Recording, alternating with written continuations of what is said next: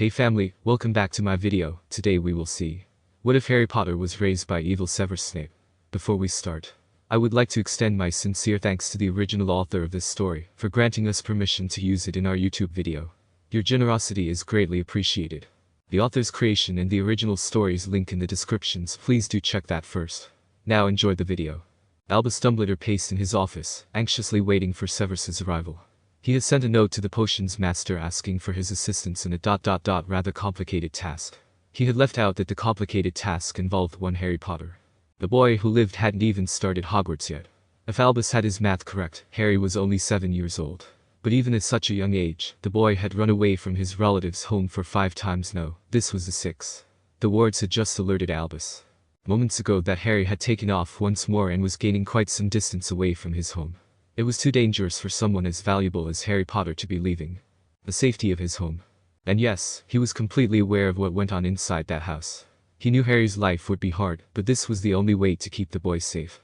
He needed the protection of the Blood Wards, and Petunia Dursley was the only living relative of Lily Potter. Besides, what went on in the house wasn't that bad, was it? Albus had only been told by the witches from Family Services what they saw when he sent them to retrieve the boy to take him home. They mentioned that the child's bedroom was a cupboard under the stairs, that he was a thin boy, and he seemed terrified of his aunt, uncle, and cousin. But that wasn't too bad. Albus was sure he had seen worse. Kids survive pretty rough times. And besides, the witches never mentioned bruises or broken limbs. And the boy was breathing and able to run miles from home, though little accidental magic may be playing a role in that. But each time he sent a friendly witch who knew how to speak convincingly to a child, the boy still ran away within a month or so. Once a year back was the first incident, in mid-July, with clothes that were practically falling off the boy. He had been on the streets of Surrey for a night before the witch Albus sent had found him. She managed to reassure him and take him back home peacefully. The second, third, and fourth times were each a month apart, with 3 different ladies collecting the boy. They were each similar. The boy left home in the evening and ran until nightfall, where he would find a place to sleep. The next day, one of the ladies Albus could get in touch with would find the boy, take him out to lunch, talk sweetly, then return him home. The 5th time had been a little different. The boy had managed to hide for about 3 days in an alleyway before the witch he sent managed to find him. She had been so terrified, but a relief overwhelmed her when she spotted him digging in trash for food. She took him to breakfast that time and explained, like the other ladies, that she worked with Family Services and why she couldn't allow a boy to live on the streets. What was concerning to Albus, though, was the one thing that remained consistent in all 5 cases: the boy never spoke a word.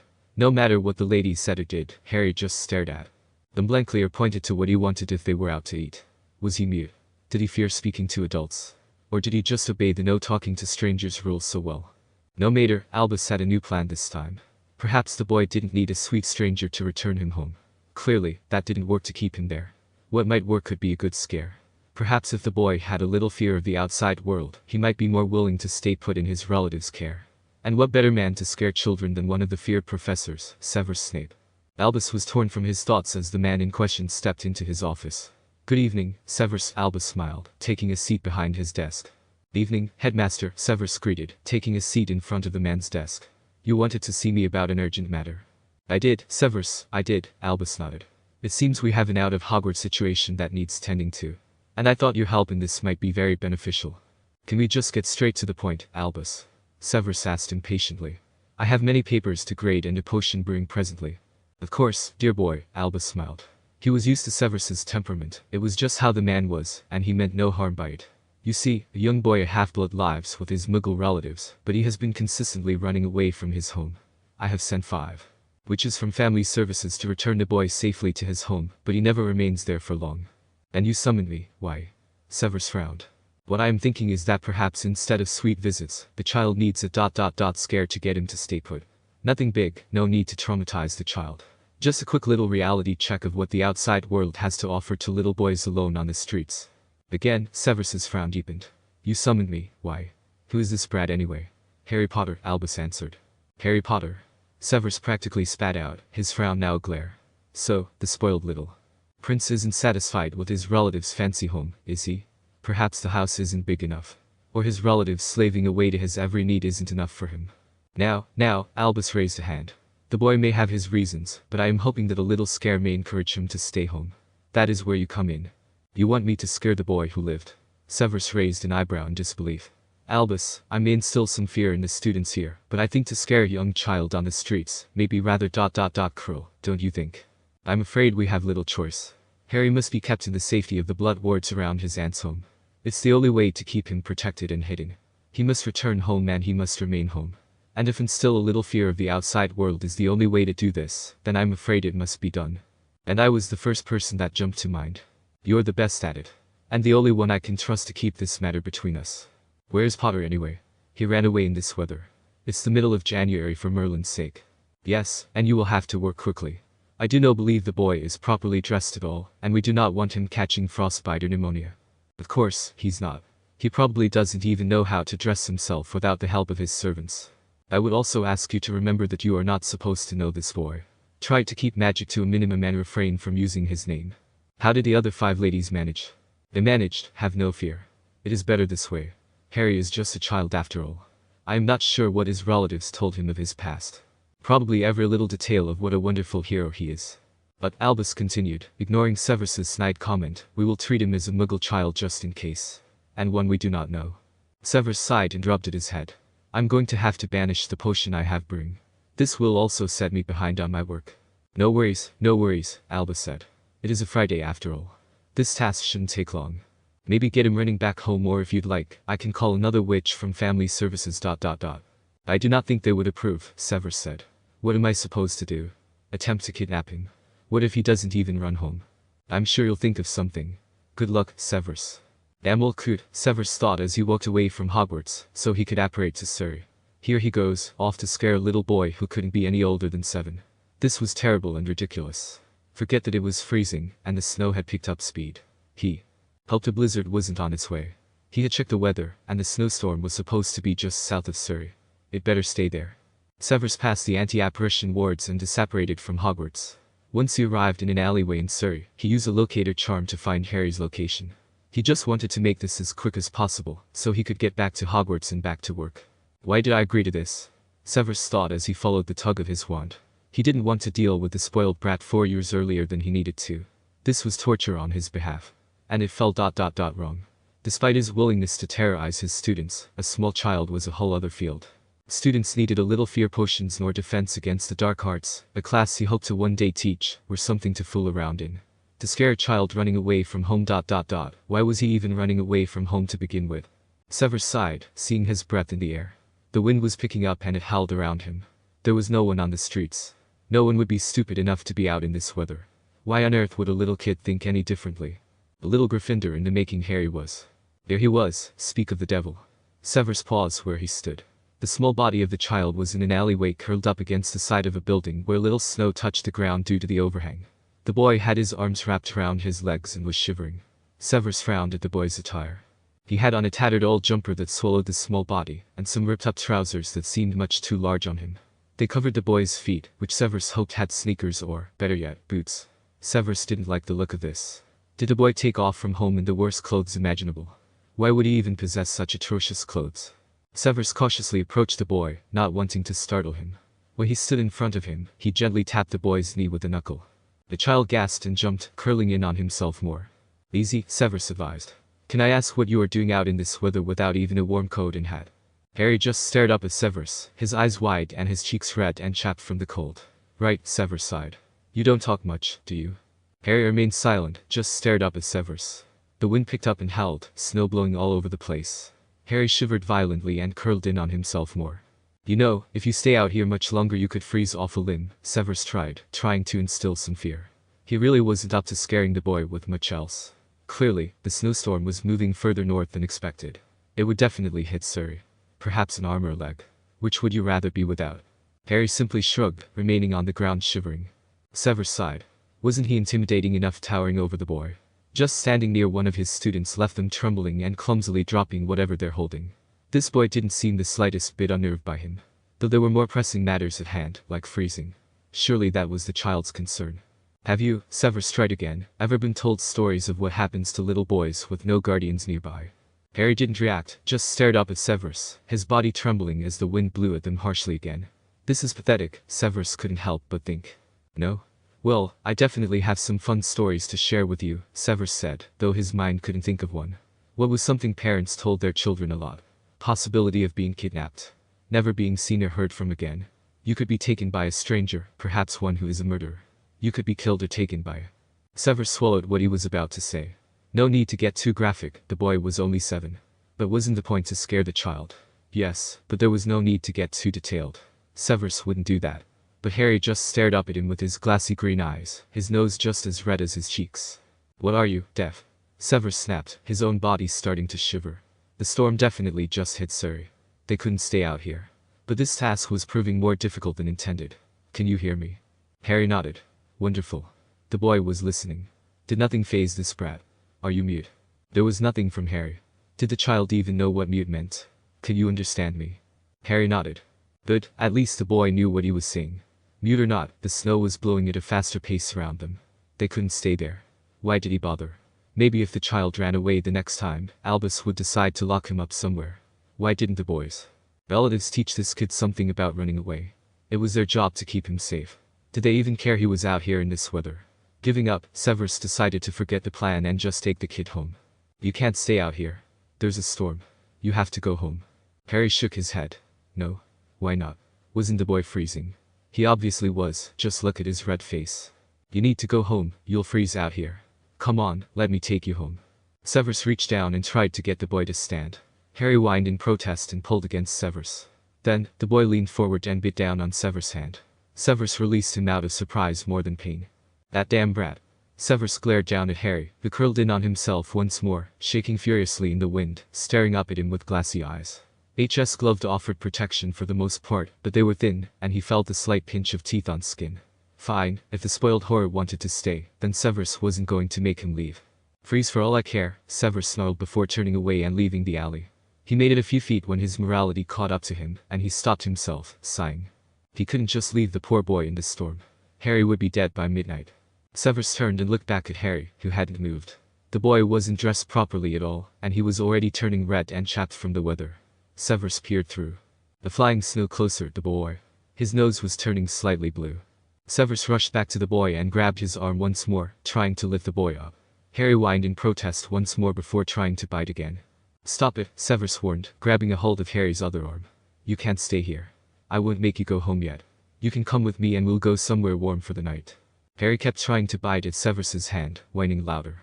Severus kept his grip on Harry out of the boy's teeth reach. I promise, Severus said. I won't take you home, not tonight. We'll go someplace warm, honest. Harry stopped resisting and just stared at Severus for a long moment before nodding. Severus pulled the boy to his feet and stared at the boy's bare feet. The tips of his toes were also turning blue. Why don't you have any shoes? Harry shrugged and shivered away.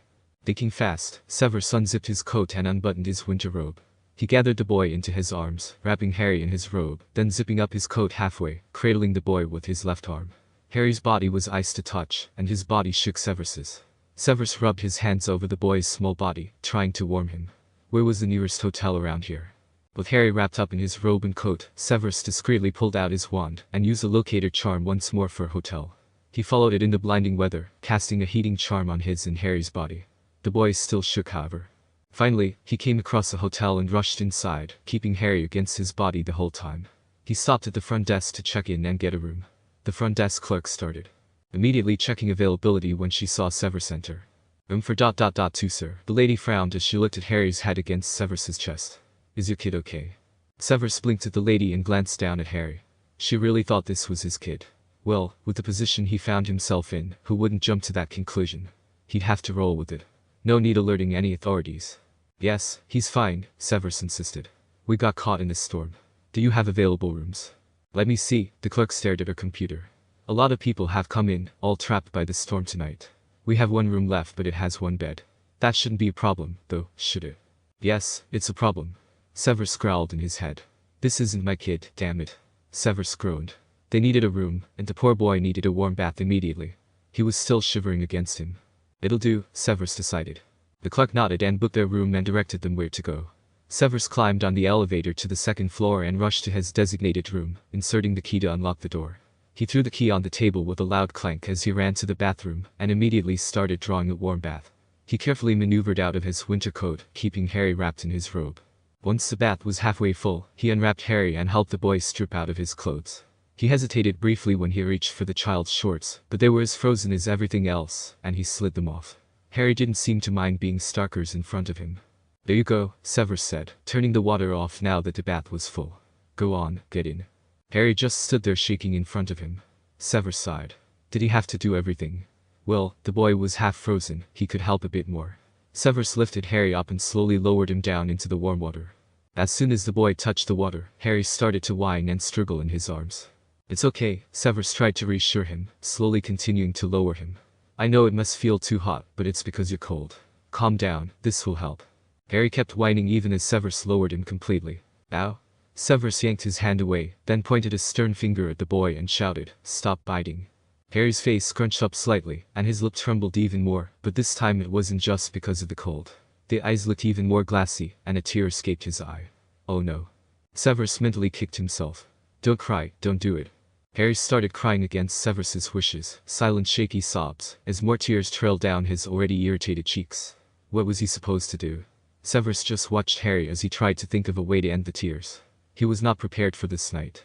Why on earth did he agree to this stupid idea? Now he was stuck with a bawling 7-year-old on the verge of frostbite. How do parents get their kids to stop crying? Why couldn't Harry be 11? "Stop it," Severus demanded, but in a softer tone. That seemed to make Harry cry more. "Enough, no more tears. Everything's fine." Was it? Was everything really fine? Harry just kept crying, and Severus felt like he was losing his mind. He sighed and rubbed at his face. "Hey," Severus tried again, trying to soften his voice as much as he could. "I'm sorry for yelling. I didn't mean to make you cry. Please stop." Harry sniffled as he stared at Severus for a long moment, hiccoughing slightly. Severus raised an eyebrow and asked, "Finished?" Harry rubbed at his cheeks and nodded. "The boy," Severus let out with a sigh of relief.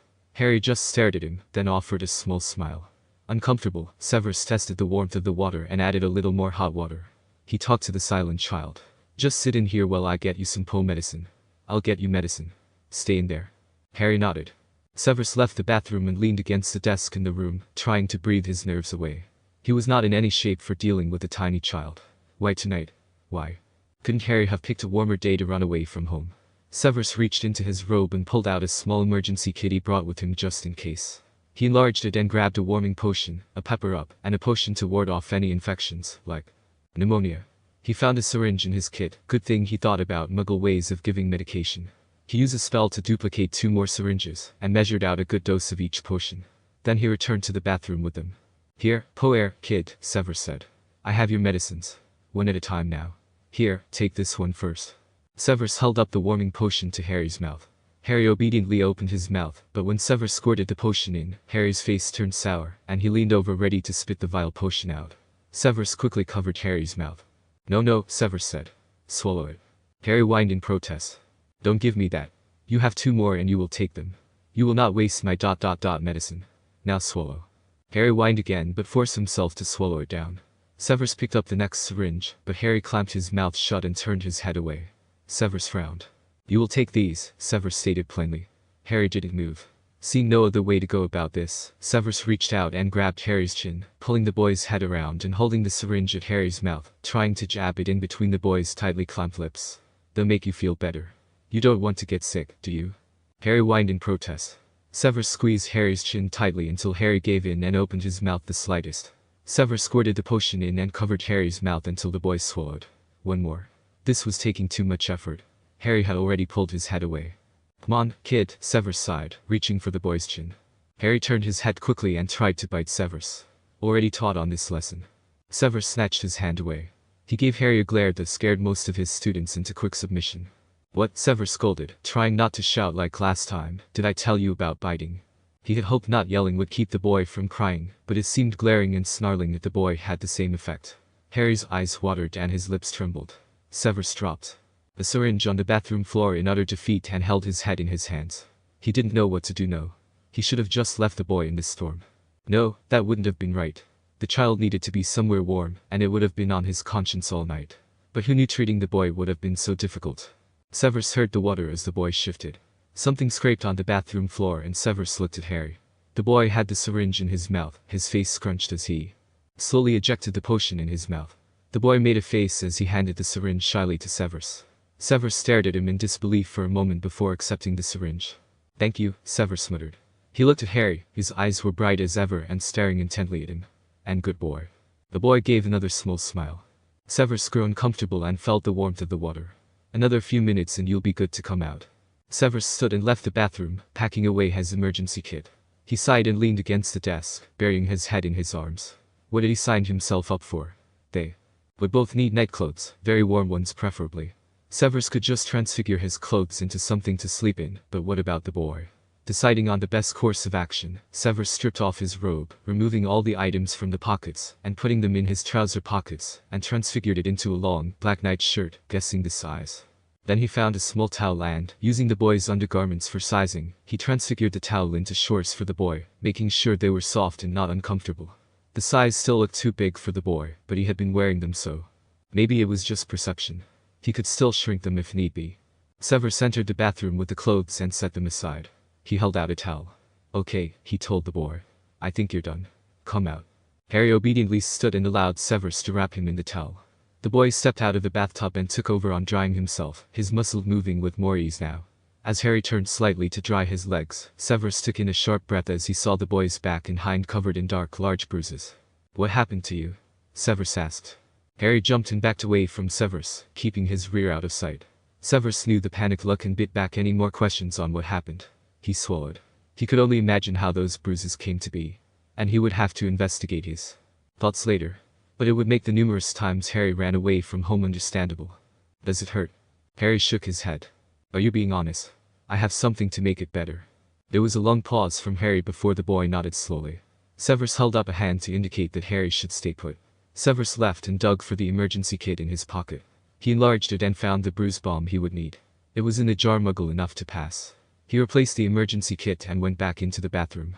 "Here, I have this," Severus showed Harry the balm. "Would you like me to apply it, or do you want to do it?" Harry stood with his back against the far wall and just stared at Severus for long, silent moments.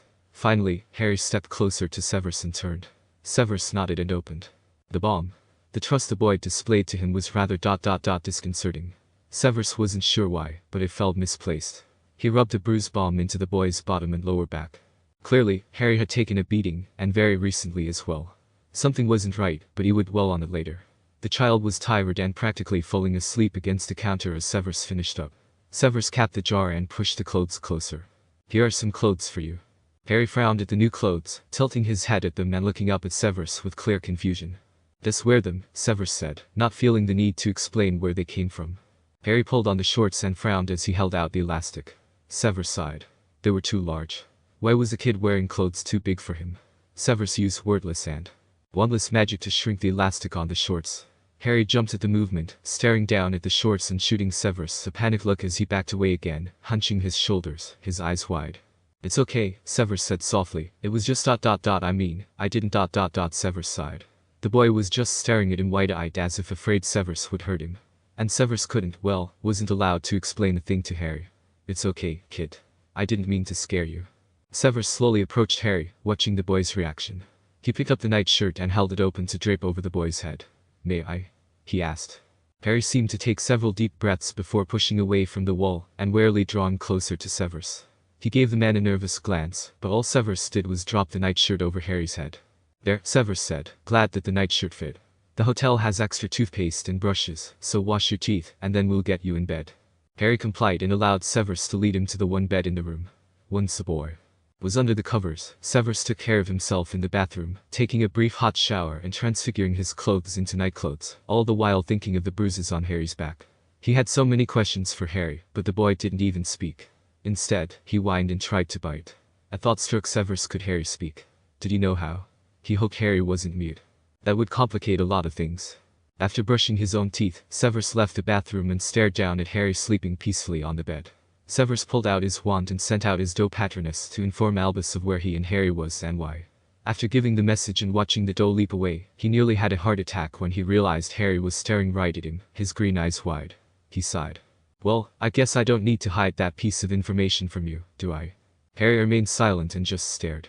Severus sighed again and set his wand down on the bedside table. "I'm a wizard, kid. As are you. Now go back to sleep." Harry seemed even more awake now as he stared at Severus's wand and looked up at the man. "We'll talk more in the morning. Go to sleep." The boy stared at him before opening his mouth. In a whisper so soft, Severus swore he imagined it. The boy said Harry. Severus felt a bit of hope rise in his chest. So, the boy wasn't a mute after all. And he shared his name. Harry. I take it that's your name. Harry nodded. My name is Severus Snape. Now go to sleep. It's late. We both need it. Harry shifted on the bed, moving over on the bed. He made room before patting at the empty space. Severus frowned. Harry was actually offering to share the bed. It did look more comfortable than his other option. I'm fine, Harry. I can sleep in the chair. Harry's eyes glanced to the chair, then back to Severus. He patted the place again. Go to sleep, Harry, Severus demanded, sitting in the armchair and leaning back. Harry just stared at Severus. Didn't those eyes ever blink? How unnerving. Severus tried to ignore Harry and closed his own eyes. But he could still feel the boy staring at him. After nearly 5 minutes, he snapped his eyes open and sighed. Fine, fine, Severus groaned, standing next to the bed. If I sleep here, will you go to sleep and quit staring at me? Harry nodded. Fine, Severus snapped, climbing into the bed and under the blankets. Well, I hope you're happy for making this harder than it has to be. Now go to sleep. Harry stared at him with his large green eyes for a moment more before giving Severus a small smile and closing his eyes. Severus leaned back in the pillows, sighing as Harry finally fell back to sleep.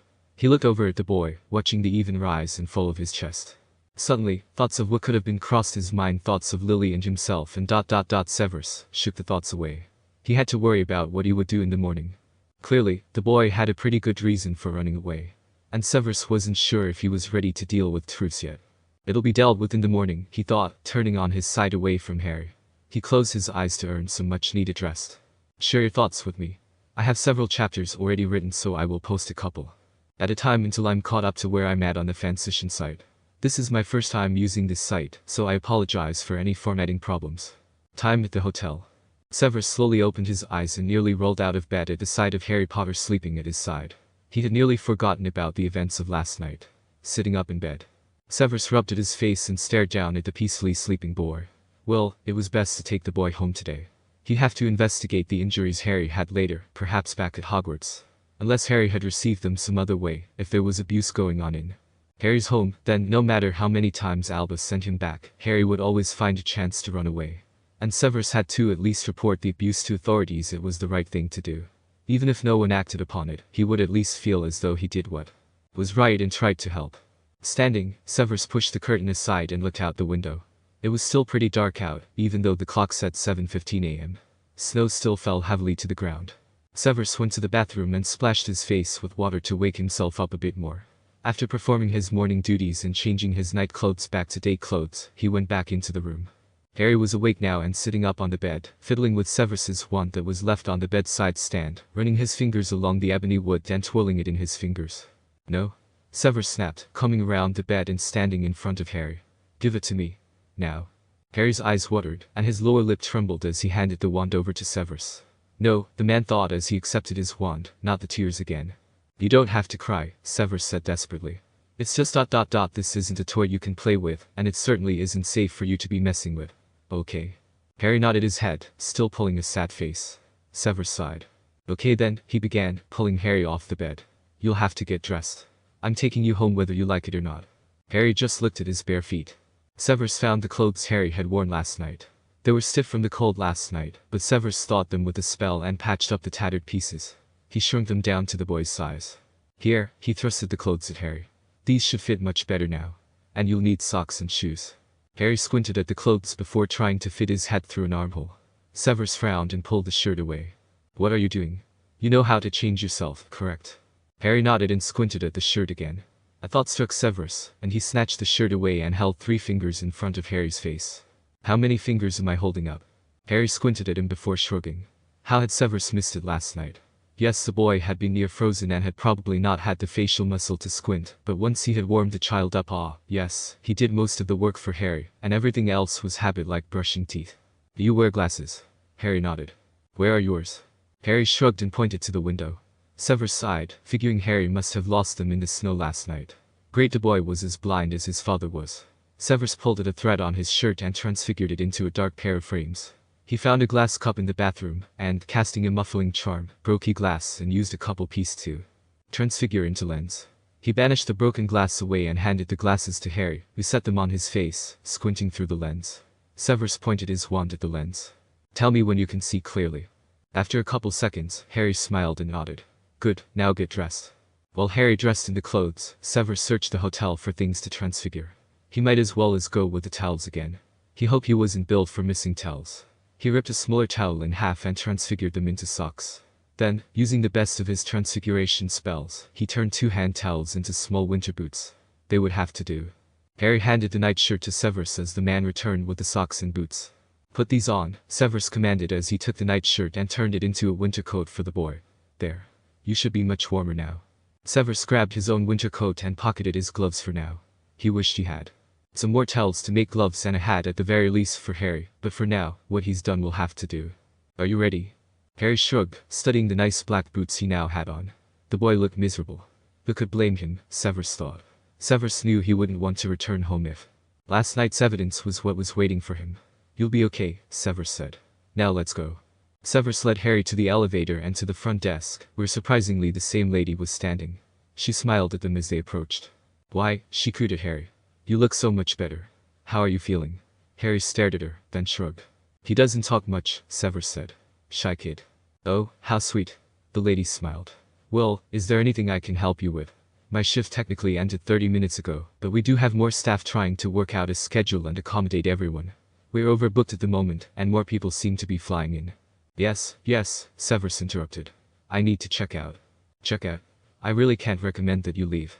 The storm has gotten worse and there's already 2.5 feet of snow out there. We are expected to get hit with 6 to 8 more inches of snow by this evening. And the road's snowplows have been getting stuck out there.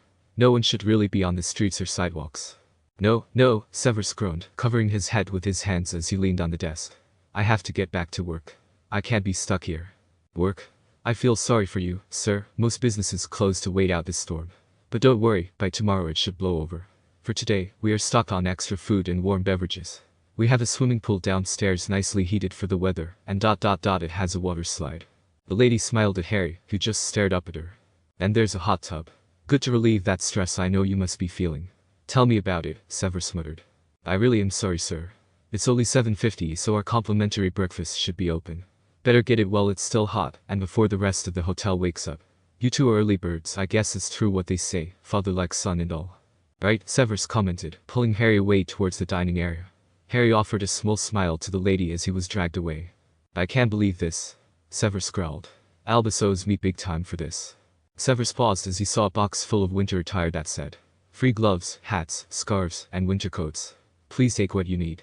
They'll pick out a few things, Severus told Harry, ushering the boy towards the large box. Harry stared down in the mess before looking back at Severus. Sighing irritably, Severus stepped forward as well and dug through the box, pulling out a red scarf and draping it over the boy's neck. He looked for small gloves that would fit the boy. He found a black and blue designed pair and handed them to Harry. Then he grabbed a black hat and dropped it on Harry's head. The boy seemed amused by Severus's actions and adjusted everything on him. Harry whined and tugged on the winter coat. What? Severus asked. Use your words. Hot, Harry whispered. Severus rolled his eyes and helped Harry take everything off, taking off his own coat as well. He set everything down at a small table and led Harry to where a breakfast buffet was laid out. Severus handed Harry a plate. What would you like, Harry? Harry stared at all the food, then looked at Severus. Come on, Harry, what do you want? Harry shrugged. Severus growled under his breath before just dishing up a bit of everything on Harry's plate. Scrambled eggs, sausage, ham, yogurt, fruit, and a chocolate chip muffin. Severus added scrambled eggs, ham, yogurt, and fruit to his own plate. He poured himself coffee and poured Harry a cup of milk. He balanced the cups on his own plate and walked Harry back to their table. Harry just sat and watched Severus start eating his own breakfast. Severus grew once more uncomfortable with the staring before pausing and glaring at Harry. Eat, Harry, Severus demanded. Harry picked up a fork and took a nibble of the scrambled eggs. Severus watched Harry now. The boy nibbled more at the eggs before setting his fork down and looking back at Severus. Shaking his head, Severus reached across the table, lifted Harry's fork, and shoveled a good amount of eggs onto it. He held the fork up to Harry's mouth. Eat right. You need more food in your system than that. You will not be picky. Harry opened his mouth and swallowed the eggs forcefully. His face turned a bit green and Harry made a face. What is wrong with you? Severus frowned. Harry just looked at Severus, his lower lip starting to tremble.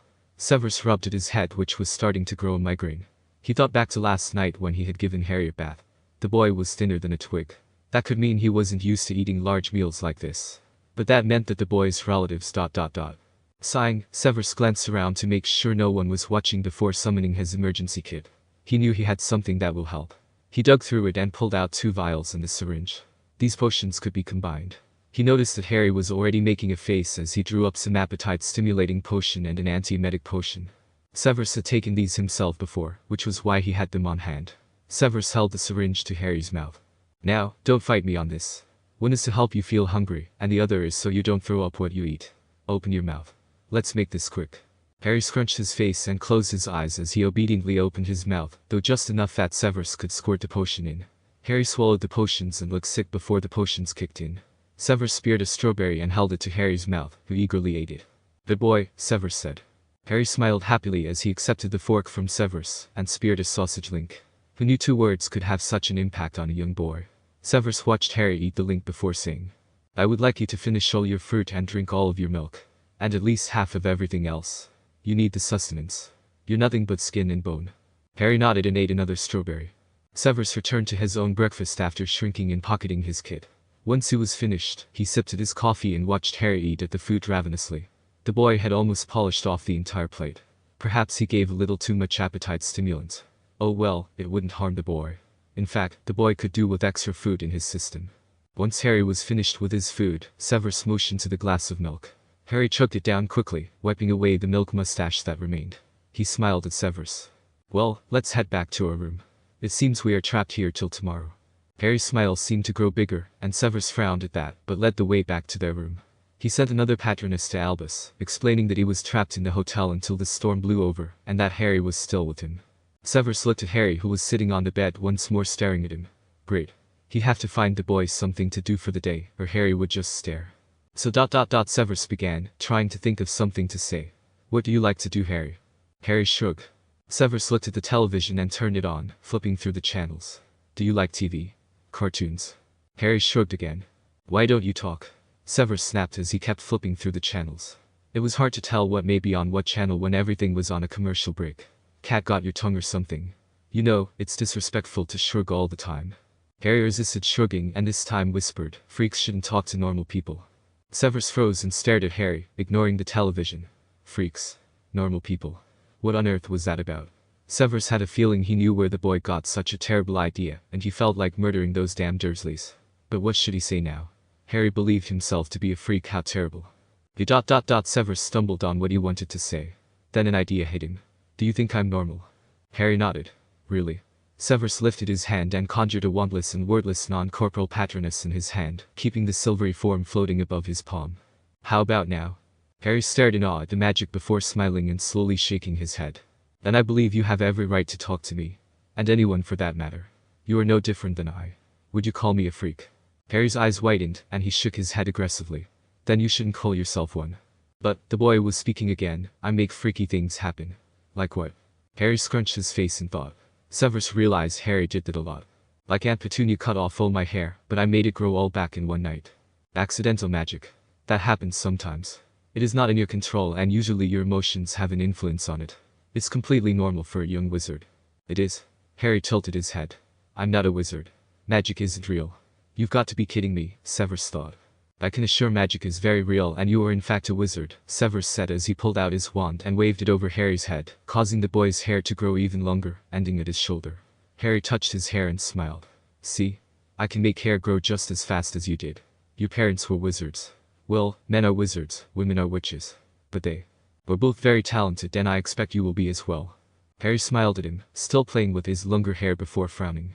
"Why does Aunt Petunia and Uncle Vernon call me a freak, then? Do they know about that?" "They might not understand magic," Severus explained. "They are muggles, people who don't have magic in them. They may not like what they don't understand. It might scare them, so they take that fear out on you." Severus decided against telling Harry that it might just be out of hatred. Pure disgusting hatred and dislike for this small child that was burdened on them years ago. Severus had known Petunia when he was younger, and he wouldn't put it past her to treat Harry as she had treated her own sister. Sighing, Severus flicked his wand, returning Harry's hair length back to what it was. Harry felt at his hair and pouted. Severus snorted. "I liked it long," Harry decided. "It was like yours." Severus frowned at that. What on earth did the boy mean by that? Surely Harry didn't want to be anything like him. "Is that so?" Severus commented. "Does accidental magic happen a lot?" "It depends on the child. I ended up on my school roof once." Now that is quite a feat. Don't worry, as you grow, you control over your magic will. You are still very young. Can magic be punished out of me? Excuse me. Severus frowned. Harry shrugged and just stared at Severus expectantly. Severus sighed and rubbed at his face. What do you mean punished? Severus felt his stomach clench as he had a vague idea what those bruises last night might have been inflicted for. He was going to kill those Dursleys. Harry just shrugged again. Don't shrug at me. What did I just say about shrugging? It's disrespectful. Now answer my question. Harry's eyes watered and his lower lip trembled. Great, here we go with the tears again. Severus growled in his head. He really needed to rein in his temper around this kid. Clearly he wasn't going to get much else out of the boy. Deciding to ignore the question for now, Severus looked back at the television. Well, why don't you watch the TV while I go see if there's anything more exciting to do here? Harry nodded and said, swimming. I have no swimming trunks for us and we are out of towels. Let me go find someone to restock us. Stay in this room. Harry nodded before hesitantly touching the television, looking at Severus for confirmation before flipping through the channels for cartoons, staring in awe at the screen. Severus guessed that the boy wasn't allowed to watch TV at his relatives'. Severus left the room and walked aimlessly through the hall. He momentarily wished that he had brought some work along with him. That would give him something to do. On the first floor, he nearly ran into another person who was rushing past him.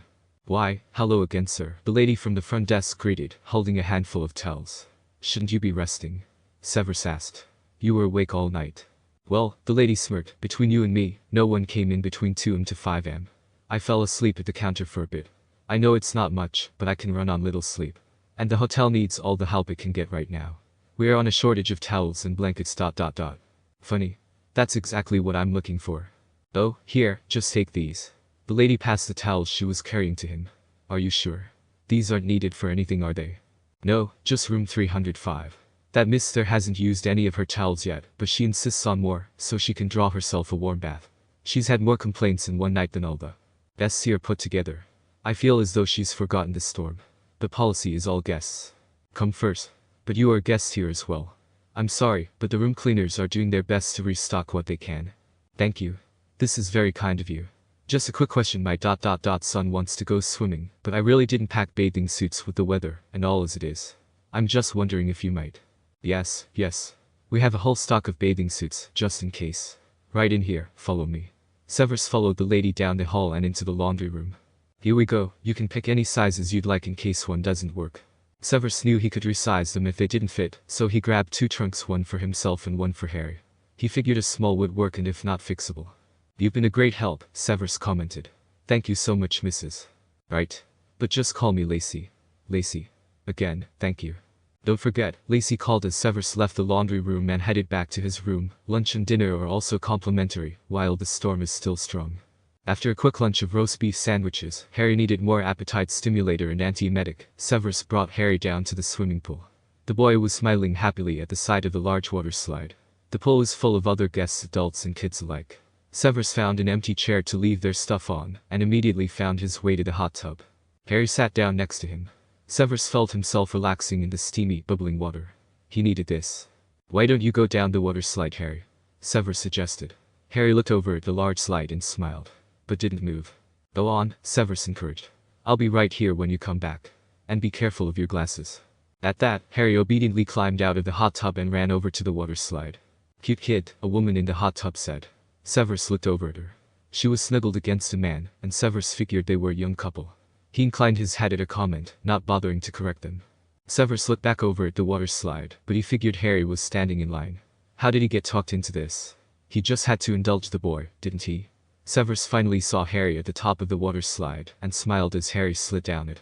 Harry was running back to him when another boy stopped in Harry's way. Severus studied the interaction closely. The boy showed Harry the pool noodles he was carrying, jabbing them around like swords as he chattered away. Then, the kid handed Harry a noodle and jabbed at Harry's chest. At first, Harry just stared at the boy. Then a small smile grew on Harry's lips as he jabbed back at the boy, who blocked Harry's attempt and jumped into the pool, daring Harry to come after him. Harry looked at Severus. Severus motioned to the pool with his head when Harry met his eyes. Harry smiled again before jumping in after the boy. Even without words, Harry had found himself a friend to play with. After spending an hour and a half at the pool area, Severus led Harry to the dining area for the complimentary dinner of cheese ravioli. When they sat down at the table, Severus reached for his shrunken kit for the potions, but Harry began eating on his own immediately. Severus. smiled and began eating himself. A television was on and a weatherman was talking on the screen.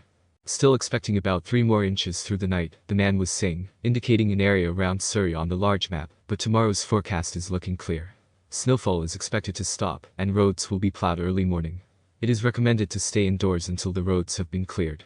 Severus was glad that tomorrow would be his last day in the hotel. He finished eating and allowed Harry to pick out a dessert. The boy decided on a large hot chocolate, very fitting for the weather. Severus watched as Harry drank his drink happily, covering his lips in whipped cream. After the boy was finished, he set the cup down and yawned, rubbing his eyes. "Alright," Severus said, standing up. "I think it's bedtime. Ready?" Harry followed Severus back to their room, and Severus changed Harry's winter coat back into a nightshirt. Harry changed and brushed his teeth and crawled back into the bed, snuggling into the blankets and pillow.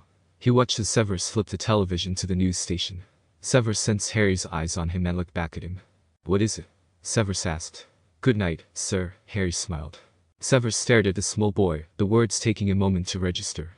He nodded his head and said, "Don't forget to take off your glasses." Harry pulled his glasses off and set them on the bedside stand. Harry patted the other side of the bed. Severus frowned. "I'll go to bed in a bit, okay? Go to sleep." Harry smiled and closed his eyes. Severus sighed again as he stared down at the boy. He'd have to take Harry back tomorrow. He'd have to return the boy to that dreadful place. Could he? Should he? Harry didn't deserve his relatives' poor treatment. But what could Severus do? He wasn't really allowed to interfere with the personal lives of his students, forget a child on the streets. But he couldn't do nothing. He needed a way to report this abuse to at least Muggle authorities. Perhaps Harry could be placed in a foster system where a nice family would adopt him. But then what if no one ever adopted him? How terrible would that be? Conflicted and confused, Severus sighed and left to the bathroom to prepare for bed himself.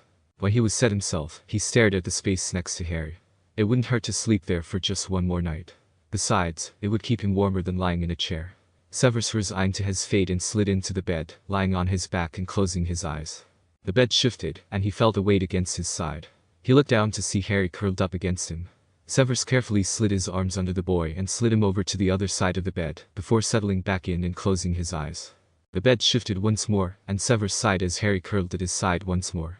He tried to move his arm to slide it under the boy, but Harry had wrapped his own arms around Severus's. Severus tried to wiggle his arm out of the boy's grip, but Harry didn't loosen up the slightest. "Harry," Severus gently shook the boy's shoulder, but Harry tightened his grip and snuggled into Severus's side, his eyes remaining closed. Groaning irritably, Severus laid back in his pillow and stared up at the ceiling. Wonderful. How was he supposed to sleep with a 7-year-old latched to his arm? Severus must have figured it out because he fell asleep quickly staring up at the ceiling with Harry against him. "Stay." Severus woke early the next morning, the weight of the young child against his side, reminding him how uncomfortable he was. At least the boy wasn't clinging to him like he was last night. Severus gently pushed Harry over to the other side of the bed before sliding out from under the blanket and stretching. He looked out the window as he stretched his arms out. The snow had finally stopped falling. The plow was busy pushing snow off the streets and salting the roads. Cars were once more traveling along, albeit slowly. This was perfect. He could finally return the boy home and be on his way. Severus turned and looked at Harry sleeping in the bed. The boy's lashes graced his pale cheeks, his hands curled under his chin, the rest of him covered by the thick blanket. Severus sighed as he thought back to when he had first found Harry half frozen in the snow, barefoot and wearing tattered overly large clothes. And then the bruises and calling himself a freak. It didn't take a genius to put 2 and 2 together. But he had to return the boy.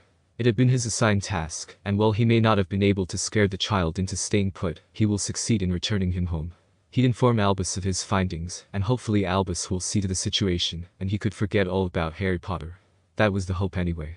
Severus wasn't sure how long it might take him to get the memories of that night out of his head. At least Harry had a couple new memories to hold on to, though Severus wished the boy would forget him. It would be awkward at school if Harry remembered the strange dark-clothed man that had taken him in during a snowstorm. He had a part to play at Hogwarts, and he would have to be a bit hard on Harry to keep his image up. Besides, the brat did still look like his father, too much like him. An exact replica. Severus pulled out of his thoughts and left to the bathroom to shower and change his clothes back. He couldn't wait to actually change into fresh clothes. Showering, Severus tried to keep Harry out of his thoughts, but his mind just kept wandering back to the boy's situation. It felt wrong what he was about to do. Every bone and nerve in his body told him to take the boy to child services and explain the situation. However, that may not go over very well considering Harry barely spoke, and he now had no proof of any abuse. And even if he had left the child's backside be, who's to say that he didn't inflict the bruises? Harry wasn't his kid, and the whole situation was too complicated. He would just have to take Harry to the Dursleys' home and see how everything plays out from there. Not that Severus wanted to see the Dursleys. No, they were the last sort of people he wished to see. He remembered Petunia all too well from his childhood and teen years at Hogwarts, which really had been about 10 years since he had last seen her.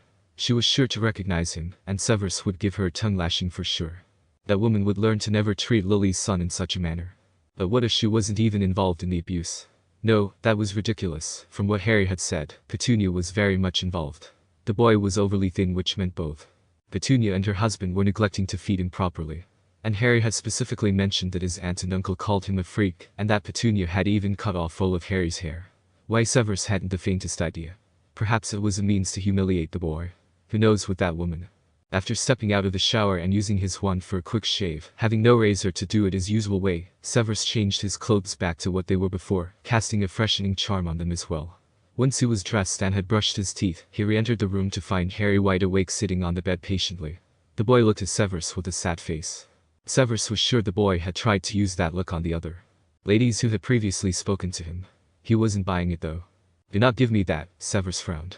You have to go back to your relatives and you will stay there this time. Is that clear? Harry just stared at him with sad eyes. Severus didn't like the intense look and decided to summon the boy's clothes from yesterday, looking away from Harry. Since when did kids have such emotionally intense faces? Get up and dress, Severus commanded. Harry jumped out of bed and slowly changed into the clothes, while Severus transfigured the nightshirt back into a warm winter coat. He waited until Harry put on his boots before handing the coat to the boy. We are leaving as soon as I check out, so be ready to head home, Severus said. I will talk to your relatives about your situation, and hopefully there will be no more running away. Clear? Harry just stared up at him, holding the coat. What is he thinking? Severus thought, frowning down at Harry. The child was awfully quiet this morning. Not one word he had uttered. Was this the treatment the other ladies had experienced with him? Perhaps they just didn't get the extra one-on-one time Severus had gotten with Harry due to the storm. Suddenly, Harry dropped the coat and fell to the ground, wrapping his arms and legs around Severus's leg, his glasses falling off from the way he dropped his head against Severus's leg.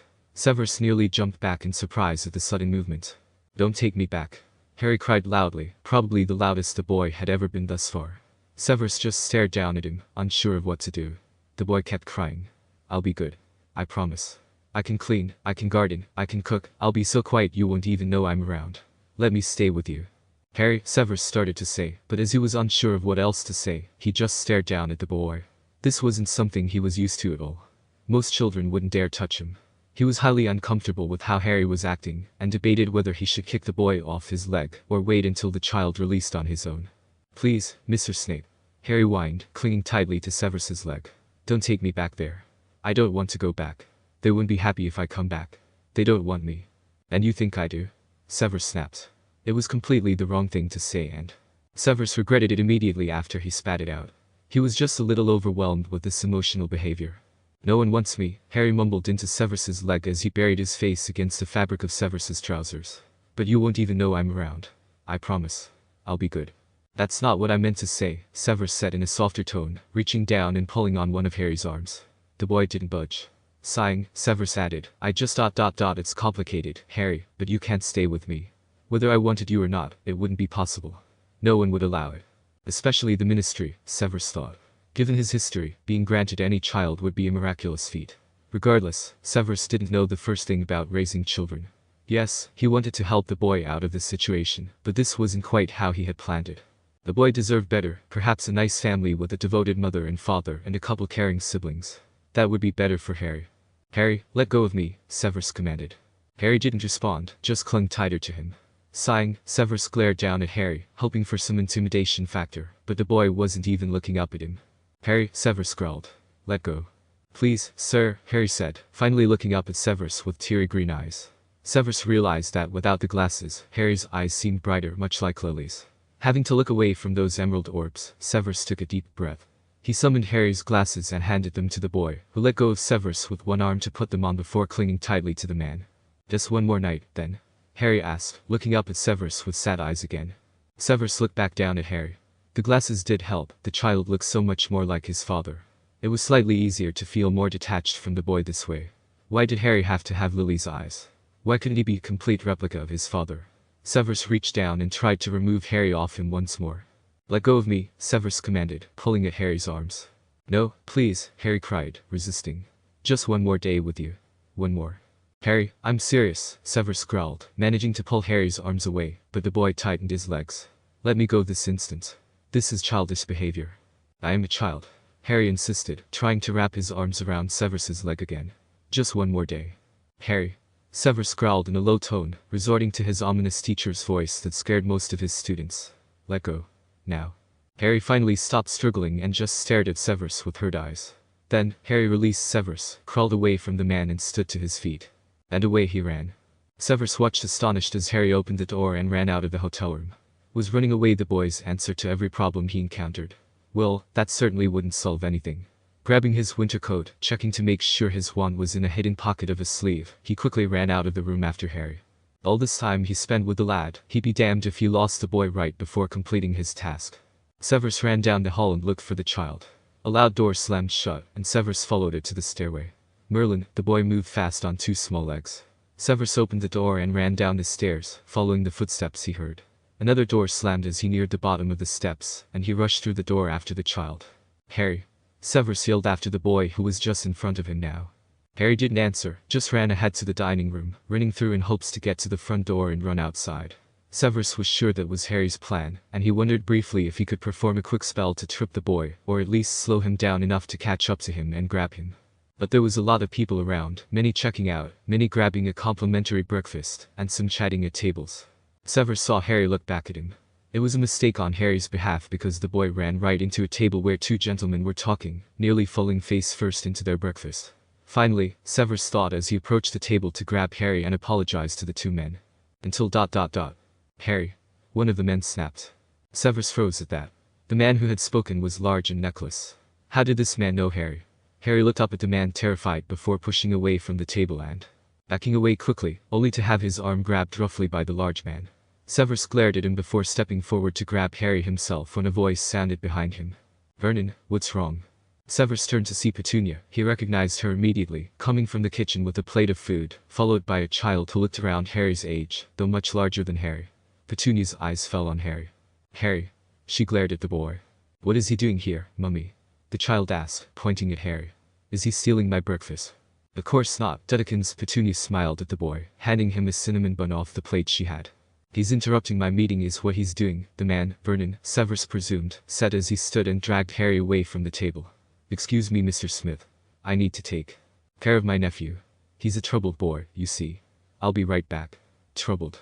Severus thought angrily. Vernon began to drag Harry to a different table where Petunia was leading the child. Harry whined in protest as Vernon yanked roughly on his arm, and Severus was sure the tight grip would leave bruises. Growing angry, Severus finally decided to intervene. He followed the family and grabbed Harry's arm himself, surprising Vernon enough that the man released the boy. But before Severus could open his mouth, Vernon was shouting at him. What do you think you're doing putting your large nose in my family's business? You? Petunia snapped. What are you doing here? Ah, so she remembered him as he remembered her. Good. Then there was no need for introductions. I could ask you the same, Severus returned, keeping a firm grip on Harry's shoulders, when the boy flinched at all the yelling. Well, if you must know, Petunia sneered, my husband, Vernon, was in the middle of a making big drill order from that client there, Mr. Smith. We were courteous enough to come meet him here since he was trapped here by the storm. You see, Vernon owns his own company. And what do you do now, Snape? Still live in that shabby house on Spinner's End? As matter of fact, Severus thought to himself while glaring at Petunia, I do. That is none of your concern, Severus said. But what is a concern was outside freezing to death a couple nights ago. You mean him? Petunia pointed at Harry. That was his own doing. He runs away all the time and after everything we do for him. He's an ungrateful brat. If he had stayed put, then maybe he wouldn't have been freezing to death. Severus couldn't believe what he was hearing. You didn't bother looking for him. Severus growled. He could have died out there. Petunia gave a careless shrug and said, then he would have died. It's not our fault he ran out in the middle of a storm. And I wasn't going to risk my poor daughter's health by dragging in a sick frozen child. Besides, he looks fine to me. Severus's grip on Harry's shoulders tightened as he listened to the words that came out of Petunia's mouth. These people ... no, they didn't even deserve that title ... these creatures were ruthless. And Albus left Harry in their care. He would have a word with Albus and see to it that Harry was placed in a different home. Anything would be better than this. He could give the boy to a stray mutt, and it would have done a better job caring for and protecting the boy. This was just pure neglect and carelessness for an innocent child. Pure disregard for familial blood. Harry whined uncomfortably, and Severus loosened his grip, realizing what he was doing. His glare deepened at Petunia. No thanks to you. Oh please, Snape, if you are turning him like those other freaks did before, then just give him to us and be on your way. Severus stared at these vile creatures. His mind was torn between dragging the boy out of the hotel with him, and just letting the Dursleys take Harry home. Well, to their home. He was sure Harry didn't call it home. The boy practically begged for Severus to take him in. Any place else would be home to the child. He was desperate enough for it. What was he supposed to do? Is there a problem here? A policeman suddenly asked, stopping in front of them after noticing the tense atmosphere surrounding them. Lacey, the desk clerk, was with him, probably having alerted him to the strange situation going on. Severus opened his mouth to inform that there was no problem when Petunia spoke first. Kidnapper. She shrieked loudly, pointing at Severus. He has my nephew. Shocked, Severus glared angrily at Petunia, but when the officer moved towards him, he immediately let Harry go and stepped back, holding his hands up defensively. Whoa, wait. I can explain. Harry tried to go to Severus, but Lacey grabbed Harry gently around the waist and pulled him back and away from Severus, keeping him close to her and staring back and forth between Severus and the Dursleys, a look of shock and confusion on her face. Another officer came from the front desk area, pausing nearby and watching. I think I'll do the talking from here, the officer said. He pointed at Harry. Is this your kid? Severus looked at Harry. The boy was just staring at him once more. He sighed. No, Severus answered, but are you related to him in any way? I found him outside barefoot in the middle. Are you related to him in any way? No, I am not. But if you just hear me out. You have the right to remain silent, sir, the officer interrupted. Did you have any guardianship permission over this kid to have him with you? No, damn it. Severus snapped. Why are you asking her why she never reported the child missing? I found him during the storm and brought him here. And you didn't think to call in a report to the police about a child you found? Well, the officer had him there. He should have just used his right to silence. Well, this wasn't looking good. Ma'am, this is your nephew. The officer turned to ask Petunia. Yes, he is. Do you have proof? Photo ID, birth certificate, guardianship papers. Petunia was silent for a moment before saying, I have his birth certificate at home, if you'd like your friend there to take me home, and I can provide it. You don't have a picture or anything on you now? I do not, sir. He is our nephew, Vernon added, helpfully. His parents died when he was a baby. He has a scar on his forehead, shaped like a lightning bolt. The officer looked over at Harry. Lacey looked down at the boy as well and pushed the boy's hair back, revealing the scar. The officer nodded. Well, I think that's proof enough, considering this man admitted to finding and taking the child. I am so sorry you had to go through this, ma'am, sir. We'll remove this man immediately. Severus seethed where he stood. He was furious with Petunia, who smirked smugly in his direction. He was going to kill that sinister woman. Her and that beefy husband of hers. Sir, the officer was speaking to him again, the second one stepping forward with handcuffs. Severus groaned but allowed the second man to grab his arms, roughly yanked them back to handcuff him. At this time, I am placing you under arrest for child abduction. You are not obliged to say or do anything unless you wish to do so, but whatever you say or do may be used in evidence. Do you understand? Severus nodded, too angry to speak anything polite. He glanced in Harry's direction, who was still being restrained by Lacey. Harry was struggling against her, whining and yanking his arms away, trying to get out of her grip. He reached out towards Severus, whining again, his eyes tearful. Harry's eyes met his for the briefest second, and Severus shook his head at the boy. Harry just gave him a sad face and continued to reach out for him until Petunia grabbed his arm and pulled Harry away from Lacey and out of Severus's line of sight. Severus himself was led away by the two officers.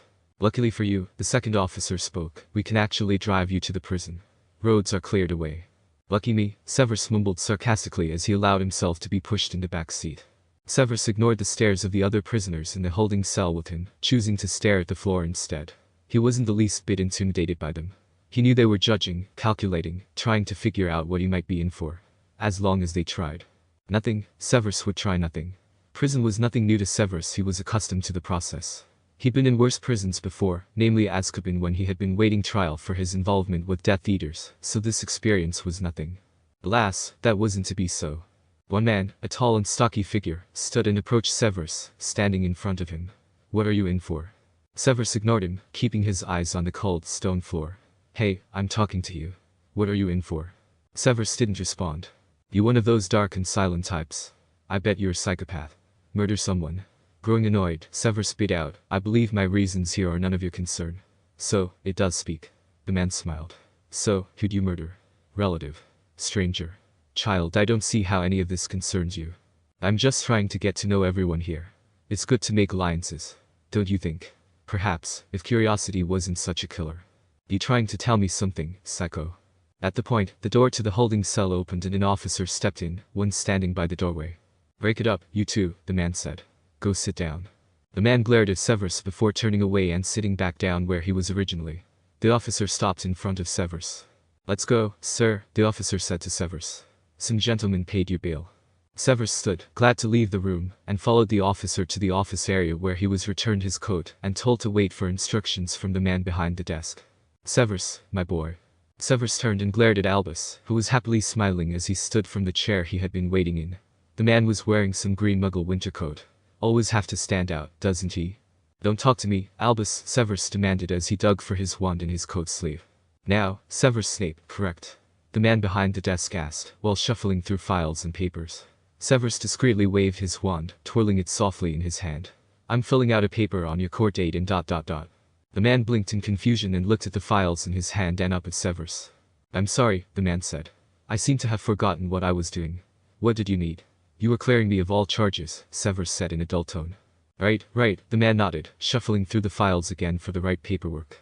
While the man filled out what he needed, Severus slid his wand away and ignored Albus's disapproving look at his wand use. Thankfully, Albus said nothing while the man had. Severus signed a few papers, handing him copies of various pages before saying he was good to go. Severus thanked the man and stormed past Albus, who quickly followed him. They both left the building and walked down the sidewalk, Albus trying to catch up to Severus. You have to understand, Albus called out, why this had to be done, Severus. Frankly, Severus spat through gritted teeth, shoving his coat on in brisk, angry movements. I don't, Albus. Severus didn't stop walking once, and he knew Albus was falling behind.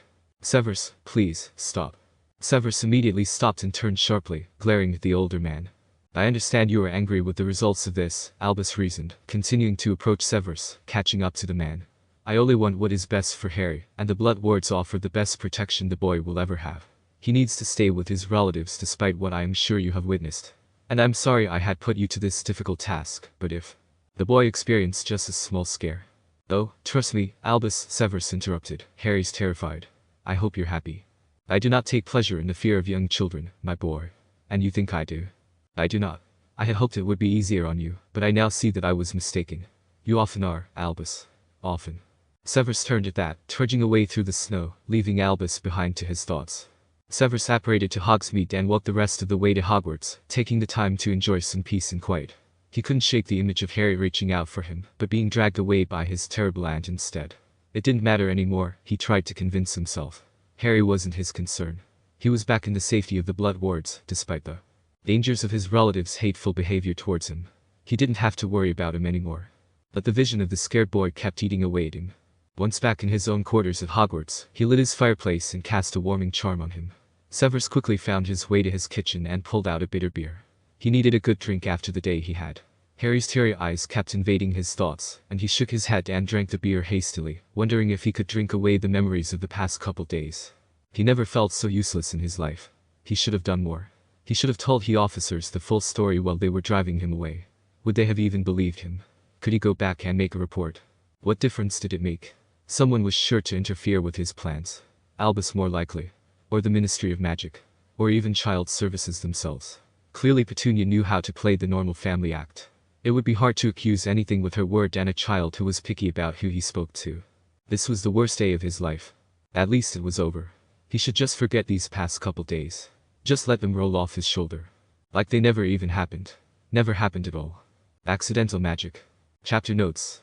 See the end of the chapter for notes. It was dark. All around him was nothing but complete blackness. He was used to it though, very used to it. It was all he had ever really known, darkness. That, and how unwanted he was, what a burden he was. He was just an orphan child who would never be loved like a normal kid in a normal family. He knew all of this. Until he met that stranger from the hotel. Harry rubbed at his eyes tiredly, but he couldn't sleep. He'd been having a lot of trouble falling asleep lately, especially after Uncle Vernon smashed his head against the wall when they all returned from the hotel. His bottom had burned something awful after Uncle Vernon pulled off his belt and smacked him with it, demanding to know why he dared to interrupt the meeting, and why he was still even alive. Even Aunt Petunia told him that she wished that the stranger hadn't found him, and that he had just froze to death in this storm. It was some welcome home. But Harry knew that they wouldn't have been happy seeing him again. They never smiled when they looked at him. It had been a while since he had stayed the couple nights at the hotel. A week, maybe. And here he was, back in his small cold dark cupboard. Well, it was dark because it was past midnight. But the dark didn't scare Harry, it was what was hidden in the dark that scared him. He remembered stepping out of his cupboard one night to scavenge the trash for the leftover food Aunt Petunia had deliberately thrown out, only to run right into Uncle Vernon in the kitchen. He hadn't seen him right away and had just opened the lid to the trash when Uncle Vernon stopped him and yelled at him. He was thrown right back into his cupboard and locked in for the night. That was another fear he had, being locked in a small room. He never knew when he'd be let out again. The longest time he had been locked in his cupboard and forgotten was for 3 days straight. No matter how hard he pounded at the door and cried to be let out, no one opened it. Harry had wondered if the Dursleys had left the house to go on some trip in that time, forgetting all about him in his cupboard. No food, no water, no bathroom. Harry cried every day until Aunt Petunia opened the door that 3rd day.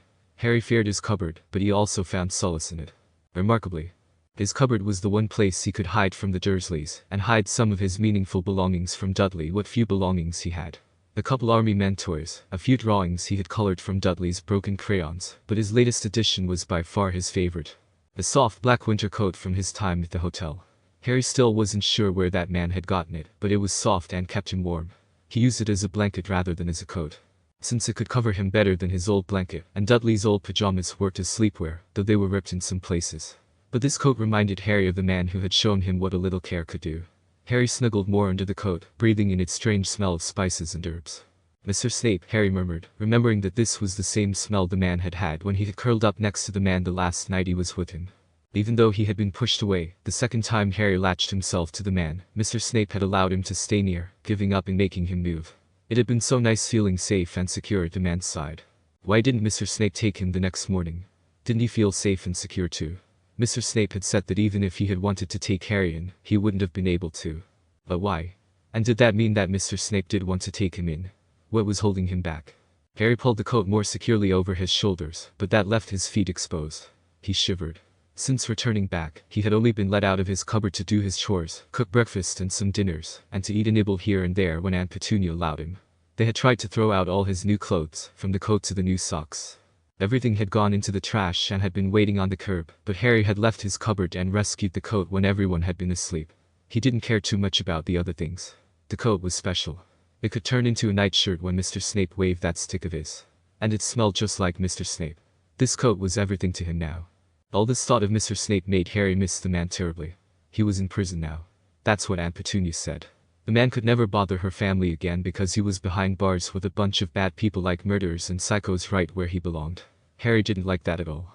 Mr. Snape wasn't a bad man.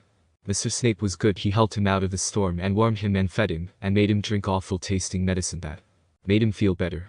Mr. Snape didn't deserve to be in prison with bad people. It was all his fault. Harry felt tears burn his eyes, and he rubbed his face in the soft fabric of the coat. If he hadn't been found, then Mr. Snape wouldn't be in prison where he didn't belong. But he had been so cold, he hadn't been able to find a better hiding spot. Now Mr. Snape was gone and in prison. He really was a freak. He always made bad things like this happen. Poor Mr. Snape. Harry rubbed at his face before deciding it was high time to leave again. No one wanted him, and Mr. Snape was gone forever. Maybe he could run to the prison and look for Mr. Snape. Where was the prison anyway? Harry rolled off his little bed and grabbed Dudley's old sneakers and threw them on. He should have saved his new boots Mr. Snape had given him. They had fit perfectly. But they were gone with the garbage truck now. Harry put on 2 more pairs of trousers, fitting them over each other to keep his legs warm, and then put his winter coat on. This would keep him really warm. It hadn't snowed in a while, and the snow outside was slowly turning to slush. But it was still freezing, so he'd need to keep warm. His plan? To find Mr. Snape. He would break him out of jail if he could. He'd find a way. He could do it. And then Mr. Snape would definitely want to keep him for rescuing him from all the murders. But who was he kidding? He couldn't break someone out of prison, could he? Only one way to find out, Harry thought as he tiptoed out of his cupboard and out the front door. He would find Mr. Snape if it was the last thing he did. Severus headed for Albus's office in hopes to catch the man before he left for the ministry. He needed to talk to him about Harry's situation. It had been just over 2 weeks since the hotel incident, and the whole problem was eating at his conscience. He just wanted to hear from Albus. Sat there. Truly was no other way to help Harry. That should help calm his mind and put everything at ease. He gave the gargoyle the password and headed up the stairway, pausing at the door as he heard voices talking. He should turn away. Eavesdropping wasn't appropriate and tended to get him in trouble. Take the prophecy situation for example. But old habits die hard, especially when he heard a female's voice say, Harry Potter. Severus froze as he had been turning away. He stepped a bit closer to the door and listened closely. Calm down, Mrs. Baxley, Albus was saying. I'm sure he is somewhere safe and ... How could you say that? A woman seemed to yell. That poor boy is out there, and we have no idea where he is. He's been missing for 5 days, Albus. 5 days. Do you know how long that is? What is he eating? Where is he sleeping? This is terrible, Albus. This is the 7th time he's run. And my locator charms don't even work. I'm sure there's a good reason for all of this, Albus said in a calmer voice. I, myself, will head out this afternoon and look for the boy. If I find him, I will return him home. Home? That boy needs to be locked up somewhere. Obviously, home isn't home to him. This needs to end and he needs to be somewhere safe at all times. He can't keep running away like this. I will see what I can do. I can be persuasive and I'm sure I can talk to Harry's relatives about making home feel more like home. If I must bribe them to be kinder than I shall. Harry must remain where he is safe. That did it. Severus slowly backed away from the door before rushing down the stairs and back to his quarters. He would go look for the boy. He couldn't let Albus take Harry back to those terrible people, not after what he had witnessed at the hotel. Harry deserved better. Besides, the boy would never stay. He'd never call it home. It never would be home. He would always run away in search of something better. But what would I do with him? Severus thought as he neared his quarters. Where would I keep him? He could keep the boy hidden at Spinner's End, perhaps have a house elf watch him during the day. Or, with the right magic and strategic thinking, he might be able to sneak Harry into Hogwarts and hide the boy in his quarters. Of course, he'd have the house elf assigned to his rooms to keep an eye on the boy as well. It'd be simple. And while he kept the boy hidden, he'd search for the perfect home for Harry. A nice young couple looking for a sweet boy perhaps. He'd think on that later, he just had to get to Harry before Albus did. The boy would only suffer more torture from Petunia and her whale of a husband, no matter how influential Albus believed he was. Severus reached his quarters and threw open the door. And nearly had a heart attack. Mr. Snape. Severus jumped back, his back slamming into the closed door behind him. In front of him, standing in the middle of his living room, was Harry Potter. But it wasn't really Harry Potter, it was more like a silvery apparition of the boy, reminding Severus of corporeal patronesses. Severus slowly pushed away from the door, studying Harry. Harry? He questioned. Remember me? From the hotel. Yes, I remember you. Severus circled around Harry, the child smiling up at him and watching him. Severus hesitantly reached out to touch the apparition, but his hand went right through. How are you doing that? I don't know. I just thought about you and how much I wanted to find you and there you were. I was hoping you might want to see me, too. Severus frowned. That didn't make sense at all. It was probably accidental magic, but of what kind? Severus had never seen such a thing as this before. But he'd have to focus on it later. He needed to find the boy. Where are you? I don't know. Harry, work with me here, Severus growled in exasperation. What did you see around you before you did this? I can still see what's around me, Harry said looking around. And you, too. You're standing right in front of me. But you're kind of all ghost-like. Well, this was weird, Severus thought, but he couldn't waste time thinking on it. Albus was a powerful wizard, and he was sure to be able to find the boy. Severus figured Harry's magic was playing a role in hiding himself, whether the boy realized it or not. Okay, what do you see around you? I see a really tall thing in front of me. There's a statue of a man at the top. Great. At this rate, the boy could be describing 1,000 locations. He needed Harry to be as specific as possible, but this was just well, then again, he was 7. What else? I need you to be as specific as possible. There's a fountain ... Yes, several places had fountains, Severus growled in his head. There's another fountain. Harry's apparition pointed to the side. There in these pools ... Severus could feel himself growing frustrated and he said, Harry, do you see anything really? Out of the ordinary. Something ... incredible or really amazing to you? I don't know ... The lions are brilliant. Lions? You see lions? How many? Severus asked quickly. 1, 2 ... Harry seemed to look around something. 3 ... 4. 4 big lions. 4 lion statues, Severus said more to himself as he thought. The Lancia lions, you're in Trafalgar Square. You're almost 2 hours away from home. How did you get there? Remember when I told you I ended up on my school roof? Harry asked. Yes. It was like that, but I ended up here. I kept wishing to go to you, but I came here. I spent the night here with that lion because I was so tired. Harry pointed off to something. Apparition, Severus concluded. The boy must have attempted to apparate to where his magic must have sent Severus at, but only made it so far. The boy was just that, a boy, and his magic was probably worn after apparating so far for his age. Severus had to admit it, the boy surprised him. It may have only been a 2-hour distance, but that was really far for someone Harry's age. Now if he could just figure out this new magic happening right now. Well, figure it out later, he will. Okay, Harry, Severus said, summoning his muggle coat. I'm coming to get you. Stay near Nelson's column. Harry smiled when Severus said he was coming for him, but then frowned and asked, who? No, not who. The statue. The tall thing with the man on top.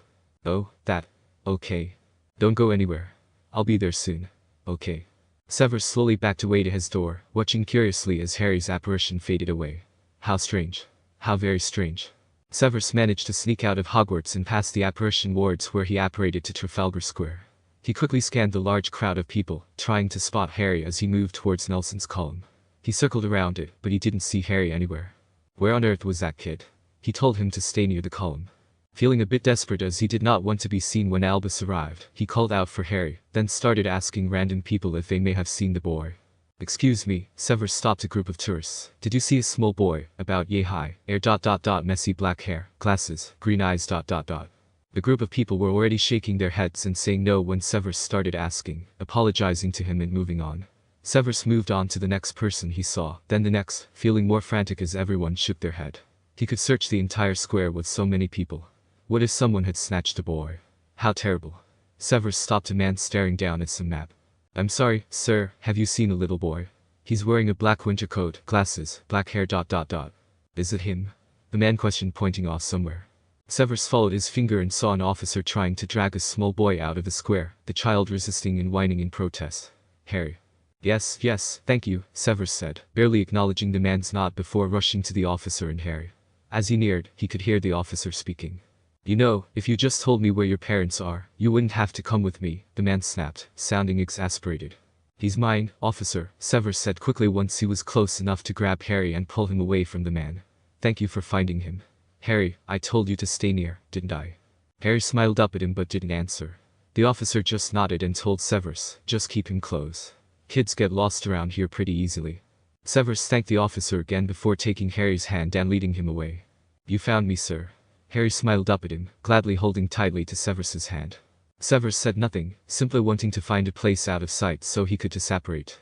Suddenly, a loud noise of apparition caught Severus's attention, and he immediately sensed Albus's magic.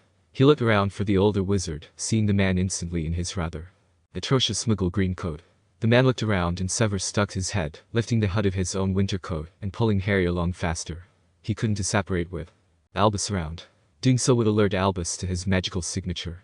While he could perform a little magic here and there without being detected, large spells such as that tended to create a magical signature other wizards could learn to recognize. And Severus was sure Albus knew his as well as he knew Albus's. What was he supposed to do now? Severus tugged on Harry's hand, trying to urge the boy to keep up with his quick paces. Mr. Snape, look at the horsey. Harry said excitedly, pointing up at the equestrian statue of King George IV, slowing down to stare up at it. Not now, Severus growled, picking Harry up and rushing along with the boy on his hip. He wasn't exactly comfortable with carrying a small child, but he could sense that Albus was following them, probably using a spell to look for Harry's magical signature. Whatever the boy had been doing to conceal himself before, he clearly wasn't doing it now. Unless Albus had a different, stronger spell he was using. Severus needed somewhere he could hide just long enough to do a little magic of his own. Light magic that wouldn't be noticed at all. He looked up at the National Gallery. The large pillars and entryway to the museum gave him an idea. He ran up the stairs towards the museum, then up the stairway that led to where the several columns were. He chose one in the far back away from the stairway he had climbed up and moved behind it, so he was out of all sight from people. Switching Harry to his other hip, he pulled out his wand and made small circular movements around Harry's head, taking a small hint of his magical signature, his wand creating a reddish orb at the tip. Harry watched in awe as Severus gave his wand a flick, and the little red orb detached itself from the wand and hovered in the air. Severus flicked his wand to the entryway of the museum, and the little orb flew inside. Then, Severus held his wand between himself and Harry, and cast a weak concealment spell, hoping that the orb's magical presence caught Albus's attention before he bothered to search harder. Once that was complete, Severus held a finger to his lips, looking pointedly at Harry, who nodded in response and used both hands to cover his mouth. Meanwhile, Albus climbed up the stairway, discreetly hiding his wand in the sleeve of his coat, following his pull that he had set to track Harry Potter. He paused as the pull weakened for a moment as if unsure of where to go. Albus looked around the pillars and amongst the crowd forming. Then, his wand tugged against his sleeve, leading him to the entryway of the museum. Albus sighed. If Harry had gone inside there, it might take ages to find him. Albus followed his wand's light and walked into the National Gallery. Severus glanced around the pillar he was behind just in time to see Albus's green coat disappear inside the museum. He sighed in relief and pulled down his hood. He wasn't sure how long that orb would last, so he kept Harry on his hip and rushed down the stairway closest to him and away from the National Gallery in Trafalgar Square. Once he was far away enough to avoid his signature being detected, and far enough from as many people as possible, he stood behind a tree, checked his surroundings once more, then disparated with Harry. He apparated to Spinner's End first and finally set Harry on his own feet. Harry looked up at the old crumbling house before him, the door chipped, ivy crawling up the side, and the stairs creaking as Severus walked up them. Harry quickly followed the man. "Is this where you live, Mr. Snape?" Harry asked. Severus used his wand to unlock his door. He looked down at the child as he held the door open for him. "Sometimes," he decided to say. Harry entered the house and looked at all the antique-looking living room space. He frowned at how dusty it was inside and sneezed. Severus shut the door behind them and moved past Harry. He just wanted to find the boy some clothes, old ones of his that he could size, and possibly a few books and toys for the boy. Severus never had many toys growing up, preferring the books, but he had a couple trinkets lying around in the attic. Harry explored the living room and before Severus entered his small library, he paused and looked at Harry. "Do not touch anything," he said. "Just wait right there." Harry froze where he was and nodded, clasping his hands behind his back. Severus went into his library and scanned the shelves for books he had enjoyed when he was younger. He found the Tales of Beedle the Bard, perfect for Harry. That was the only thing he saw that might be suitable for Harry. He tried the library at Hogwarts, but it would seem suspicious checking out kids' books. He'd just buy the kids some books later. It wasn't like he planned on having Harry around for long. Severus moved to the attic and searched boxes for old clothes. He found some outfits from when he was in his teens. There were simple blue trousers, plain long-sleeved shirts in colors of black, blue, and one lonely shade of green.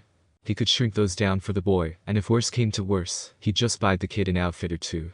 While he had been searching for clothes, he found a yo-yo, a Rubik's Cube, and a puzzle of all the constellations that Severus remembered putting together with Lily when they had been children. It was complicated, but would keep Harry busy. Classics for children, Severus figured. Severus decided he had enough for now. He shrunk everything, pocketed them, and returned back downstairs to the living room. He saw Harry quickly back away from a shelf, and back to the spot he was in before Severus had gone to the library. Severus frowned at him. "What did you do?" he snapped. "Nothing," Harry said, though his eyes glanced at the shelf. "Do not lie to me. If you broke something ... "I didn't," Harry insisted. "I only looked." Severus glared at Harry and moved to the shelf to see what the boy found so fascinating.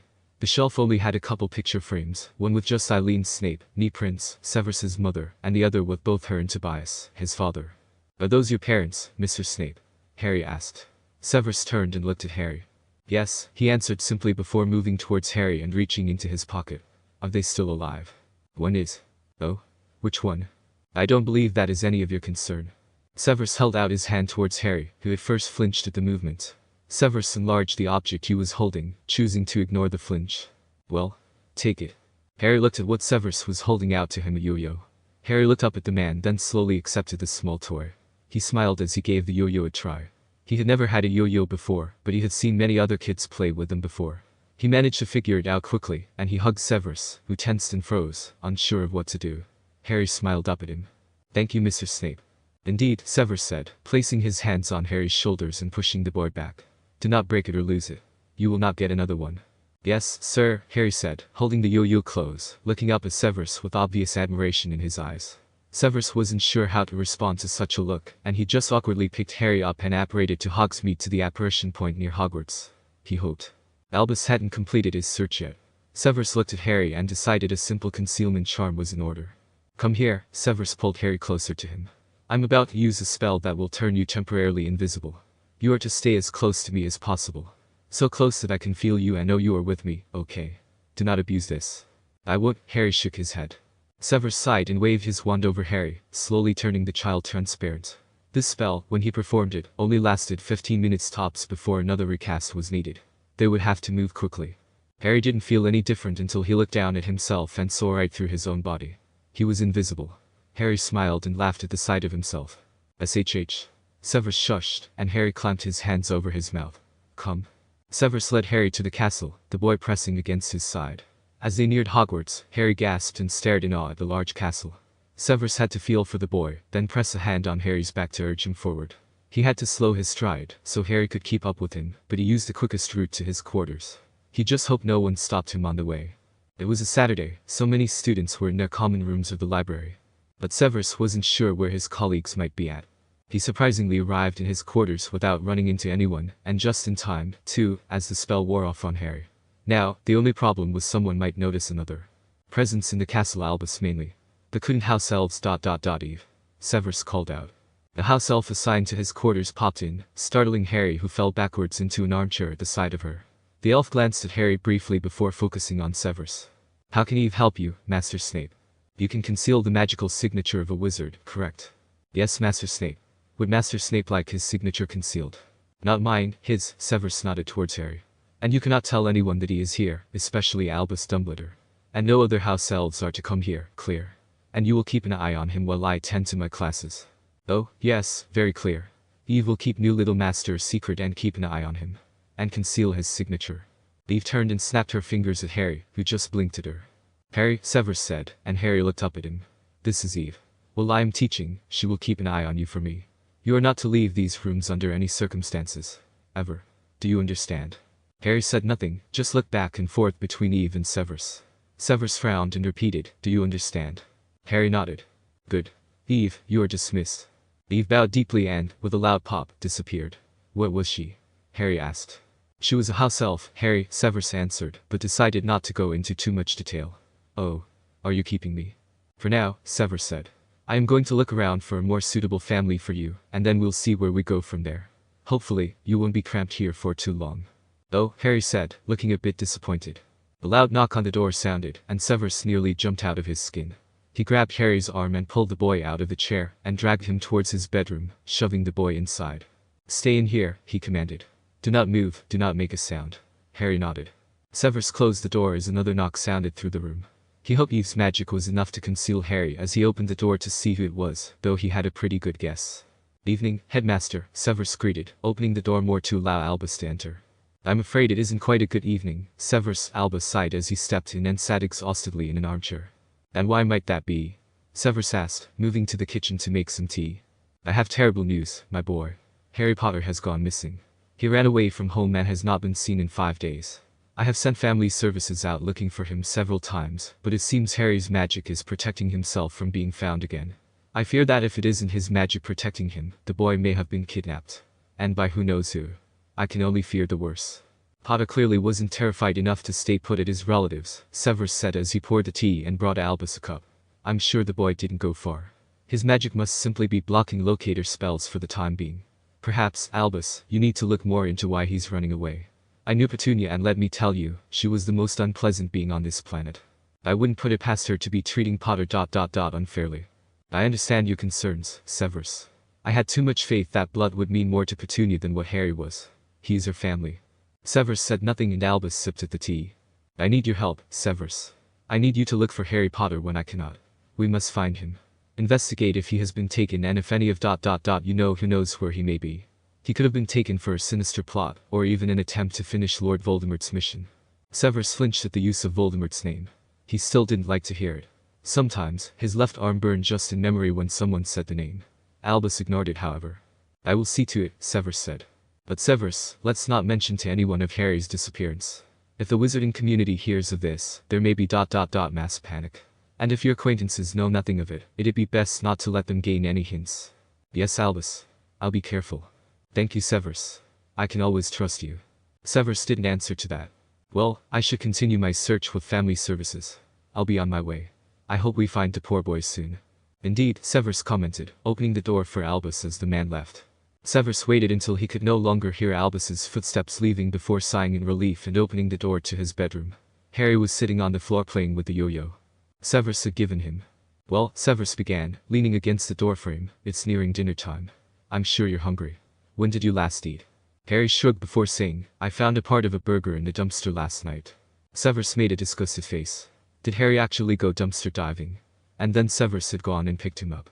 He felt like he could smell garbage on his own robe now. Wonderful. I think a bath is in order first. I'm sure you haven't bathed in a while. Take that coat off. Harry shrugged out of his coat while Severus entered the room and emptied his pockets on the bed. He realized he would have to come up with a place for Harry to sleep. He didn't like the idea of using the couch, just in case someone knocked on his door in the middle of the night. one could never be too cautious. He didn't have an extra room at the moment, the other 2 rooms were a study and a lab. Then the bathroom, which was connected to his room. He also realized he would have to set some rules for Harry. And probably structure out some kind of schedule so Harry didn't bore while he was away. Who knew children were so much work? Where should I put this? Harry said, holding up his winter coat. Severus looked at the coat that had once been one of his teaching robes. He pointed to his wardrobe and said, hang it in there for now. While Harry obeyed, Severus decided to run Harry a bath. He'd think of rules tonight and write them out, along with the schedule. In the morning before his classes, he'd go over them. With Harry. After the tub was full and Harry was in the water bathing, Severus ordered Eve to bring whatever was being served in the great hall down for him and Harry. It turned out to be a warm dinner of shepherd's pie. Severus went back to his bedroom and looked at the objects on his bed. He shrunk all the clothes to Harry's size and set puzzle and cube on a desk in the room. He used a couple of his nightshirts for Harry, shrinking them down to Harry's size.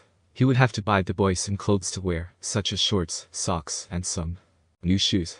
There was a large empty corner in his room. He once had the desk from his study there, but found it too crowded. Severus found an empty box and transfigured it into a bed spring, using one of his pillows to transfigure into a mattress. The bed filled the space right up. Minerva would be so proud of his transfiguration skills. They were definitely improving. Eve supplied the blankets and pillows. Severus checked on Harry. The boy looked clean enough, and Severus helped the boy into a towel and handed him some nightclothes. It wasn't as if they would be going out anytime soon. Once Harry was dressed, he ran to admire his new bed, happily lying on it and hugging a pillow close. The boy looked so happy. Severus frowned. Anything could make the boy smile. Absolutely anything. After eating dinner and having the boy read the tales of Beetle Bard until late, which Severus figured was late enough for Harry, Severus worked on a rules list and a schedule for the boy in his study. He would make sure to go over everything first thing in the morning, and make sure the boy understood them perfectly. His mind went back to the strange apparition. Appearance earlier that afternoon. He had seen Harry right before him, and Harry said he saw Severus in the same way Severus saw him. It baffled Severus, and he would have to look more into it. Perhaps the library had a book on the event, explaining how exactly it happened. At the moment, Severus would chart it to accidental magic. Severus knew he'd have to find more interactive and stimulating games for Harry while he was gone. While the yo-yo made the boy smile, any other boy Harry's age would rather some cool game after a 5-minute play period with such an old toy. Severus sighed. Why had he gotten himself into this mess? If Albus ever caught him ... Well, he would just have to make sure Albus didn't catch him. It wouldn't be for long. Severus would find a nice family for Harry in a few days tops. Until then, he would just have to put up with Harry. And keep the boy away from dumpsters. Severus sighed and rubbed his face. He felt like some kind of triple agent now working against both sides. This was terrible. After creating a schedule, a list of rules, and grading several essays, it was nearing midnight when Severus decided to retire himself. He went back to his bedroom and paused to look at Harry. Just to make sure the boy was still asleep, he told himself. As he hovered over Harry's makeshift bed, the boy's eyes fluttered open, and sleep-filled green emeralds looked up at him. Harry smiled at him and said, "Night-night, Mr. Snape," then snuggled deeper into his pillow before closing his eyes again, falling back to sleep. Severus stepped back, unsure of what to think. Harry was asleep still, that was all that mattered. Severus took care of his nightly routines before crawling in bed himself. For the longest while, he found that he couldn't sleep, his mind straying to the situation with Harry. Was he doing the right thing? Could he even pull this off? Even if he found a family, legally they needed to go through an adoption process with the ministry. This would never work, would it? With all the turmoil in his head, it would prove to be a long, fitful night for Severus. Chapter and notes. Thanks to all the kudos from everyone. Your support for this story means a lot. Rules and regulations. Chapter notes. See the end of the chapter for notes. It was a rough night for Severus, and he barely got any sleep, yet the next morning he managed to crawl out of bed and into a hot shower. Once he was dressed for his classes in his usual robes, he checked on Harry. The boy was awake and sitting up on the makeshift bed, fully dressed in the clothes he had worn yesterday. Severus didn't think much of it, simply told Harry to follow him out to his dining area connected to his kitchen. Eve must have already set out breakfast for them, knowing they would be out soon.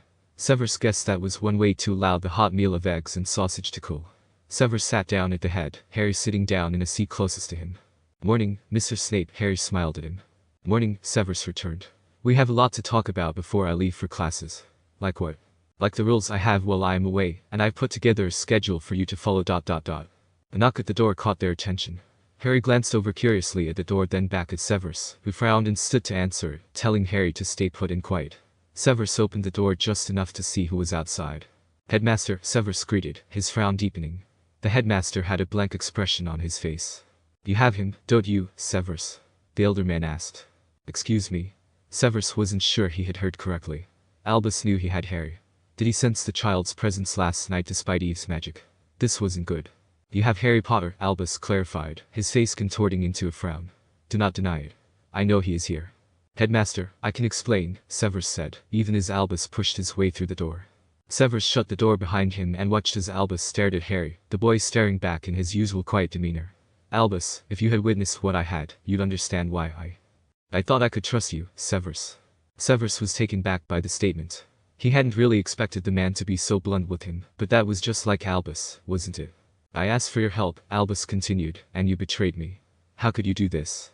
Severus, you know what the boy is worth to the wizarding community. How could you risk his life in such ...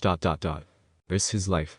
Severus snapped, standing between Albus and Harry to keep the boy out of the man's sight.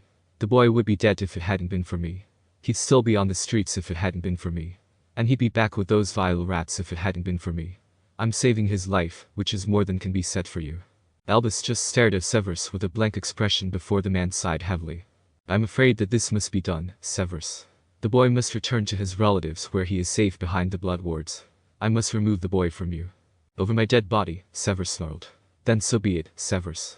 Suddenly, several oars blasted through the door and entered Severus's quarters, stunning Severus and pinning him to the ground, removing his wand.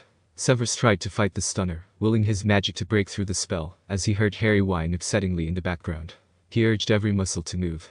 He couldn't let Albus take Harry. He could see out of the corner of his eye Albus dragging the boy away, pausing at the door. You were a loyal servant, Severus, Albus said. But kidnapping the boy who lived is punishable with a Dementor's kiss. With that, Albus left his quarters, Harry's crying fading as the boy was forced away. And then, the entire room changed around him, growing dark and dim like a prison cell in Azkaban.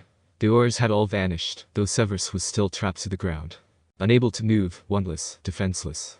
He could see Dementors flying over his head, moving closer, the feeling of despair and hopelessness growing. He struggled to move, to summon his wand to him, to do anything. He needed his patroness.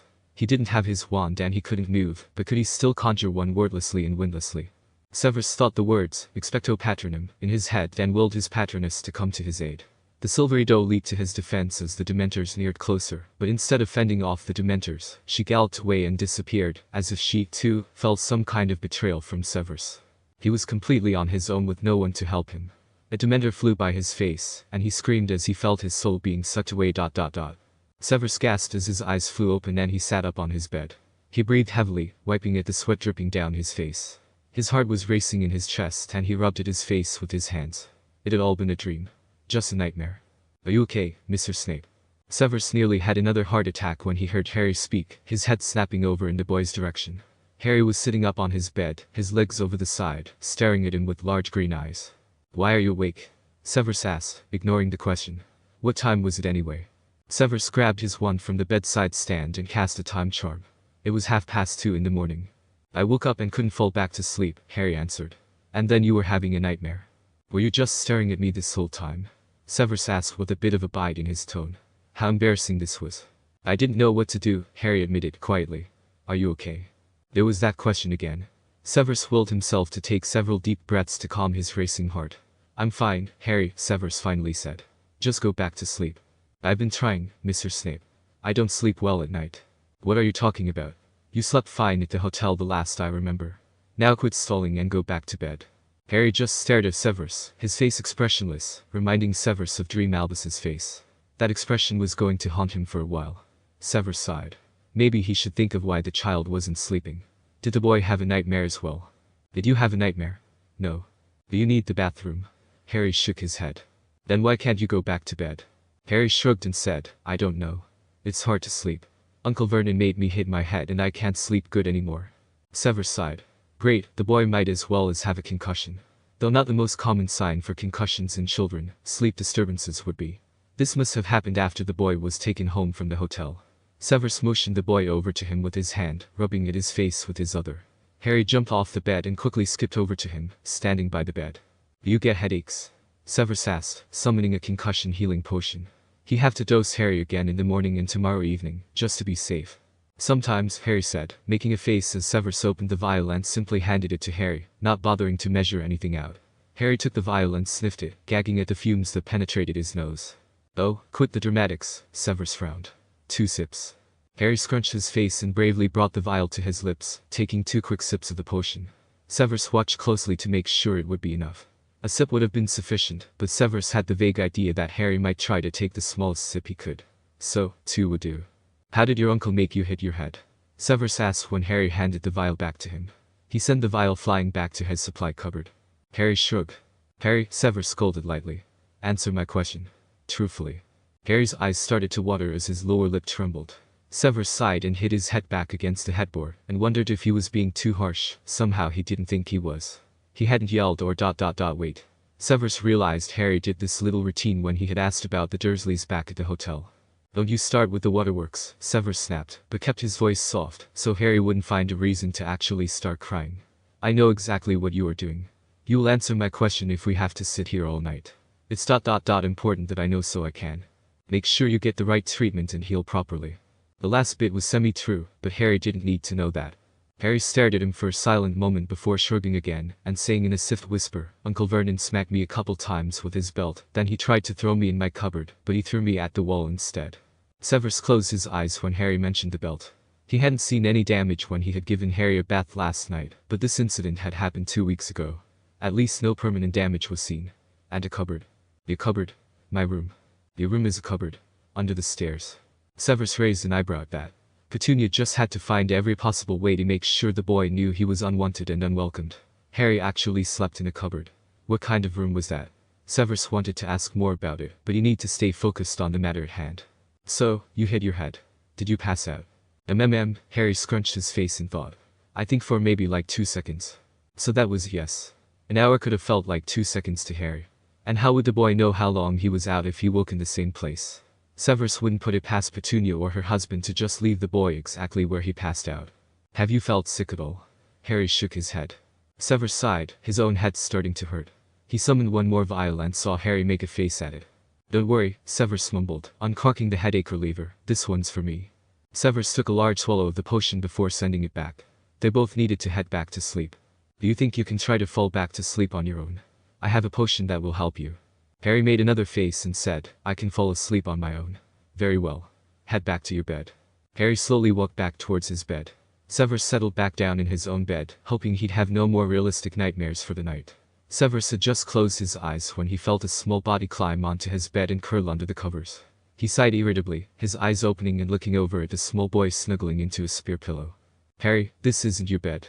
Harry just snuggled deeper into the pillow, his lashes against his cheeks and falling asleep in under a minute. Severus sighed and shifted over on his bed and rolling on his side, facing away from Harry. Just for tonight, he decided. As long as Harry was asleep. The concussion potion should cure his problem of waking up in the middle of the night, and this would no longer be a problem. Severus closed his own eyes and managed to fall back to sleep himself. The next morning, Severus opened his eyes and checked the time, seeing that it was 6:30. He decided he should rise and prepare for the day. He'd have to go over a few things with the boy. He glanced over at Harry still sleeping on the other side of the bed. Severus shook his head at the sight before rising and leaving to the bathroom to take a shower. Harry yawned and opened his eyes. Where was he? Oh, yes, Mr. Snape had come rescued him, and brought him to this massive, magnificent castle. And he made his head feel better and gave him a bath and food so much in such little time. Harry looked to the side where Mr. Snape should be. But the bed was empty except for him. He could hear the shower running, and he felt the need to use the bathroom. Harry climbed out of bed and looked at the closed bathroom door. He should just wait until Mr. Snape was done. It would be rude to invade his privacy. Harry jumped back up on the big bed to wait. He looked around for a TV. Mr. Snape had allowed him to watch one in the hotel, so maybe T would be okay to watch it here, too. Except there was no TV. Maybe Mr. Snape didn't like TV. The urge to go grew stronger, and Harry crossed his legs and looked at the door again, the shower still running. How much longer would the man be? I can hold it, Harry thought. I'm a big boy. I can wait. After 30 seconds, Harry was holding it himself and looking at the bathroom door. He couldn't wait. He jumped off the bed and ran to the door and knocked. Mr. Snape. I really have to use the bathroom. I'll be finished in a few minutes. Harry, can you wait? Harry shifted from foot to foot and shook his head. Knowing Mr. Snape couldn't see him, he said, No sir. I need to go now. I can't hold it anymore. Oh, for the love of ... Harry heard a growl of exasperation, and he felt upset that he was annoying Mr. Snape. He was such a nuisance no matter where he was. It was silent for a moment, save for the running water. Then he heard a snap of fingers and the bathroom door clicked. Quickly, Harry. But do not flush. Harry knew what happened when someone flushed the toilet while another took a shower. He wouldn't do that to Mr. Snape. Rushing into the bathroom, Harry lifted the toilet seat and quickly relieved himself. It felt odd to be using the bathroom while there was someone else inside, at least the shower had a curtain. It was odd, yet made Harry feel like this was something families would do. The thought made him smile as he set the toilet seat back down, unsure what the rules were regarding that, then quickly rushed to the door. Your hands, Harry, Mr. Snape reminded him. Harry wondered if that would affect the shower water too, but he figured he could just wash his hands really quick. It probably wasn't as bad as flushing the toilet. He quickly scrubbed his hands and left the bathroom. At least it was taken care of. Now what was he supposed to do? Harry sat back up on Mr. Snape's bed, swinging his feet. He looked around the room curiously. The walls were painted in a mahogany color, the furniture inside in matching colors. The bed frame was a natural wood, and the bedspread was black. The wardrobe was a blackish gray color. Harry decided he liked the room. It could do with some brighter colors, but tea was homey. After a couple minutes, the bathroom door opened once more, and Mr. Snape stepped out with a large towel around his waist, and another towel that he dabbed at his face from shaving. Harry smiled happily at Mr. Snape and waited for instructions. Mr. Snape just held up a hand, and Harry watched amazed as clothes flew right into them. Magic was so brilliant. It was nice to know that magic was real, and that some people did have it. Harry still couldn't believe that he had magic, too. Here, Mr. Snape said, tossing the clothes to him. Good dress. We have a lot to discuss and I have classes I have to attend to. Harry nodded and started changing, while Mr. Snape walked back to the bathroom with clothes himself, closing the door once more. Once Harry was all dressed, he sat on the bed again, unsure if he was allowed to leave the room. He'd like to explore the other rooms and see if there was anything interesting or fun to do. After 5 or so minutes, Mr. Snape returned, and Harry smiled eagerly as he waited for more instructions. Mr. Snape was wearing some funny clothes. It kind of reminded Harry of a dress or bathrobe. If you're done staring at me like some zoo animal, Mr. Snape said, we may head to the table for breakfast. Mr. Snape was so funny, Harry thought as he hopped off the bed and followed after the man. Mr. Snape sat at the head and pointed to a seat close to him, and Harry sat down. This is weird, Harry thought. There's no plates, no food was cooked. What did Mr. Snape think would happen if they just sat down without preparing anything? As he thought these last words, Harry's eyes widened as 2 plates of scrambled eggs, toast, ham, and fruit appeared in front of them, along with 2 big funny-looking cups. Harry watched as Mr. Snape summoned that oddly shaped medicine container from last night, and poured a small amount in Harry's cup.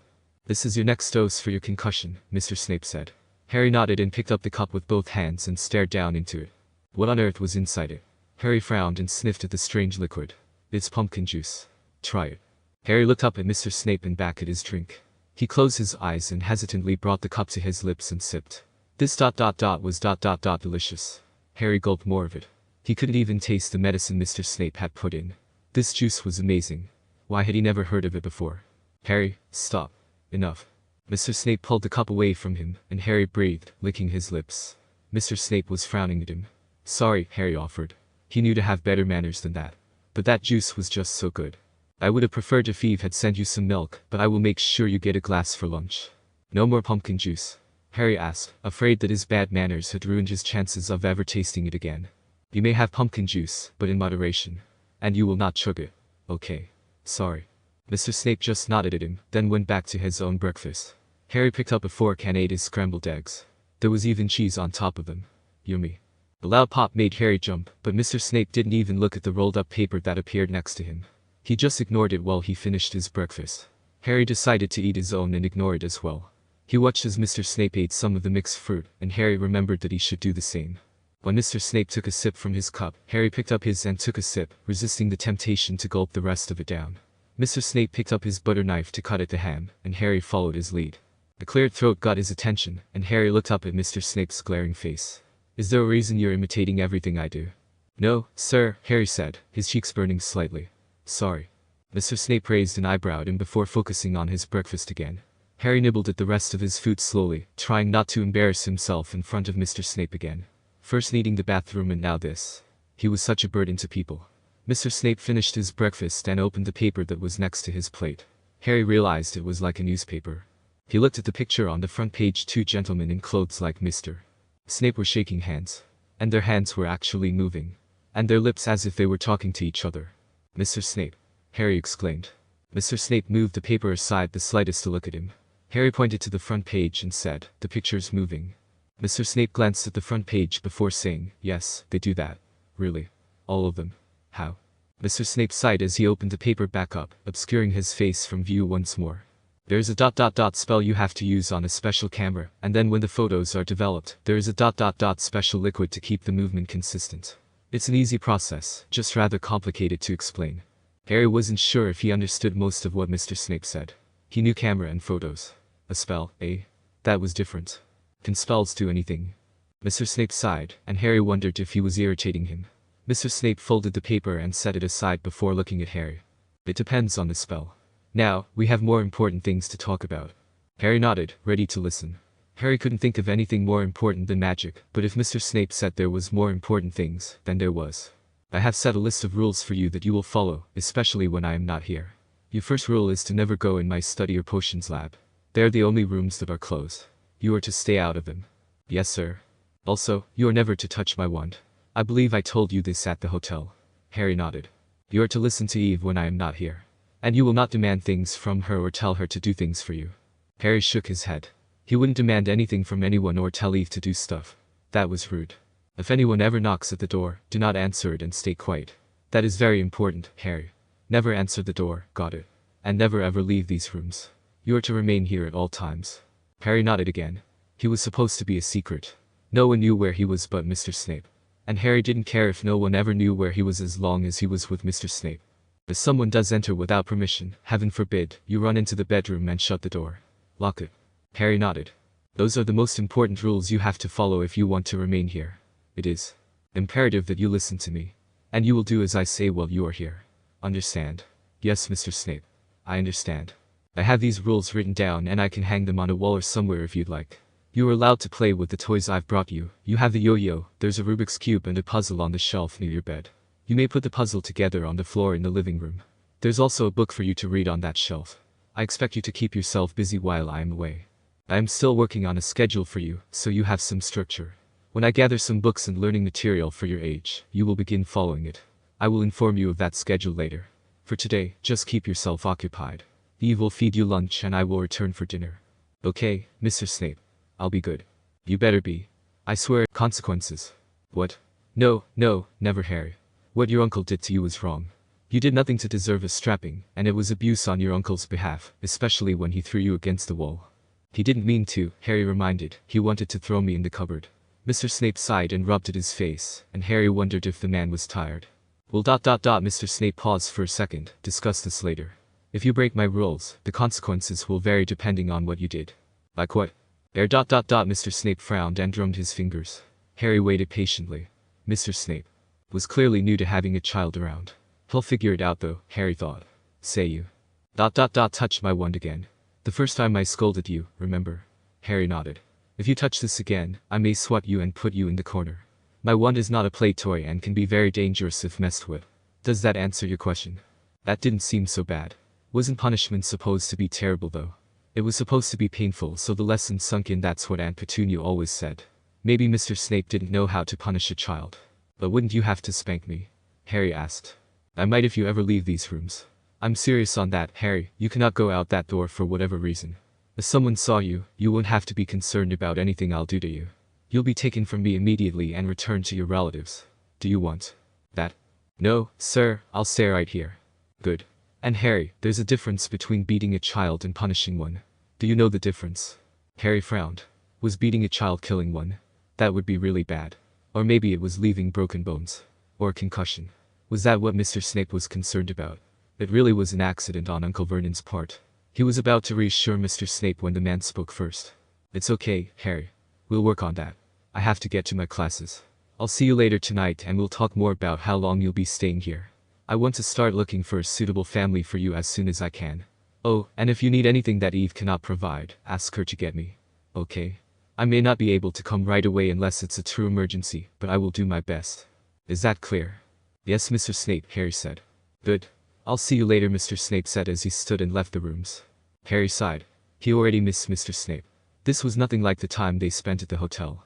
But that was okay. Mr. Snape had to work, like Uncle Vernon had to work. It was all part of being in a normal family. Mr. Snape would be back after teaching his classes. That made Mr. Snape a teacher. How cool. Harry wondered if he should do the dishes when the plates and cups disappeared on their own. His eyes widened again. All this magic stuff would take some getting used to. Harry left the table and found the shelf Severus had been referring to. He found the Rubik's Cube and fiddled with it for a minute before setting it back down. He'd never solved that. The puzzle looked cool, all the stars in the night sky shaped like cool animals and people. It was 1,000 pieces and would probably take him a few days to solve it, but it gave him something to do. He carried it out to the living room and dumped the piece all over the floor. However, after 10 minutes of putting together 20 pieces, Harry found himself growing bored. He wondered what would be on that schedule. Mr. Snape had mentioned something about books and learning stuff.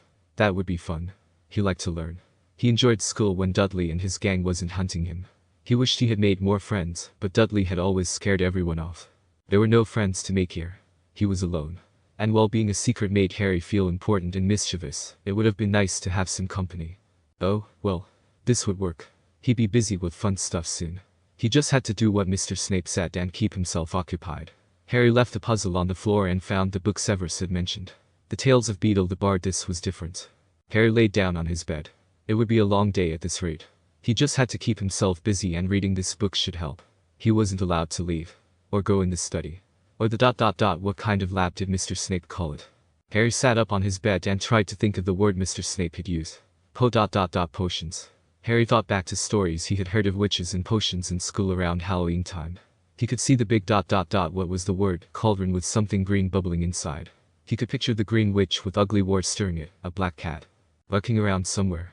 Of course, he was remembering storybooks, but the idea of making a potion intrigued Harry. A real-life potion. And all the medicine he had been taking. Were they all potions? Potions that actually worked. But he wasn't allowed near the lab. Harry laid back down and opened his book, staring at the first page, but his mind pictured cauldrons and potions. Would it really hurt to just take a peek? He was stuck with nothing to do for an entire day. A peek inside wouldn't hurt. And Mr. Snape would never know ... What was he thinking? Harry shook the thoughts away. He wasn't going to disobey Mr. Snape on his first day with him. Well, technically his first full day. He didn't want Mr. Snape to think he was a bad kid or a freak like Uncle Vernon and Aunt Petunia. He was a good kid. He wanted Mr. Snape to like him and keep him forever. Harry tried to focus on the book, but he could barely read the first sentence, really just the title of the book on an inner page, without daydreaming about this potions lab and what hid inside. His childish curiosity was winning the battle between right and wrong. He would only take a peek. What harm would it do? Chapter and notes. Wow, thanks to the great comments and kudos everyone. I was going to update this a couple chapters a day until I was caught up to my other sites, but here's a third chapter today for you wonderful readers. Thanks again. And to clear some things up, while Severus did threaten Harry with a spanking, in this story, the worst Harry ever gets is a smack on the bum. And very rarely. Severus is more bark than bite, as you will all soon learn. This is definitely a story with very mild CP. Hope that is okay with everyone. On to the guardian angel. Harry slowly pushed open the door to Mr. Snape's potions lab. He paused as he thought about shutting the door and actually obeying Mr. Snape. However, the brief second of hesitation passed as he pushed open the door more and stepped inside. He was immediately awed by the sight of two long tables with cauldrons lined up side by side. Two cauldrons on the first table were bubbling strange colors of green and blue. There were shelves and shelves of weird stuff on the walls like wings from insects, plant leaves of all kinds, and Harry was sure he saw a jar of eyes and another smaller square table, where it looked like things were being chopped and put into containers. Against the far back wall was another shelving area where weird bottles were all lined up, vials and vials of different colored liquids and substances. A large sink was also in the back of the room, with strange brushing tools hanging above, and a weird rack-like structure for drying and towels laid on a shelf under the sink. To Harry, this was much more exciting than anything else outside of this room. Harry stepped further in and cautiously inched closer to one of the bubbling cauldrons. Suddenly, the cauldron stopped bubbling. Harry paused and wondered if he had done something to cause it. Then he realized the cauldron had been sitting on a strange heater thing, and a timer was sitting nearby. The timer was at 0. Like an oven, Harry thought. A very deconstructed oven it would be. Harry saw a stepping stool near the many shelves of weird stuff, and ran for it to drag it near the still bubbling cauldron. He wanted to see inside it before it stopped bubbling too. However, as he was just about to grab it, a loud pop startled him. Master Harry, sir, should not be in Master Snape's lab. He said in a worried tone. You must go. Harry blinked at the house elf, his tongue freezing to the roof of his mouth. Out, Master Harry. Eve urged. Finding his voice, Harry smiled. Hi, Eve. Why are you calling me Master? Eve is being respectful. Now Master Harry must leave Potions Lab. Can you just call me Harry? I'm not a master. What's that over there? Harry pointed at the bubbling cauldron. It is Master Snape's work and not of Eve's concern. Harry must leave now. You're not supposed to be here. You're supposed to be playing in living room until Eve brings lunch. But it's boring. What are you again? A house stingy? Iz is not a house stingy. Eve is a house elf. And Master Snape's orders are to stay out of Potions Lab. Now you must go. I'm only looking. I promise not to touch anything. Go, Master Harry. Just Harry. Go, Harry. Harry sighed, but figured he should probably listen to the house elf before she exploded in front of him. The elf was pretty insistent on him leaving Mr. Snape's lab. Or was he supposed to be calling Mr. Snape Master Snape? That's what Eve called him, and she said she used Master to be respectful. Was he being disrespectful by not calling Mr. Snape Master? As Harry left the lab, he saw another door right across the hall and smiled as he remembered. The man had referred to this room as his study. He wasn't sure what study meant, but he sure would like to find out. Glancing back at the Potions Lab door, he quickly slipped inside the study, closing the door behind him. Harry paused, his back against the door, as he realized that his study was very much like an office. There was a desk with a big comfy chair behind it, and a stack of strange paper and a stand with feathers on the desk. This was different. Uncle Vernon had an office, but it was nothing like this. He didn't have the weird paper, nor the shelves of books. And did Mr. Snape like to collect feathers? Before Harry could contemplate that idea more, a loud resonated through the room, and Eve appeared in front of him again. She crossed her arms and frowned at Harry, who sighed. I'm going, Harry said in defeat. Harry left the study and returned to the living room. Now completely bored, Harry dropped to the floor near his puzzle, where 1,000-20 pieces still littered the carpet. Harry figured he should continue working on the puzzle, since it was really the only thing he could do. However, in his search, he could not find another piece that fit with what he had already put together. He wasn't even sure what exactly he was putting together, the puzzle pieces he had just happened to fit. Harry threw a puzzle piece aside in frustration. When would Mr. Snape be back?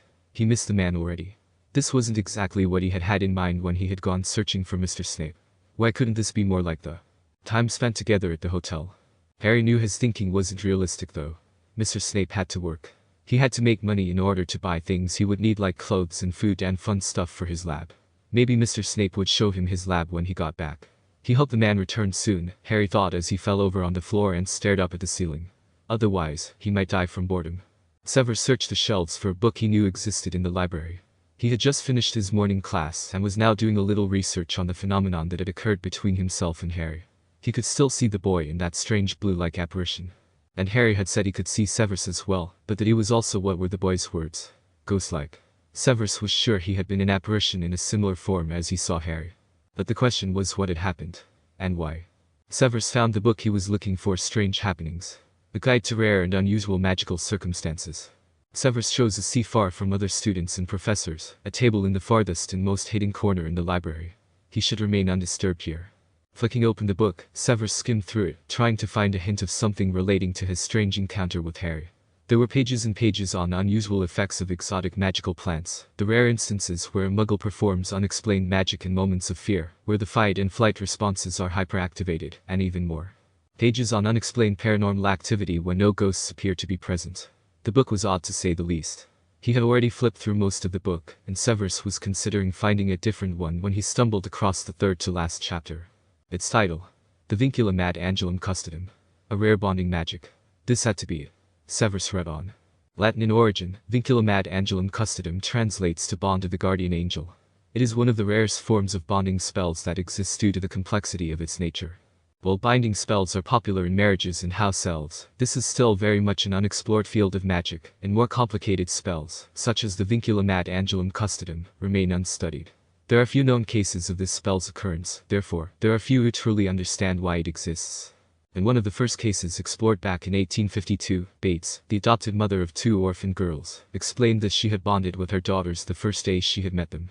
Bates explained that she had felt a strange warmth during their trip from Russia to Scotland. Bates had noted that she had had her arms wrapped around both girls. She also noted that she was always aware of where her daughters were. When further questioned, Bates explained that one of her girls went missing at Diagon Alley, and while searching for her, the girl had appeared to her as, and I quote, ghost-like apparition, reminding me of a corporeal patroness. When the daughter was found and interviewed, she stated that she saw Bates in a similar form.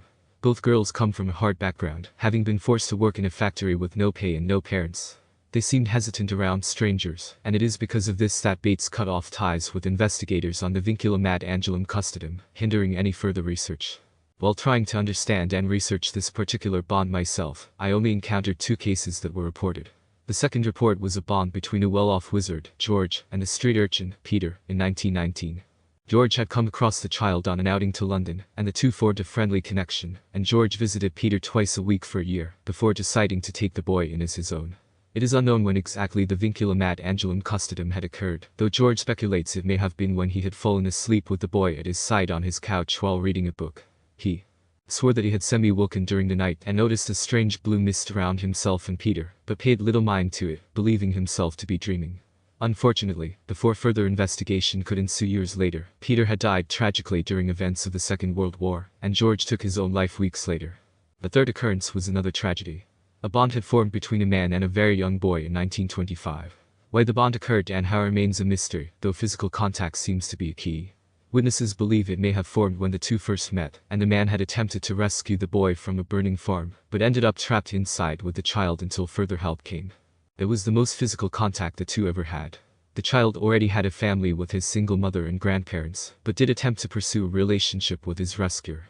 However, the man rejected all attempts, and a year later, the man and boy suffered mental disturbances. They were medicalized in an asylum until both succumbed to unrelated diseases. DNA testing later proved that the man had been the boy's father. There have been no further reports during the time of my investigation. The vinculum ad angulum custodem appears to require very certain conditions to take place. In all cases, it occurred between a child and an adult. Physical contact between the two had to have occurred for an undetermined amount of time, but it can be inferred that contact had to last more than an hour. The bond did not always seem willing among both participants, so it can be concluded that the child plays the largest role in creating the bond. There seems to be heavy emotional involvement to create the bond. While the first 2 cases had children from a rough past seeking a parental figure, the last case still puzzles me. Whether the boy suffered abuse from what family he had or simply craved for a father figure, the bond's formation, I have concluded that once the bond is formed, it establishes a unique mental connection between adult and child that allows either to simply wish to see or find the other, which then forms a corporeal patronus apparition of each other. I have also observed that the more physical contact there is, the stronger the link and connection grows, allowing for quicker visualization of each other. This seems to be the staple of the vinculum ad angulum custodem. There may also be a possible telepathic connection, however, I have not been able to observe this ability. However, it should be said that if the bond is rejected by either side, the spell will break the mind, and my guess, the very soul of both participants willing or not. This leads to lifelong insanity. It seems to be a heavy enough con that this could be the reason the spell is not taught, researched, and exploited, and why so few cases are reported if there are many who reject it. I would like to further my research on this topic and hopefully discover more behind this unique, dangerous, but beautiful bonding spell. Names have been changed for confidentiality purposes. Severus reread the passage. And again. And again. He wasn't sure how he should feel about it. This couldn't really be what had happened to him, could it? But the evidence was there. No other spell could have caused an apparition of the boy like he has seen. It had to be it. The vinculum ad angulum custodem. And if he tried to reject it, it would lead him to lifelong insanity. When would the bond have even taken place? He had never really touched the boy in any way that would have allowed ... Oh no. Severus groaned and dropped his head on his arms, as he remembered the time at the hotel, when Harry had clung to his arm, and they had both fallen asleep. That had definitely surpassed an hour. He was 1,000 times screwed over. And while he may have not been willing, it seemed his opinion didn't count. How could he have missed Harry's longing for a parental figure? And how was he going to find a way out of this? He couldn't risk them both losing their minds. Severus leaned in his chair, staring at the passage again. There had to be a loophole.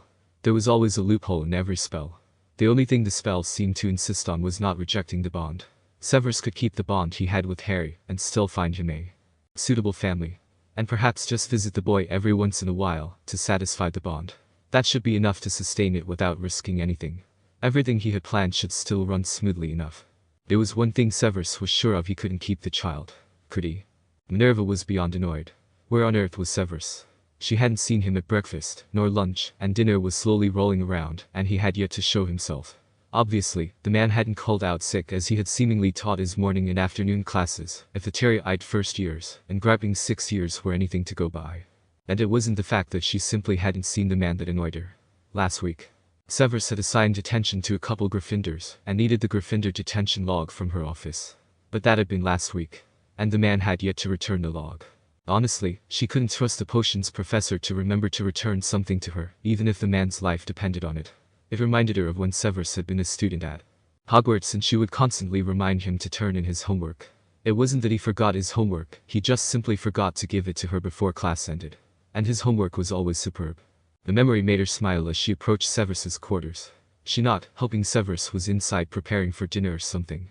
After a long moment of silence, Minerva rolled her eyes and pulled out her wand.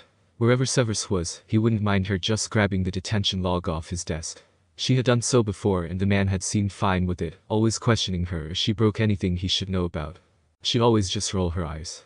Usually, Severus would stare down and plot a murder in his head about anyone who dared invade his personal private spaces.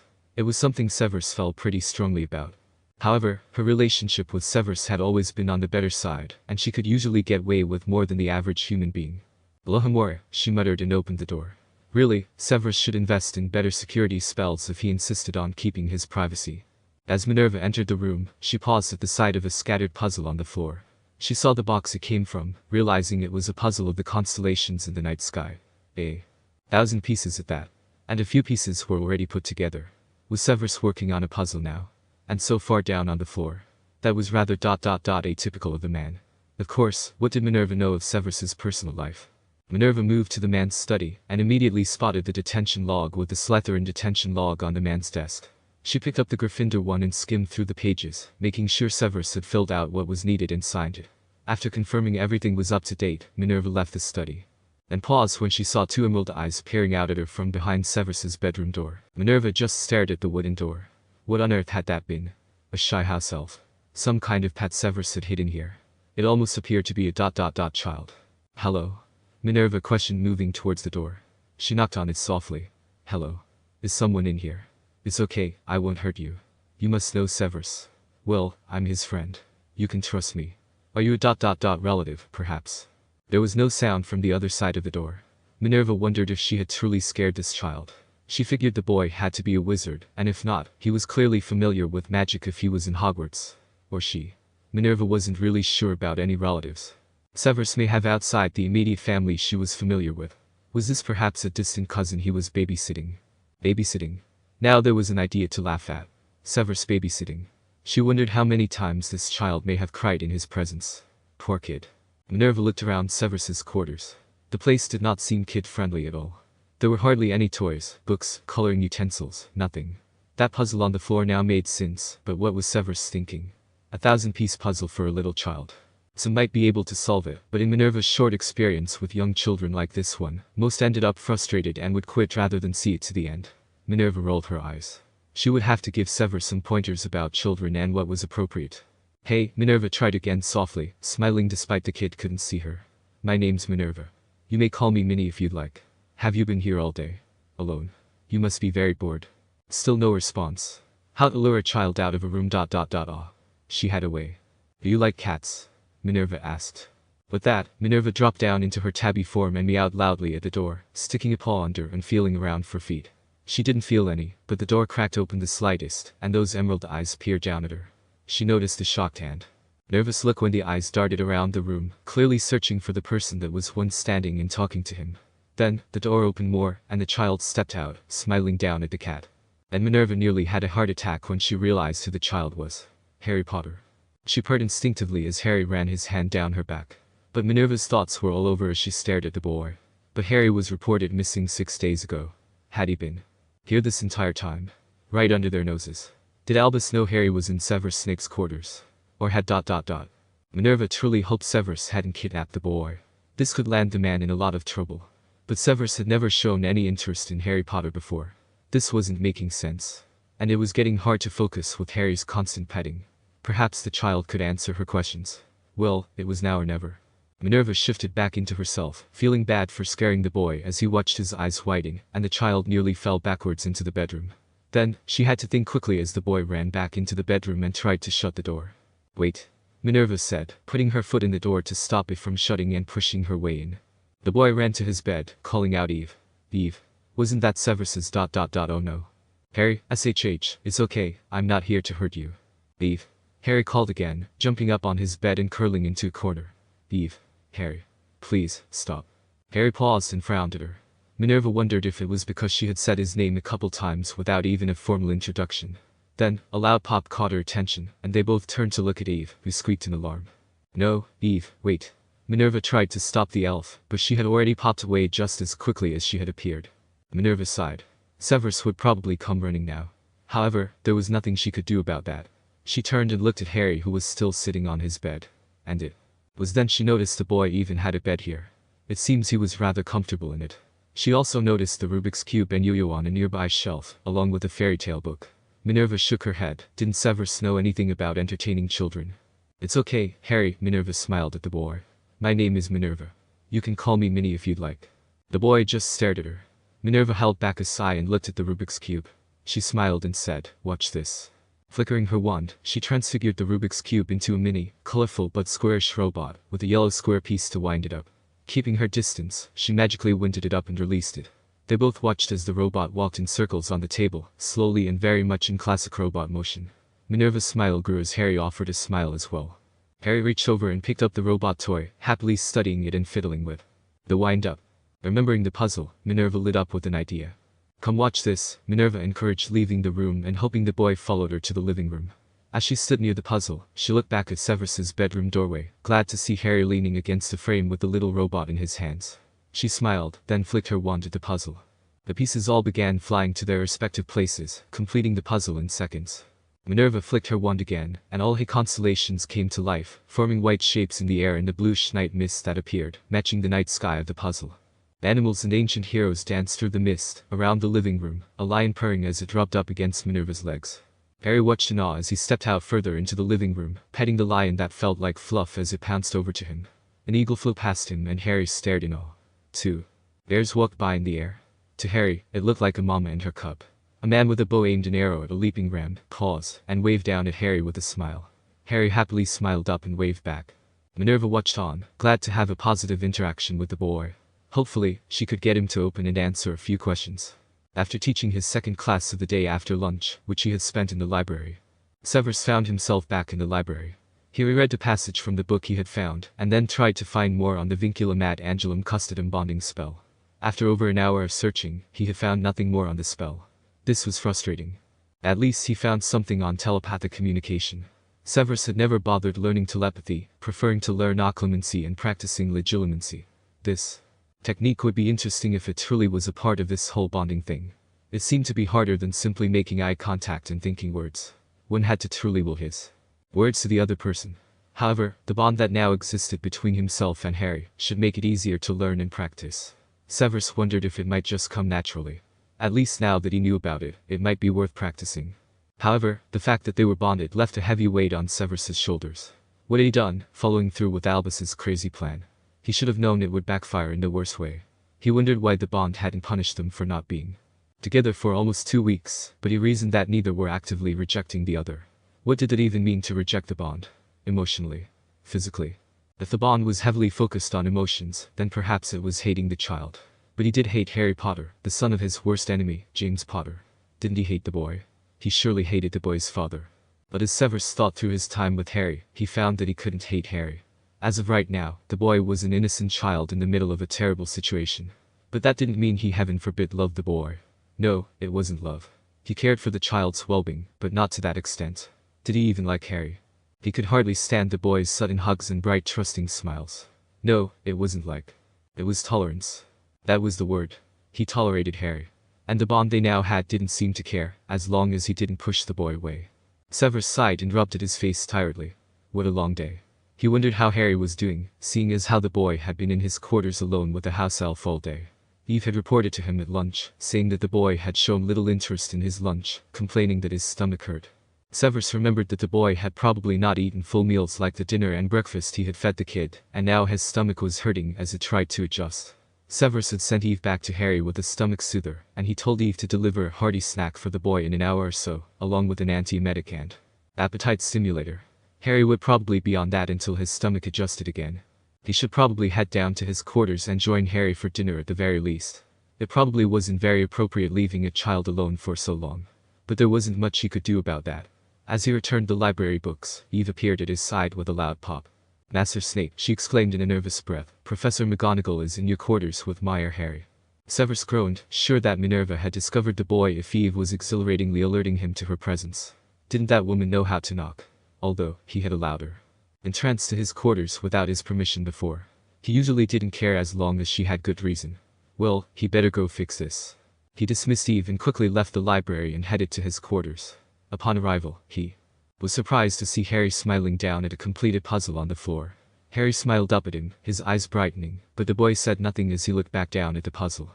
As he looked closer, Severus realized the stars in the puzzle actually twinkled and occasionally a shooting star or comet shot across the wooden puzzle. It was a Muggle puzzle, so Severus was sure Minerva edited the little puzzle. Wonderful. Severus also saw a little colorful robot toy in Harry's hands. Probably another of Minerva's additions. There you are, Severus Snape, came Minerva's voice. Severus sighed and turned to face her as she came out from his kitchen and glared at him. You better start explaining before I regain my senses and alert the Aurors. Harry Potter has been missing for days and he's been here this whole time. Are you trying to cause a mass panic in the wizarding world? You know what that boy means to the public. Why is he here? Well, answer me. I can explain, Severus said, holding up his hands defensively. But it might just be easier to show you my conversation with Albus and what happened at the hotel. Minerva crossed her arms and seemed to pout for a moment, looking down at the boy who was watching them with interest, before nodding and saying, fine. If it'll be easier. Severus led Minerva to his lab, telling Harry to stay put in the living room, and pulled out a pensive. Severus pulled the memories of his conversation with Albus about Harry running away, and the plan to scare the boy into staying put, some brief moments at the hotel, such as the bruises on Harry's back, and the boy's strange questions about magic and freakiness. The brief encounter with the Dursleys, eavesdropping on Albus and the social worker, and then rescuing Harry. Severus kept out the strange Bond part in his arrest, as well as the time at the swimming pool. That was all unneeded information. Once Minerva was done observing everything, she seemed teary-eyed, but they quickly flashed with anger. I knew it. I knew those people were terrible caregivers for Harry. But Albus didn't listen to me. Now look at what the poor boy's been through. And that is why no one can know he is here. Oh Severus, if only it were that easy. How long can you possibly keep him hidden here? I'll find a way. Starting with some better security on my quarters. Why don't you inform the ministry? They could help. They will do what they think is best, Minerva. And Albus will hear of it, and he can be very influential. And you know what the man wants done with Harry. But oh, I don't know, Severus. You're playing a risky game. I know. But I just need time to find Harry. Good family. You're not keeping him. What? Minerva blinked at him before shaking her head. Never mind. Severus frowned but continued. This is temporary. I just need enough time to find Harry someplace permanent to stay, and then once Harry is settled, I'll work things out with the ministry. It'll be harder for them to remove Harry once he is settled in a new home and is secure. Besides, I have proof of abuse, and I'm sure that Skeeter would love a good headliner. This plan should work. But Severus, do you even know how to take care of a child? Even if it is for a short time. You're just a kid yourself. I am not. Don't argue with me, Severus Snape. You're the youngest of the staff currently here. Now answer me, do you know the first thing about raising kids? Well, let's see, Severus began sarcastically. 3 meals a day with water always available, a few treats here and there to reward good behavior, a place to sleep, occasionally walks every now and then. Realizing what Severus was talking about, she rolled her eyes and sighed exasperatedly. This man could be so frustrating sometimes. Haha, Severus. Minerva followed Severus out of the lab and back to the living room, where Harry was winding up his robot and watching it walk around on the floor. This is serious, though. I will agree with your plan, however. On one condition. And what might that be? You let me help you. Absolutely not. This is difficult enough as it is. Don't you give me any of that, young man. You need my help. I may not have had children of my own, but I did have enough experience with young ones to know enough. Do you honestly think it's healthy to just leave a kid down here all the time? With no one to play with, nothing to do. I have a schedule in the making that includes learning material and chores for him to do, mostly making his bed and picking up after himself, but It's not enough, Minerva insisted. He needs a teacher. And I have Wednesdays and Saturdays free. Perhaps I can tutor him. And before you say no, think about what is best for Harry. He needs more company than a grumpy potions master and a busy house elf. Severus sighed and pinched the bridge of his nose before nodding. Fine. You can tutor him those days. Will that satisfy you? No? He needs more clothes. I took the liberty of looking around at what you have supplied. More clothes, more toys, and more books. Kids need stimulation, you know. It is very important to their health. And a 1,000-piece puzzle. Really? Isn't he 7? So? It would have kept him busy. Oh? One more question. Is there a reason he won't talk to me? Minerva looked down at the boy. Severus smirked as he said, he's selective about who he speaks to and in front of. Get off your high horse, Severus. Suddenly, Eve popped into the room, grabbing both adults' attention. I just need to inform Master Snape that Harry was in your lab and studied today. Eve made sure he left. Eve did. And Harry was very good otherwise. Severus turned his eyes on Harry with a look of disbelief as Eve popped away. You went into my lab and my study. After I specifically told you not to. Why would you do that? Did you think I'd just make up rules just to have rules for you? I told you ... Severus groaned as he rubbed at his face with a hand. Harry just stared up at him with a trembling lower lip and big green, sad eyes. Children made no sense sometimes. Severus glared at Minerva as the woman began laughing. Oh, Severus, she smiled. Welcome to the world of parenting. I went out, Severus muttered under his breath. Well, I'll be on my way, Minerva decided, picking up the detention log she had come for. I'll find some more age-appropriate items for Harry, and I'll see you later, handsome man, Minerva cooed at Harry, who smiled at her and waved as she headed for the door. Severus followed her, opening the door for her. Minerva paused outside the door and looked up at Severus. You know, you might want to consider hiding Harry here. No? Severus growled. Absolutely not. You know I've cut off those ties. It's been 5 years, Severus. I don't care. See? Minerva gave Severus a pointed look. You really are still just a child. I'll see you around. Take care of Harry. What do you think I've been doing? Severus called after her. He shook his head as he shut his door.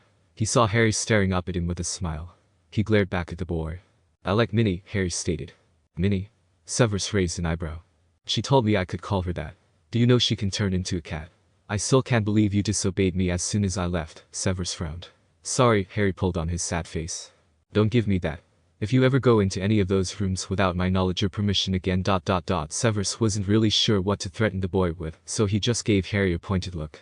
Harry seemed to get the message and nodded his head. Good. Now come to the table. Dinner is ready. Harry jumped up with his robot, gladly holding up the new toy to show to Severus, who simply nodded and directed the boy to the table. 20 questions. Harry happily sat down at the table for dinner. He was glad Mr. Snape was back from teaching classes. It had been quite lonely all day. Until Minnie showed up. She made things a lot more fun, especially the cool twinkling puzzle and the new robot toy. He set his new toy on the table and winded up to watch it walk around. Minnie was nice, he'd like to see her again. Although, meeting her made him wonder how ... Toys off the table, Mr. Snape said in a stern voice as he sat down at the table.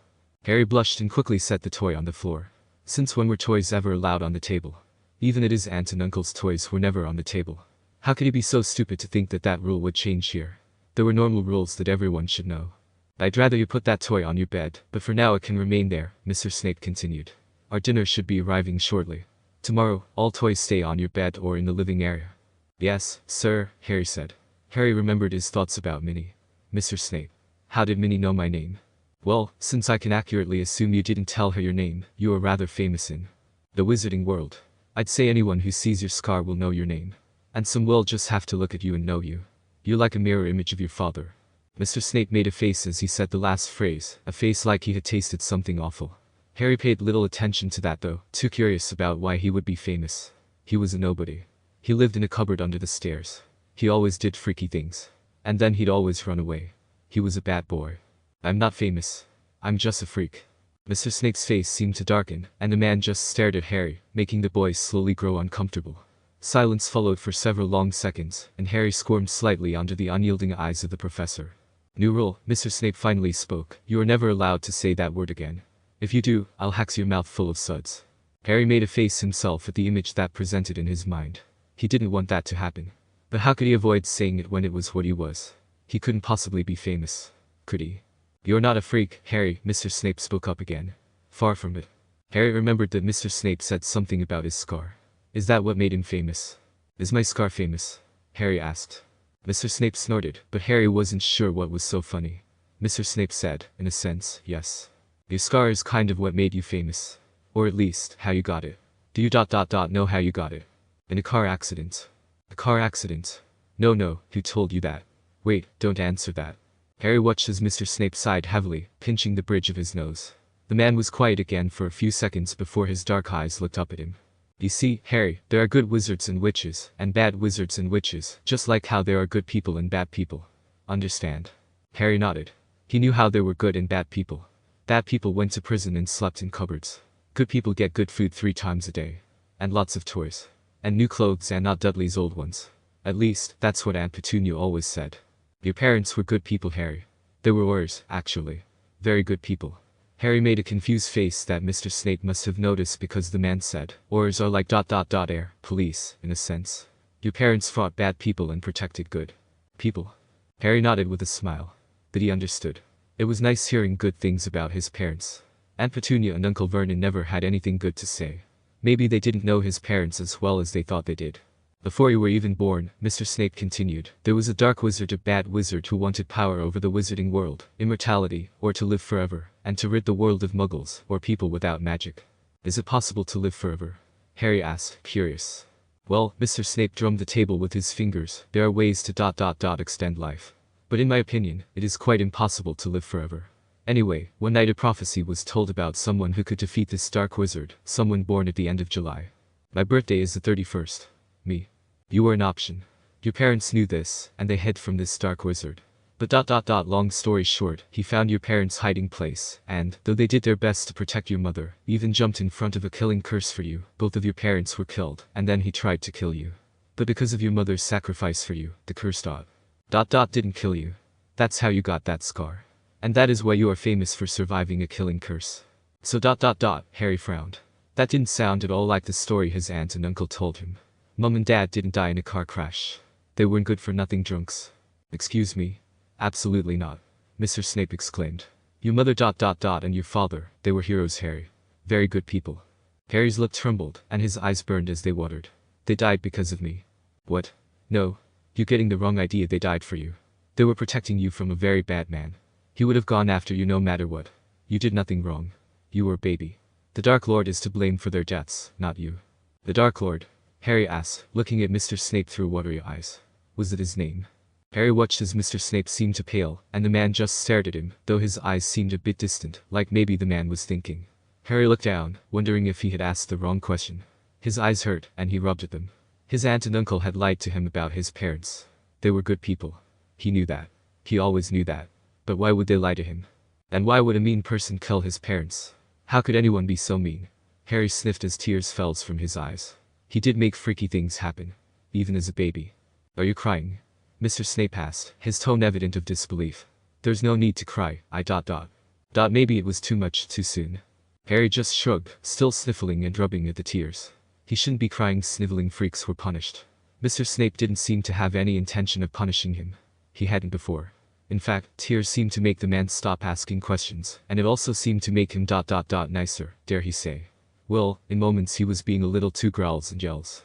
Harry sniffed again, unable to stop his tears. Suddenly, a hand clasped Harry's shoulder. Harry looked at the hand and over at Mr. Snape. The man was frowning and seemed uncomfortable as he just rested his hand on Harry's shoulder. Then, he patted the boy's shoulder as he said, There. Harry shot out of his seat and quickly wrapped his arms around Mr. Snape, hugging the man tightly around his midsection. Mr. Snape tensed and didn't move, but Harry refused to let go. He just wanted comfort. He wanted a way to end the flow of tears. He had never been allowed to hug his aunt or uncle, but Mr. Snape had yet to push him away. But if the man did, he might just lose himself in a flood of tears. He clung tighter to Mr. Snape, hoping the man would give him some form of comfort. Then, the man patted his back and randomly paced thumps. They were a bit harder than a nice pat, but not too hard to really hurt. Harry would have liked them to be a bit gentler, but he wasn't going to tell Mr. Snape anything. He would take whatever comfort he could get. They were distracting him from his terrible thoughts though, so Harry didn't mind. There, Mr. Snape said again, better now. A hug would have been nice, but Harry wasn't going to push his luck with Mr. Snape. He did nothing to deserve a hug. The pats were nice though. Harry nodded his head, letting go of Mr. Snape, who gently pushed him back into his seat. I'm sorry, Harry felt the need to say. He shouldn't have jumped on Mr. Snape like that. You've nothing to be sorry for. You were upset. Master Snape, sir, squeaked Eve as she popped into the room, startling Harry. Dinner is ready. Thank you, Eve. Mr. Snape seemed to sigh with relief as she popped away and dinner appeared. Here we go. Steak, mashed potatoes, with steamed carrots and green beans. Doesn't that look good? Here, I have another appetite stimulator I want you to take. Harry obediently accepted the strange glass Mr. Snape called a vial and took a sip. He hated this odd-tasting thing. He hoped Mr. Snape didn't give him these strange medicines he called potions often. But the food did look really good. Harry handed the vial back to Mr. Snape and wiped at his eyes one last time. Eve's appearance brought up another question Harry had from earlier. Mr. Snape. Yes? Mr. Snape set to work cutting up his steak, looking a bit annoyed at yet another question.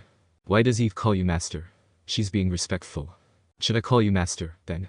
Mr. Snape paused and looked up at Harry with a befuddled look. No, he said softly, as though his voice was miles away from his thoughts. Then, Mr. Snape seemed to refocus, and he shook his head firmly. No, that wouldn't be appropriate. You may continue to address me as you do. Oh? Why does she have to call you master? She doesn't have to, she just chooses to. Now be quiet and eat.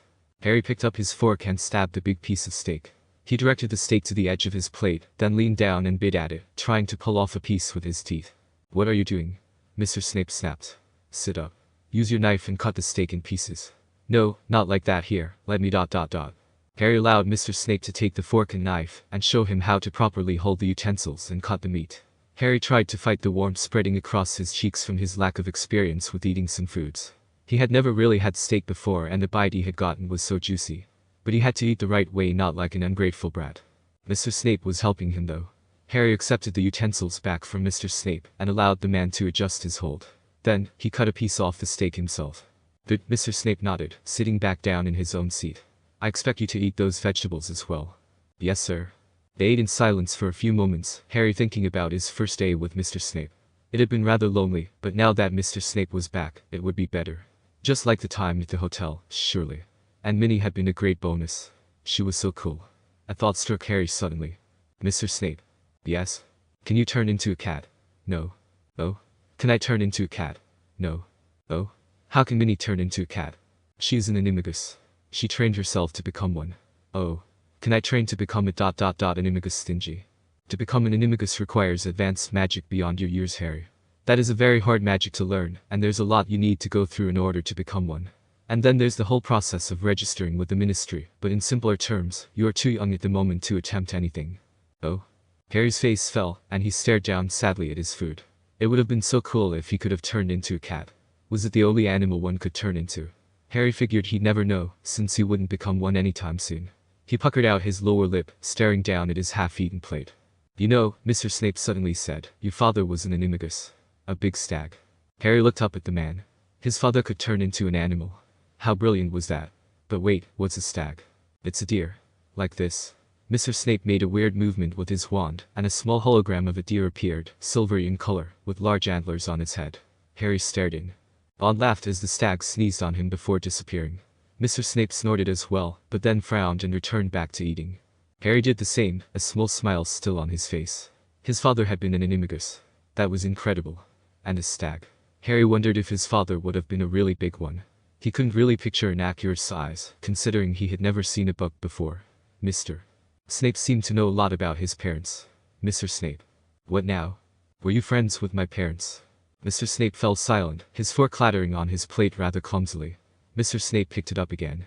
I was with your mother. Not your father. Why not my dad? I just ... enough questions. Finish your vegetables. Harry ate a bite of green beans. Why didn't Mr. Snape want to talk about his parents? Maybe he was sad they were gone. He was so stupid to ask a question like that. Clearly Mr. Snape was upset that they were dead, or at least his mother. Mr. Snape had been friends with her, so he had known her, unlike Harry. Besides, it really wasn't Harry's business to ask these questions anyway. Children were meant to be seen, not heard. Uncle Vernon taught him that. After a minute, Mr. Snape spoke again. I'd like to reinforce that when I say a room is off limits, it is off limits. You are not to enter my study or lab again, understood? Yes, sir. But it looks fun. What does? Your lab. Where you make potions. I want to make a potion. My lab is not a playground. It can be very dangerous. Think of potions like ... explosive chemicals. One wrong move and you can cause yourself a lot of damage. Can I maybe watch you sometime, then? Harry asked. He really wanted to see a potion up close. If it was too dangerous to make one himself, maybe he could watch Mr. Snape make one. Mr. Snape sighed as he seemed to stare off at something across the room. Harry followed his gaze but didn't see anything. He looked back at Mr. Snape, who looked down at him. Maybe. It wasn't a no, so Harry gladly accepted the answer with a smile. I said maybe. Mr. Snape stated again firmly. I know. I'll be really good. Mr. Snape went back to eating. Harry did the same. Severus sat in his armchair, looking over the schedule he had created for Harry, and the list of rules he had yet to hang somewhere. He had added to the word freak his forbidden rule. He had to convince that boy that he was not a freak. He had sent Harry off to brush his teeth and dress for bed. However, his mind was far from working on the schedule and rules. His thoughts were back on the conversations he had had during dinner with the boy. The boy knew so little about who he was, what had happened to his parents, and even about magic in general. It was frustrating really. And he was the one left to answer all the questions. None of this was fair. If Albus had just removed the boy from that despicable family to begin with, he wouldn't have to deal with Harry. He never would have met the boy. And now that he had Harry in his care, Severus had no choice but to expose the boy to the wizarding world. Whether that was what Albus wanted or not. While explaining Harry's past, the origin of the scar and death of his parents, he had omitted several details the boy could live without for the time being. He still cringed at his slip though. He hadn't meant to refer to that dark wizard as the Dark Lord. It just came so naturally to him he thought nothing of it. He briefly wondered how Harry would feel if he knew that Mr. Snape had been the one to tell the Dark Lord of the prophecy, resulting in the events that had occurred. If he had just kept his goddamn mouth shut. It was history now, Severus sighed. No one could rewrite history, one could simply learn from it. And he would make no more mistakes. He had to do what was best for Harry, he had to do what Lily would want for her son. And Lily would want her little boy in a good home, with loving parents who actually cared about his well-being. Severus would make sure of it. He made a promise not to Albus, not to the Dark Lord, but to Lily. Mr. Snape. Severus blinked and looked up at Harry standing in front of his chair, holding a book open to a page with a finger pointing to a word. The boy was dressed in the pajamas from last night. Yes? What does burrow mean? Burrow? What are you reading? Leo the Lop. Harry held up the book that had a long-eared rabbit on the cover. Minnie gave it to me. So I see, Severus sighed. Well, a burrow is a hole in the ground, usually dug out by some kind of animal. Rabbits in your case. But it says the entire burrow of bunnies, Harry read. That doesn't make sense if it means holes. Well, it's like ... Severus paused as Harry crawled up into the chair Severus was in, holding the book between them. Heck, the boy was practically on his lap. In Severus's opinion, Harry was too comfortable around him. It made Severus uncomfortable. He was silent for a moment as he stared down at the boy and the book, before clearing his throat and deciding to answer the question as quickly as he could, so the boy would leave him be. Well, here, burrow refers to a group. Rabbits make burrows, holes in the ground to live in. So, sometimes they are called a burrow of bunnies when seen in a group. Does that make sense now? Harry smiled up at him and nodded but didn't move off Severus's lap. Instead, he leaned more against the man. Can you read it to me? Severus stared down at Harry. Was this child serious? He was not reading a book to him. The boy could clearly read fine on his own, surprisingly. Just until I have to go to bed. You should go get in bed now. You need your sleep. Just a couple pages. Please. It'll help me fall asleep faster. Severus spit back a growl, biting his cheek. The nerve of this brat. Severus stared down at the book the boy was holding and back at Harry. Well, if Harry was promising to go to bed faster, then he might as well as indulge just this once. Fine, but you better go right to sleep after. Harry smiled and nodded as Severus took the book in his own hands. I mean it, right to sleep. And I'm only reading a couple pages. Harry nodded again, snuggling against Severus's side. This will not become a nightly ritual, understand? Harry nodded again, saying, can you read it now? Mind your cheek. Severus cleared his throat and began reading the page they were on. He read the next page as well, before a thought occurred to him. He should probably make sure Harry was aware of his plans. The plans to find the boy a good home. He had mentioned it before, but perhaps he should drill the message home. Harry, you do realize that you being here is only temporary.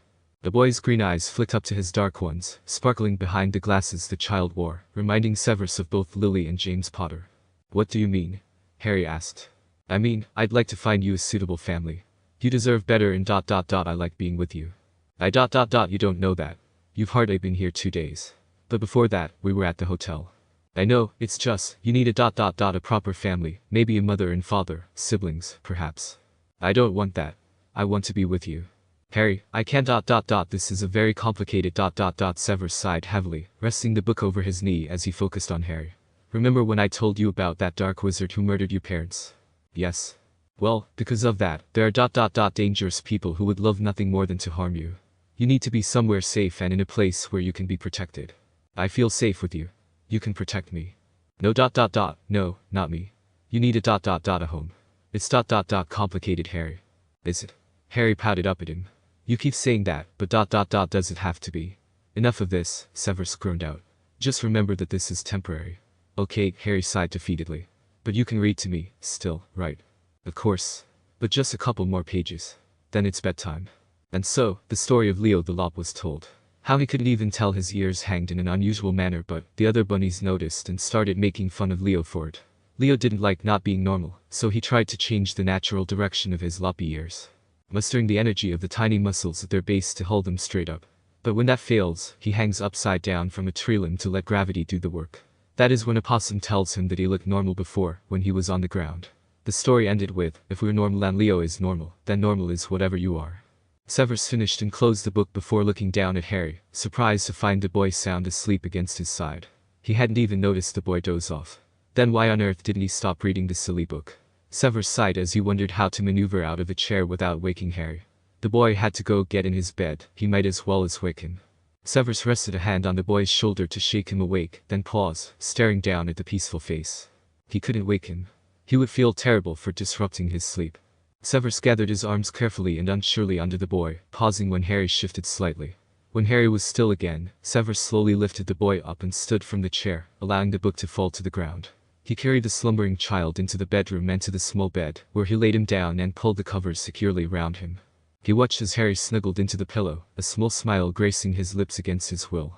He shook his head to wipe the smile away. What was he doing? Severus sighed. If only Harry could be as easily convinced as Leo the Lop that he was as normal as everyone else, and not a freak. Severus closed his eyes. Great, now he was referencing children's books. Next, he will be singing lullabies and kissing boo-boos. Just lovely. Severus walked out of the bedroom, closing the door behind him. He needed to work on grading anyway. Perhaps that would help clear his mind. Disclaimer. I do not own Leo the Lop by Stephen Cosgrove, just like I don't own Harry Potter. Schedules and routines.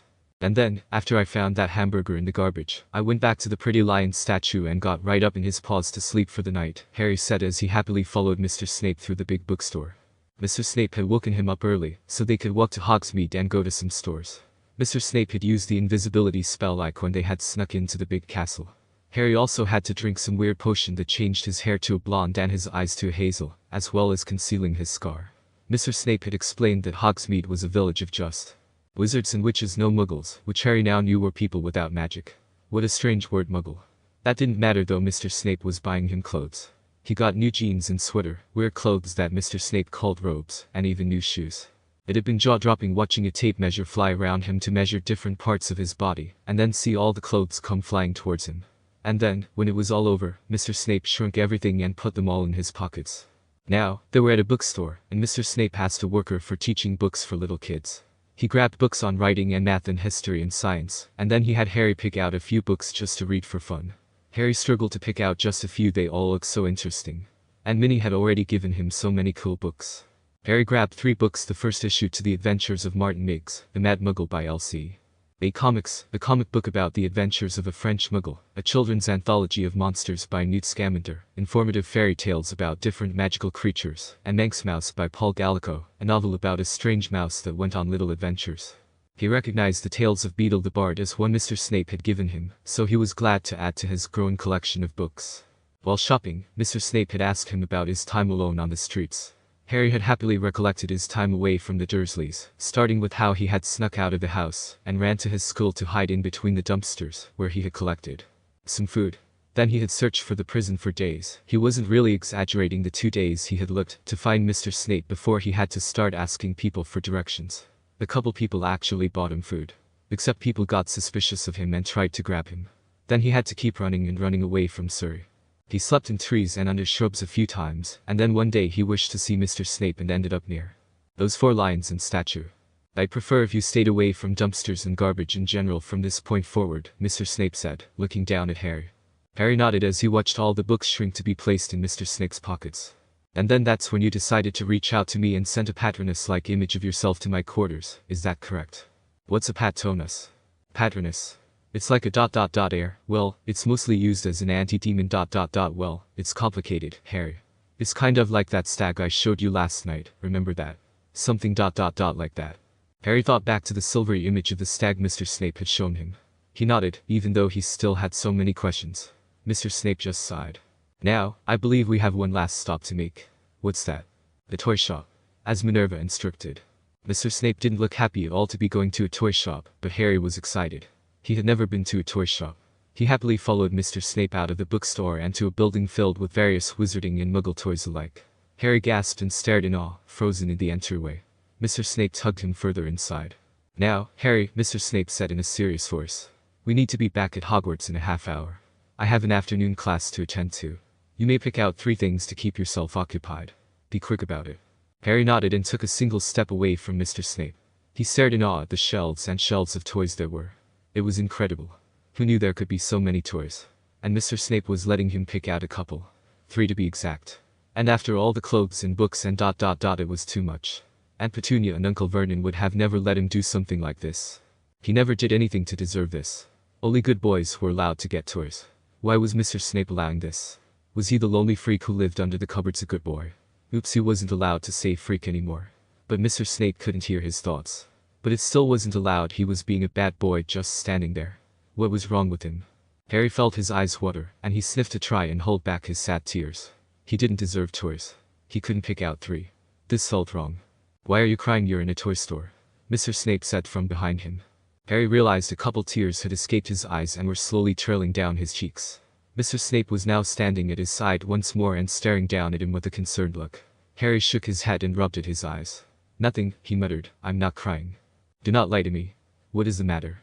Mr. Snape sighed agitatedly, then took in a breath and closed his eyes, pinching the bridge of his nose. He then spoke in a calmer voice. "Is it ... perhaps overwhelming? You are not used to this, are you? Picking out toys for yourself, I mean." Harry nodded. It was overwhelming. It was too much. Mr. Snape was too nice for a boy like him. "Why don't ... we could ... perhaps pick out a couple things together." Mr. Snape hesitantly held out a hand to Harry. Harry rubbed at his eye one last time and smiled softly before accepting Mr. Snape's hand. He allowed Mr. Snape to lead him down an aisle that had shelves of various toys for kids, from beginner broomsticks to wizard's chess to animated stuffed animals. It was all so strange to Harry, but Mr. Snape didn't seem at all surprised when a dragon figure breathed a small flame of harmless fire. Harry had jumped at that, but Mr. Snape offered a reassuring squeeze of Harry's hand. Then, Mr. Snape led Harry down a different aisle, where toys were less mobile and flighty. Harry relaxed a bit more and smiled at some normal stuffed animals.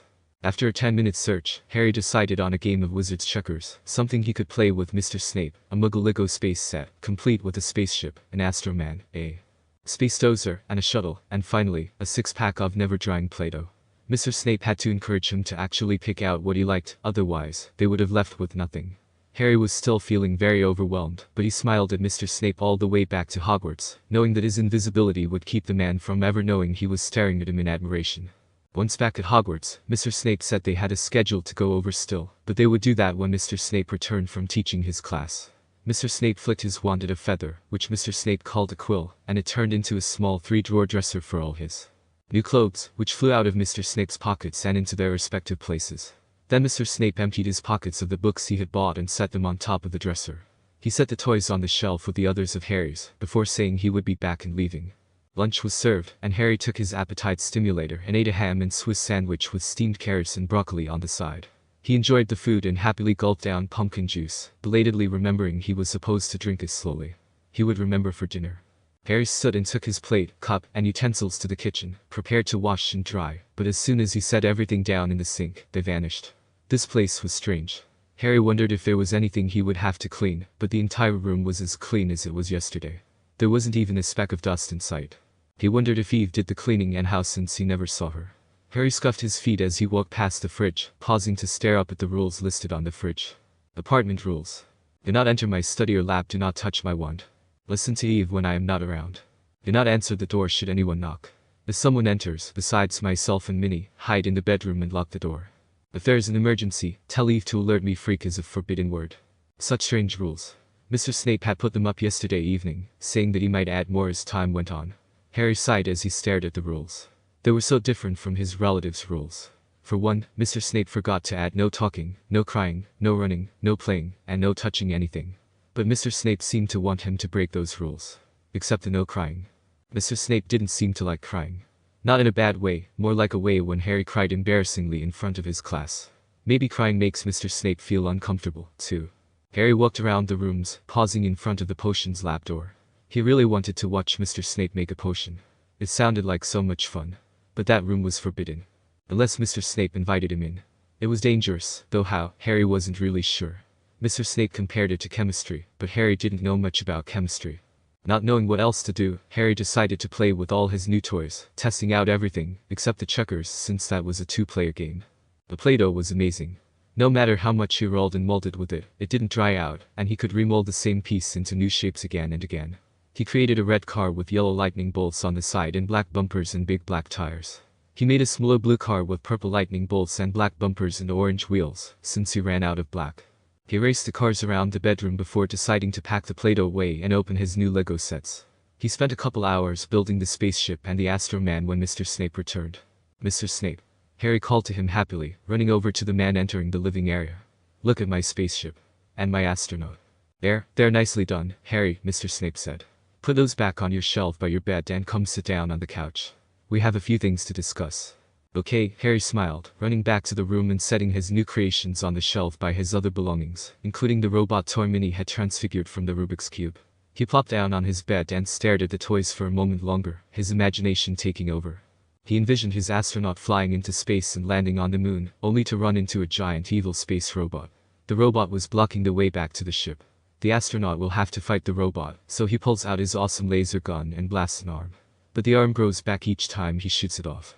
And then the robot shoots lasers back. The astronaut jumps behind a big moon rock, only for a laser to blast it to pieces. The astronaut runs for another moon rock, shooting his gun at the robot, but the robot sees where the astronaut is going, and blasts that rock before he can hide behind it. The robot is cornered now and ... Harry.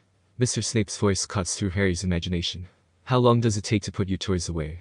Get back out here. Harry jumped off his bed and ran back out to the living room, offering Mr. Snape a sheepish smile. Sorry. I got distracted. Obviously, Mr. Snape frowned, setting tea supplies down on the coffee table before sitting down on the couch. Sit. We have much to go over. Harry obediently sat down next to Mr. Snape and smiled up at the man. Mr. Snape raised a hand, and some weird paper came flying out of the forbidden study room. Harry stared down at the strange paper as Mr. Snape held it between them. It was a schedule. Monday 8 a.m. 10 a.m. Writing 2 p.m. 4 p.m. Math. Tuesday 8 a.m. 10 a.m. Study time 2 p.m. 4 p.m. History. Wednesday 8 a.m. 10 a.m. Lessons with Minerva 2 p.m. 4 p.m. Study time. Thursday 8 a.m. 10 a.m. Science 2 p.m. 4 p.m. Reading. Friday 8 a.m. 10 a.m. Study time 2 p.m. 4 p.m. Tests. Saturday 8 a.m. 10 a.m. Lessons with Minerva 2 p.m. 4 p.m. Study time. As you can see, Mr. Snape began, you will spend 4 hours each day learning and studying. I expect you to use your study time wisely by working on any assignments either I or Minerva may assign you. I have worked your schedule to work around my own and Professor Mcgonagall's. Mondays, I have a morning lecture, so I will see to your writing when I return in the afternoon, as which we will work on math. Tuesdays, Wednesdays, and Fridays, I have labs and classes to attend to, so you'll do most of the work on your own. Thursdays, as you know, I have an afternoon lecture, but I will be quizzing you on your reading material. Any questions so far? Harry shook his head. It looked like his boring days were about to get busy. Every Friday, you will have a test on everything you've learned in that week. For tomorrow, we will skip that test as you are just starting your schedule. But on Saturday, I will drop you off at Professor Mcgonagall's office to begin your lesson. On Wednesdays and Saturdays, you will have lessons with her. They will vary from topics on magic to Muggle studies, depending on how well you are doing in your subjects. For this first time, I will drop you off, but I'm thinking of having Eve take you to Minerva's office routinely. It would be safer and less conspicuous. I certainly can't be seen visiting her so often and she otherwise. Understand? Any questions? Are we reading today? Harry asked. He liked to read, and if Mr. Snape would stay and read with him, nothing could be better. Well, it's almost 4:30, Mr. Snape said. As I've said, I have an afternoon lecture. You'll be doing the reading on your own. I believe Saturday will be the day we officially begin your schedule. How does that sound? Oh, Harry couldn't help the small pout. Okay. Any other questions about your schedule? Lunch will continue to be at noon, and you may use your lunch break to ... play with your toys or something until 2. I do have a grandfather clock, Mr. Snape pointed off to the tall clock in the corner of the room, so I expect you to keep track of time. Even so, Eve will inform you of when it is too. I expect you to be responsible and start on the work I set out for you. This schedule is non-negotiable. Questions? Harry shook his head. Good. So, what have you done today? Did you eat lunch? Yes, Mr. Snape. All of it. I was going to clean my plate and stuff, but it all disappeared. Yes, that happens here. The house elves tend to them, as they do everything. I will have Eve hold back on your toys in bed. I expect you to make your own bed each morning and to pick up after your toys and books. Dirty laundry will be collected by the house elves, but I expect you to put your own clothes away when they are returned. I do not want to find anything out of place. You know where your belongings need to be. Yes, Mr. Snape. Well, after lunch, I played with my new toys. I made 2 brilliant drasticers with the Play-Doh. One was blue with red lightning bolts, no wait, red with yellow lightning bolts. The other one was blue and purple. Oh, now I wish I had saved them, so you could see them. I pretended that the room was a big racetrack. Severus allowed Harry to talk about how he had played with the Play-Doh, and how amazed he was that it never got even a tiny bit dry from constantly being molded into something new. Then Harry went on to explain how he had followed the instructions to the Lego model so carefully, and built the spaceship and Astro Man.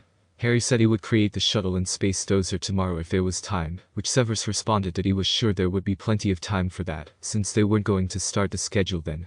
After Severus had been thoroughly updated on the boys' day, dinner was ready, and they went to the table where he served them their food. Harry needed another appetite stimulator in order to eat more than half of his plate. Severus was sure Harry would be on the stimulator for a few more days before he could eat a good portion of his meals without it. Once dinner was over, Severus helped Harry draw a warm bath. While Harry bathed, Severus picked up the Daily Prophet he had missed that morning in his rush to shop for Harry under Minerva's suggestion. He sat in his armchair and tried to read the news, yet his thoughts strayed to Harry and the situation he found himself in. This would be the second day, full day, he had kept Harry in the castle.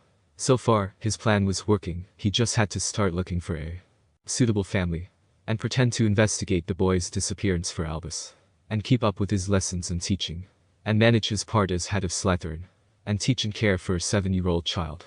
What the bloody hell had he signed himself up for?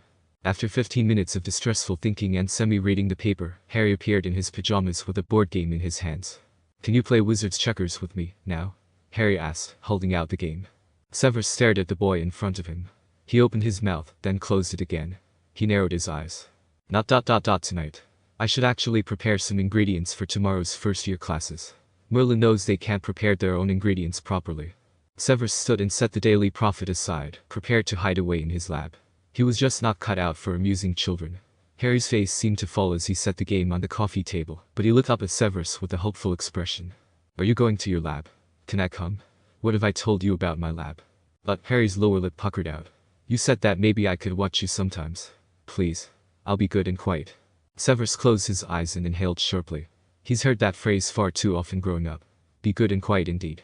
It was all Harry was actually good at. Heck, he excelled at it. Well, what harm would it do to have the boy observe him in the lab?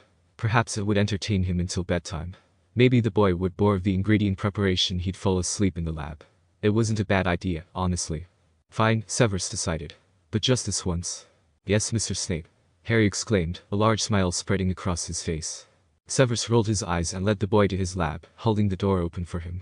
Harry eagerly stepped inside, staring around at everything as if it was the most amazing place in the world. Severus summoned a variety of ingredients to his prep table, at the same time checking on a simmering cauldron on one of the long tables.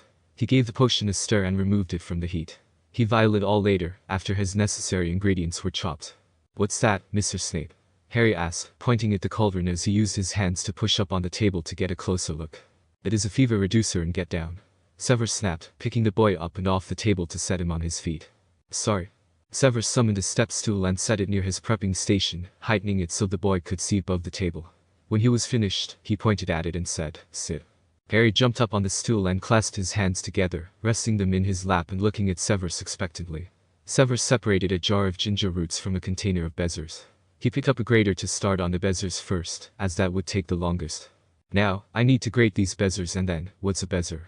Severus glared at Harry for his interruption. The boy seemed a bit remorseful, but his eyes still sparkled with curiosity. Severus sighed and looked back at the bezzer he was grating, the tiny pieces collecting in a small growing pile. He might as well as answer the kid's questions if he was going to have him in there. "The bezzer," Severus answered, "is a stone taken from the stomach of a goat, and it will save you from most poisons. It looks like this." Severus held up the bezzer pointedly to show Harry. Harry frowned at the stone that seemed too shiny to have been in a goat's stomach. "That was in the goat's stomach. How did it get there? Do all goats have it?" "It depends on the type of bezzer. Other animals can create bezzers as well. Some bezzers are formed by indigestible plant material, as is the case in most ruminants. Cows are ruminants, Harry, as are sheep and goats." Severus had seen the question forming on the boy's lips, and had answered before the child could ask. "Sometimes a bezzer is a hairball trapped in the stomach. And sometimes it's not in the stomach at all, maybe it's stuck in the throat, perhaps from swallowing food that hasn't been chewed properly. In horses, that is known as choke." "Is it because they're choking?" Severus returned to grating. "Indeed. Smart boy." He ignored how Harry's smile brightened and focused on what he was doing. It was quiet in the lab for a minute. This is ginger, Harry suddenly said. Severus looked at the ginger roots and then at Harry. Yes, it is, Severus frowned. I need to chop them. I can help you, Harry offered. I don't think giving you a knife would be appropriate. It's okay. Aunt Petunia taught me all about chopping, and dicing, and mincing. Severus froze. Did Harry honestly know the difference between the three? Some adults didn't even know the difference, forget most of his first-year students.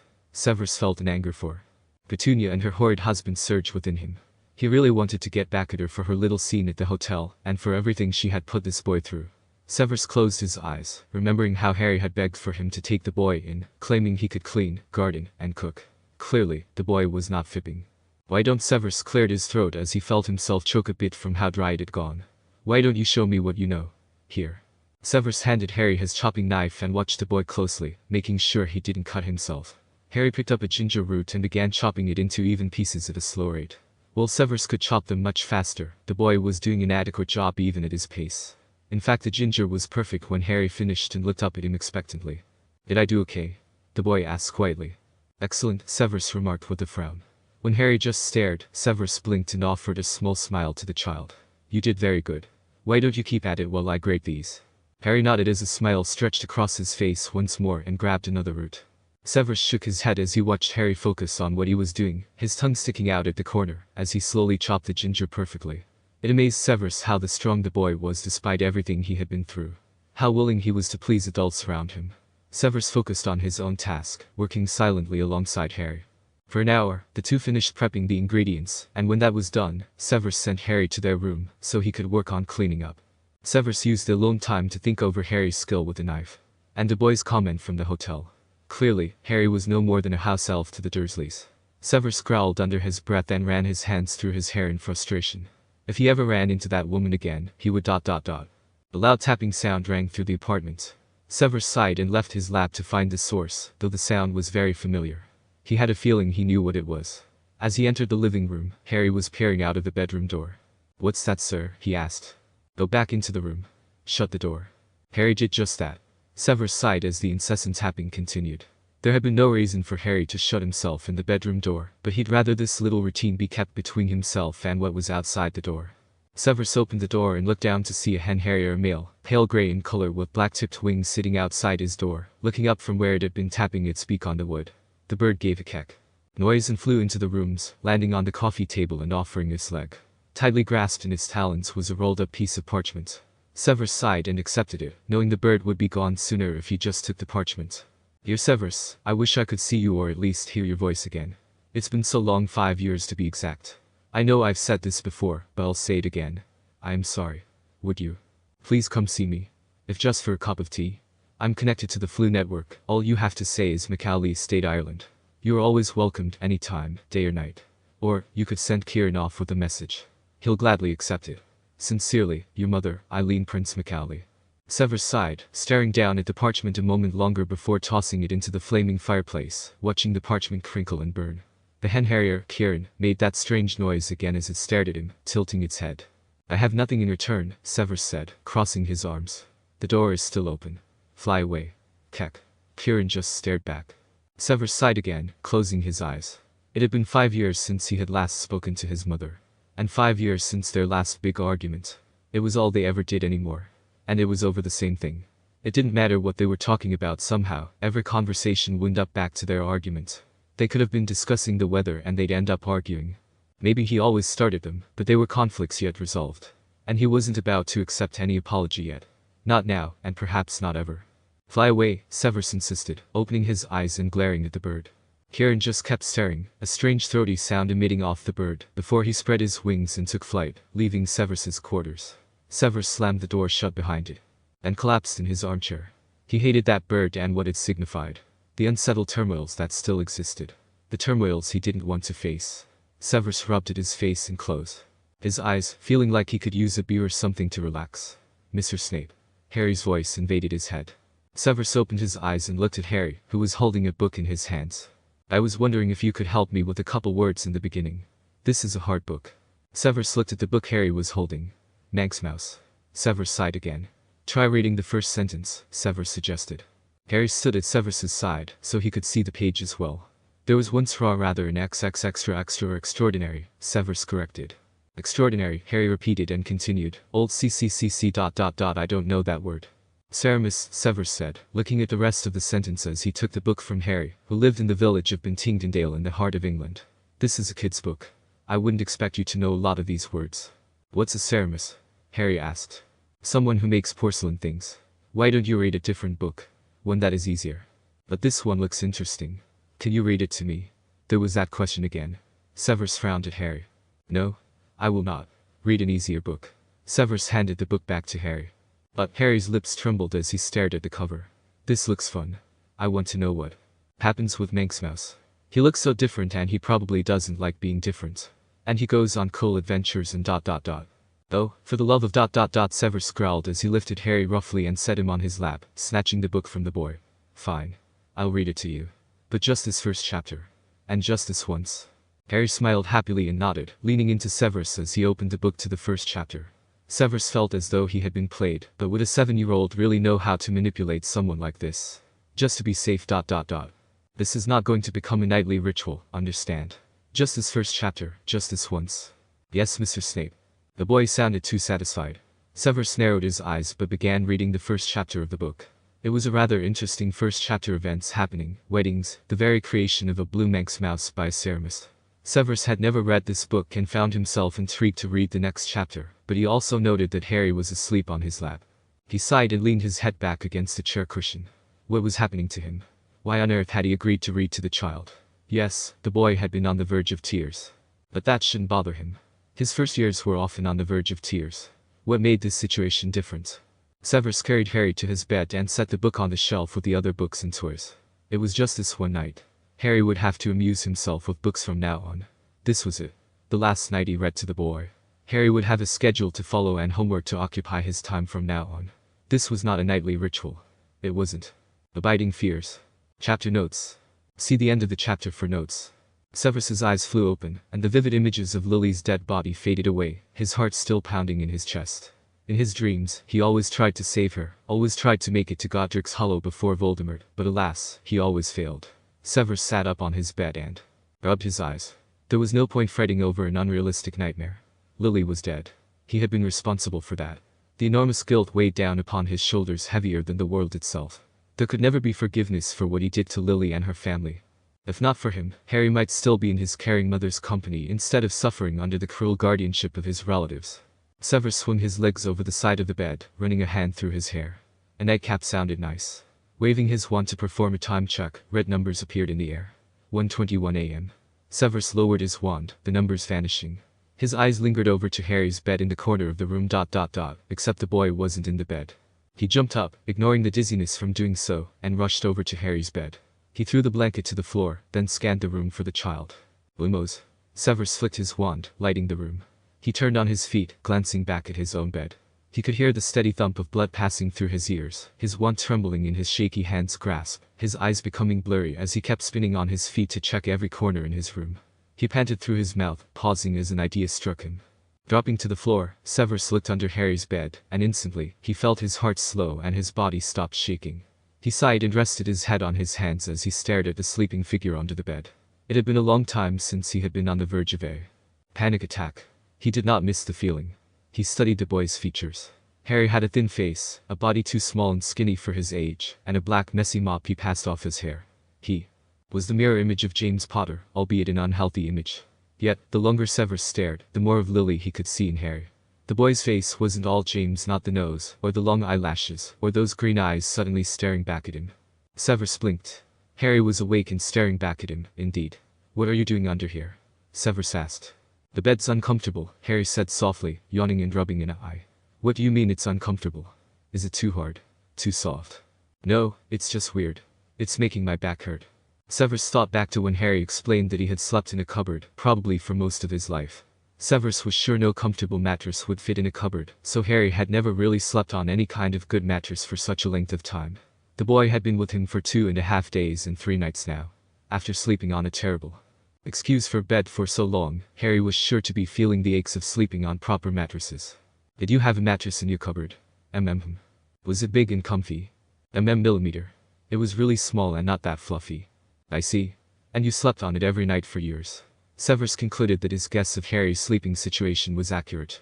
Sometimes during the day, too. When they would lock me in my cupboard and not let me out. Not let you out. For how long? I don't know. Sometimes for the weekend until school.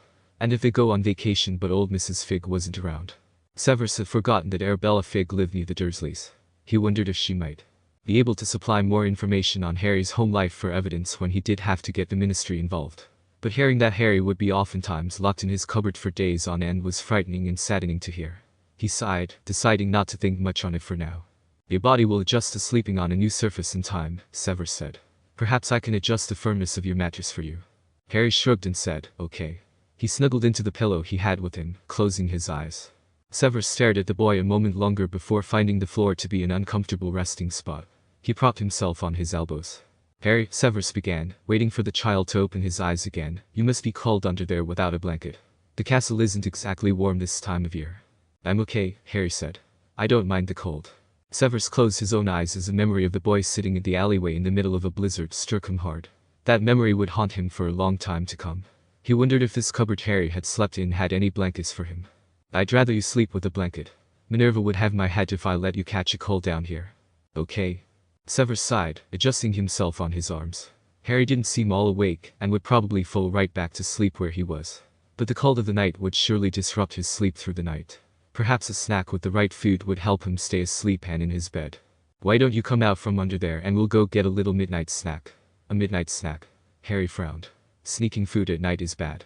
Well, it's not exactly sneaking if I'm the one insisting on it, now, is it? But it's dark. That's nothing to be afraid of. I know. But monsters like to hide in the dark. Or maybe ... Harry fell silent. Maybe what?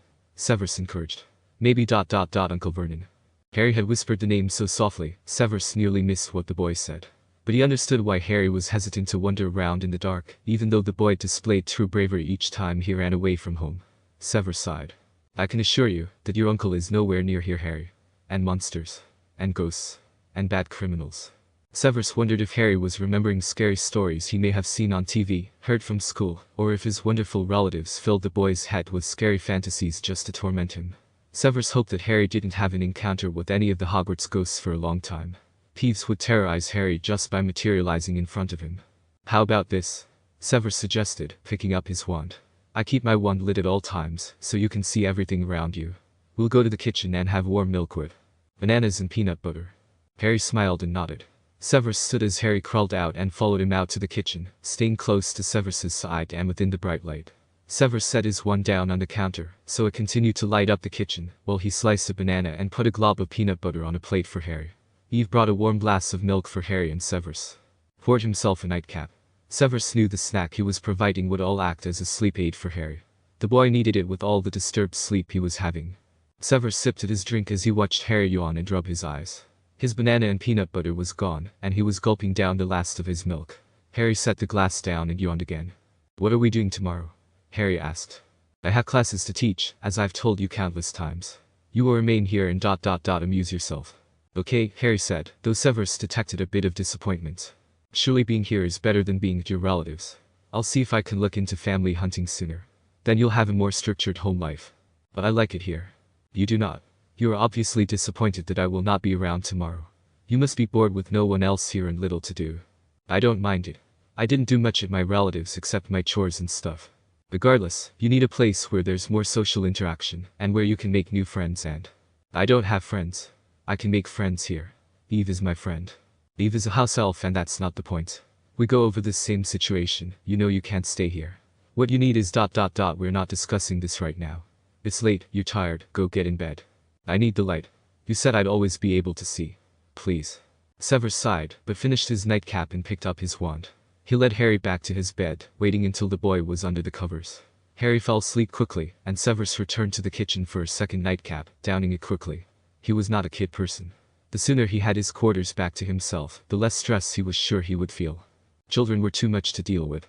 Severus returned to his own bed and lay down, his eyes straying over to Harry's bed.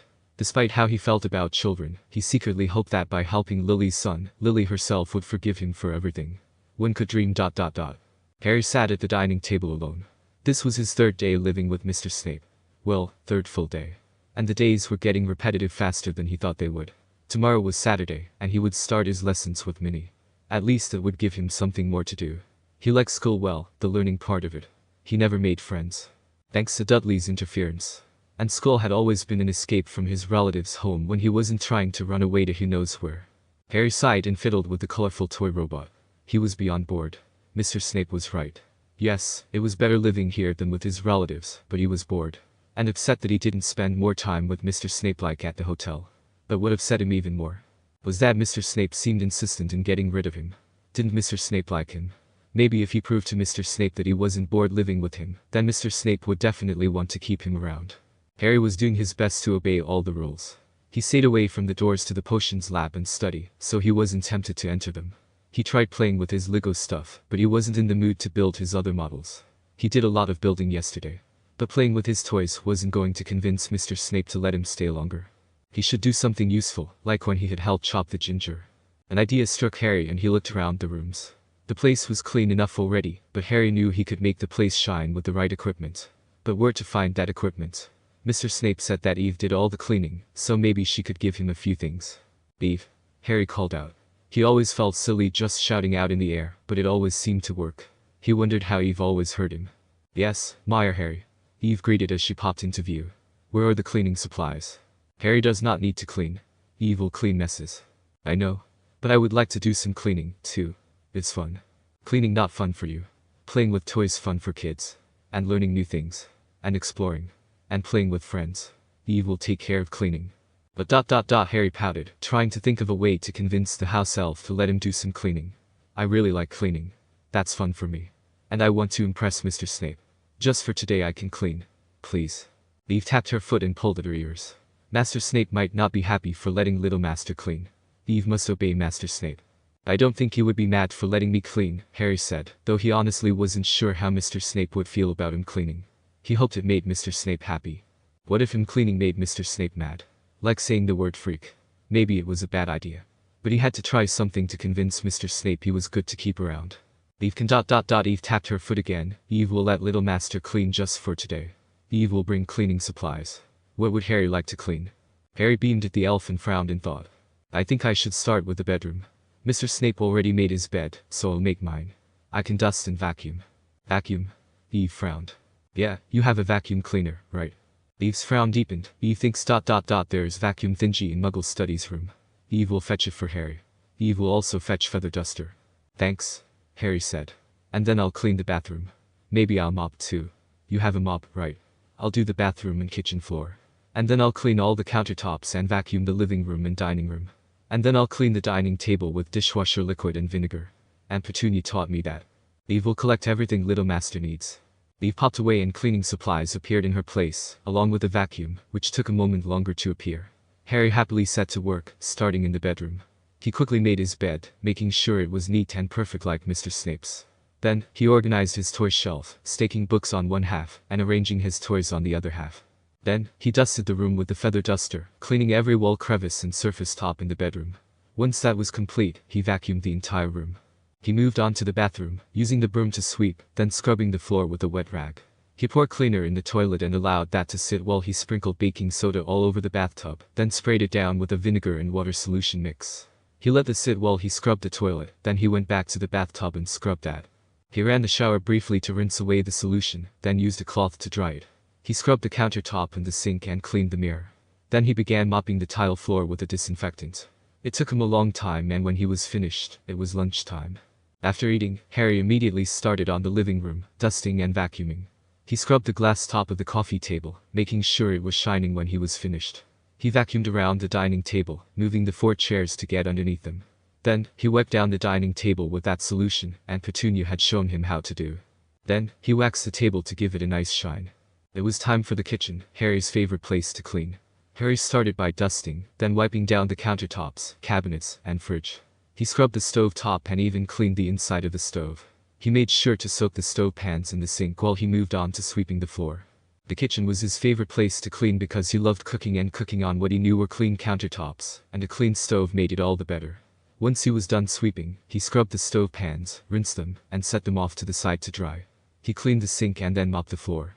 He ran a cloth over the pans and put them back in their respective places. The cloths he used to dry all vanished as Soon as he set them down, so he figured Eve was taking care of them, though he would have been glad to do that as well. Harry smiled at his beautiful work when he heard the door to the quarters open. He ran out of the kitchen to see a surprised Mr. Snape staring at the clean and fresh-smelling living room. "Do you like it, Mr. Snape?" Harry asked, stopping in front of the man. "I asked Eve if I could clean and she said I could just today. Doesn't it smell nice? Lemony fresh." "You did all this?" Mr. Snape frowned. "Yeah," Harry said, wondering why Mr. Snape looked so concerned. "It was fun." "It was." Mr. Snape moved further into the rooms, glancing into the bedroom. "You did in here, too? And the bathroom?"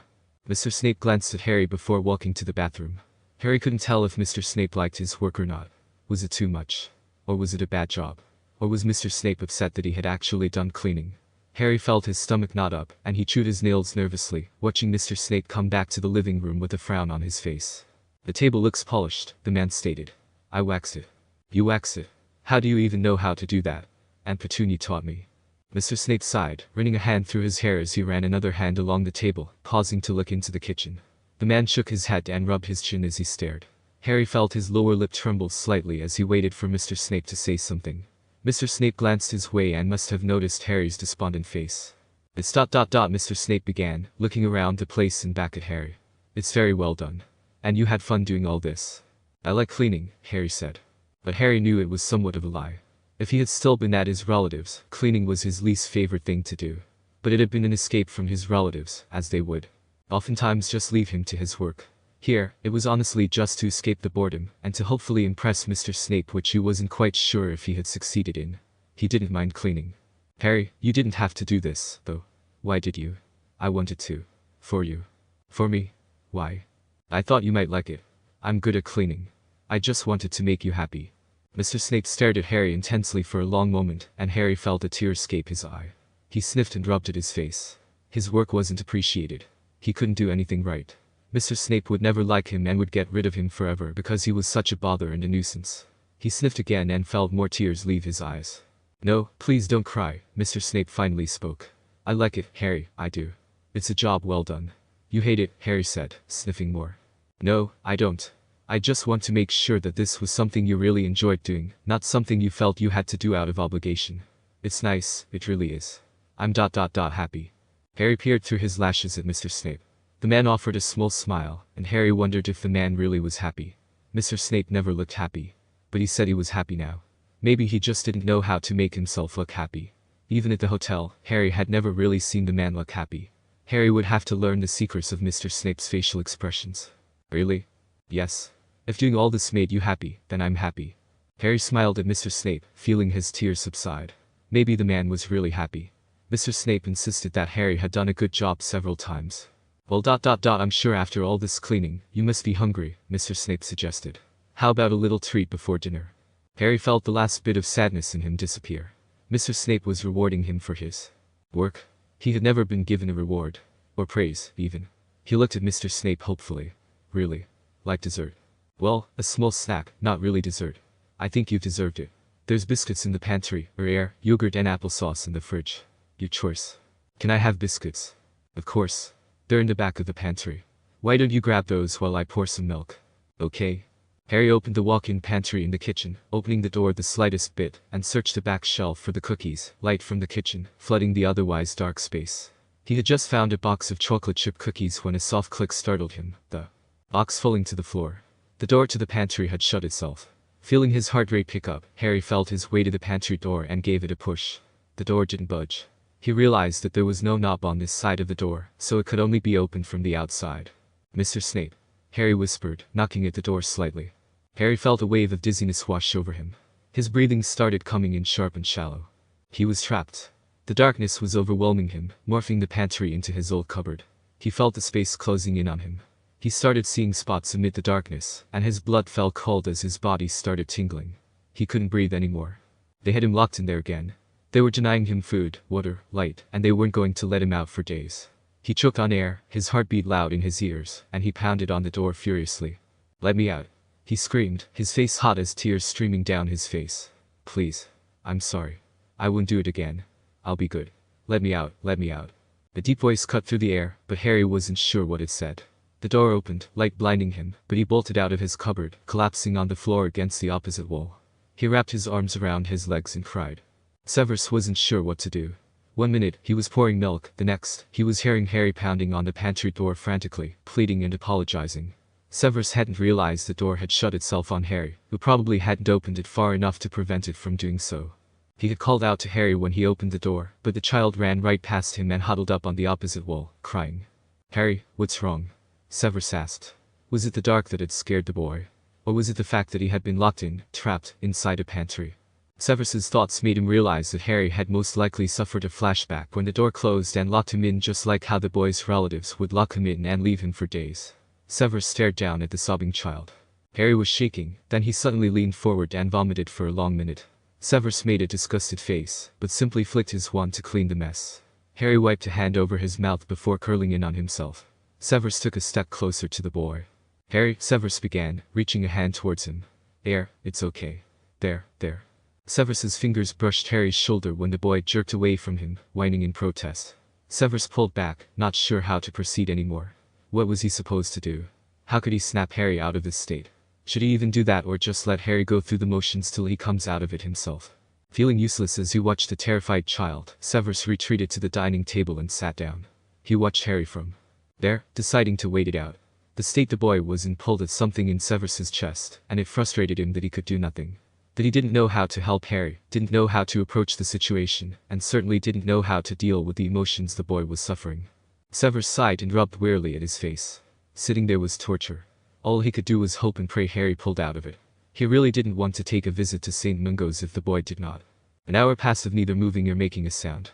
Harry had long stopped crying, but he remained in the corner, his eyes blank and distant as he stared off to a corner of the kitchen. Severus rested his head in his arms, watching the boy, wondering when and how he should intervene, or if he even should. A loud knock on the door cut through the silence.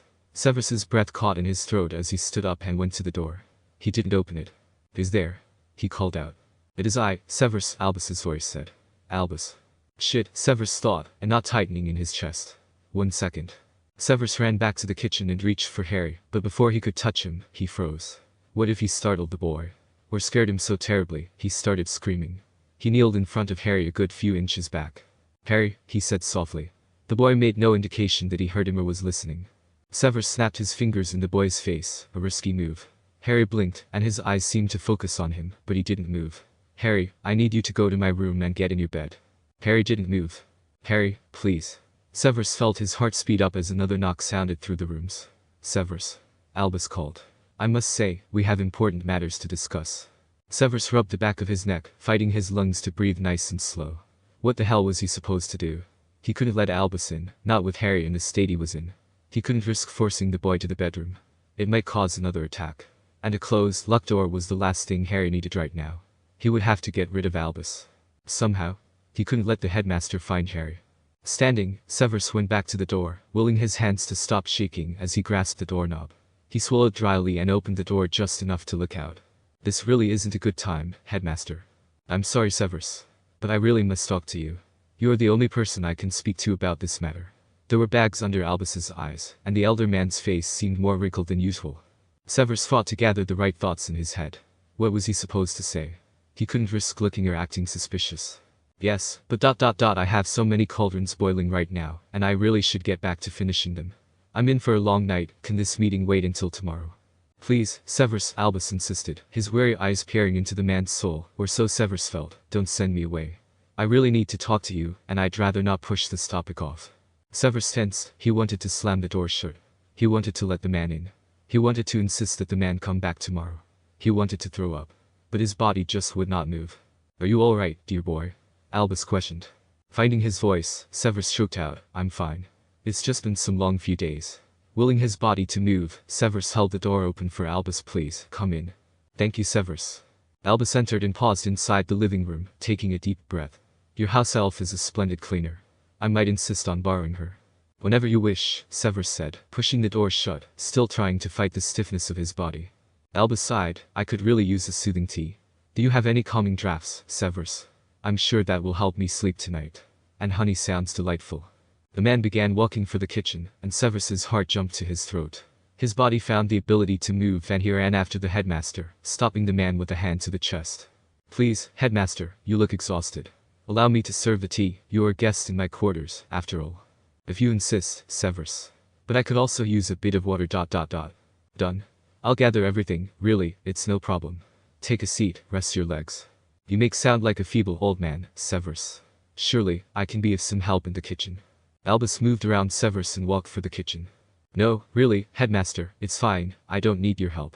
But it was too late. Albus entered the kitchen, Severus right behind him. Honestly, you always insist on doing everything yourself, Albus said, as he pulled a few teacups out of a cabinet and set a filled teapot on his stove. It will not harm you or your reputation to have a little help every now and then. I could use a drop or two of a calming draught. You do have some in stock, do you not? Severus didn't hear a word Albus said. His eyes were fixated on the spot where Harry had been. The boy was no longer there. Had the child managed to snap out of it? But if not here, then where had he gone? Did he make a run for the room when he had been speaking to Albus through the door? But his bedroom door wasn't shut. Harry surely would have shut the door if he had run there to hide. Wouldn't he? Severus blinked, and his eyes looked in Albus's direction. Are you alright? There was that question again. No, he was not alright. He was far from alright. And until he could resolve this Harry Potter situation, he would never be alright. Severus just nodded his head, his eyes straying to the wall once more before he looked up at Albus. I'm fine, he said.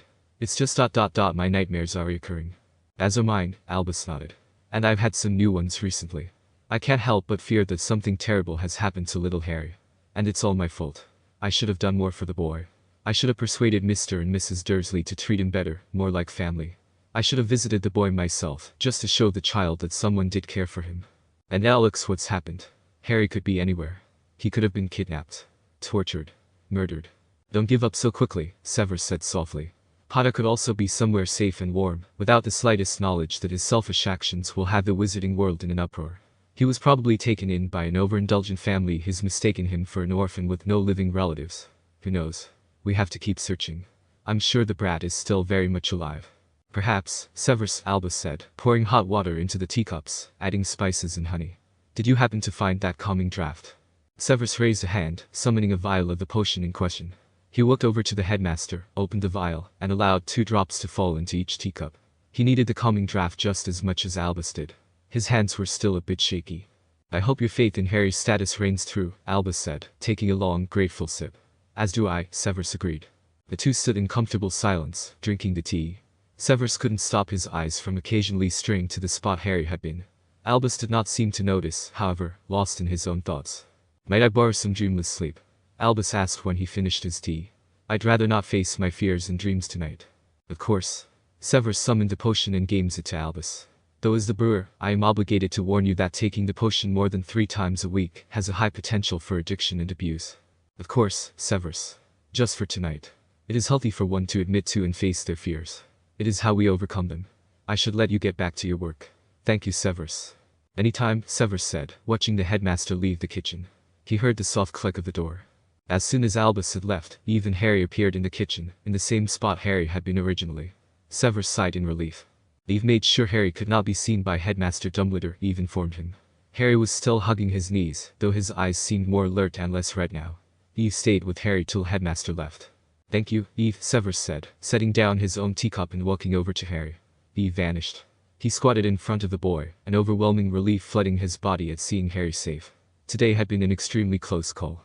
And he did not like the feeling it had left him in. He stared at Harry, and the boy stared right back. It was Harry who spoke first. I was scared, he said, as if that summed up the entire afternoon.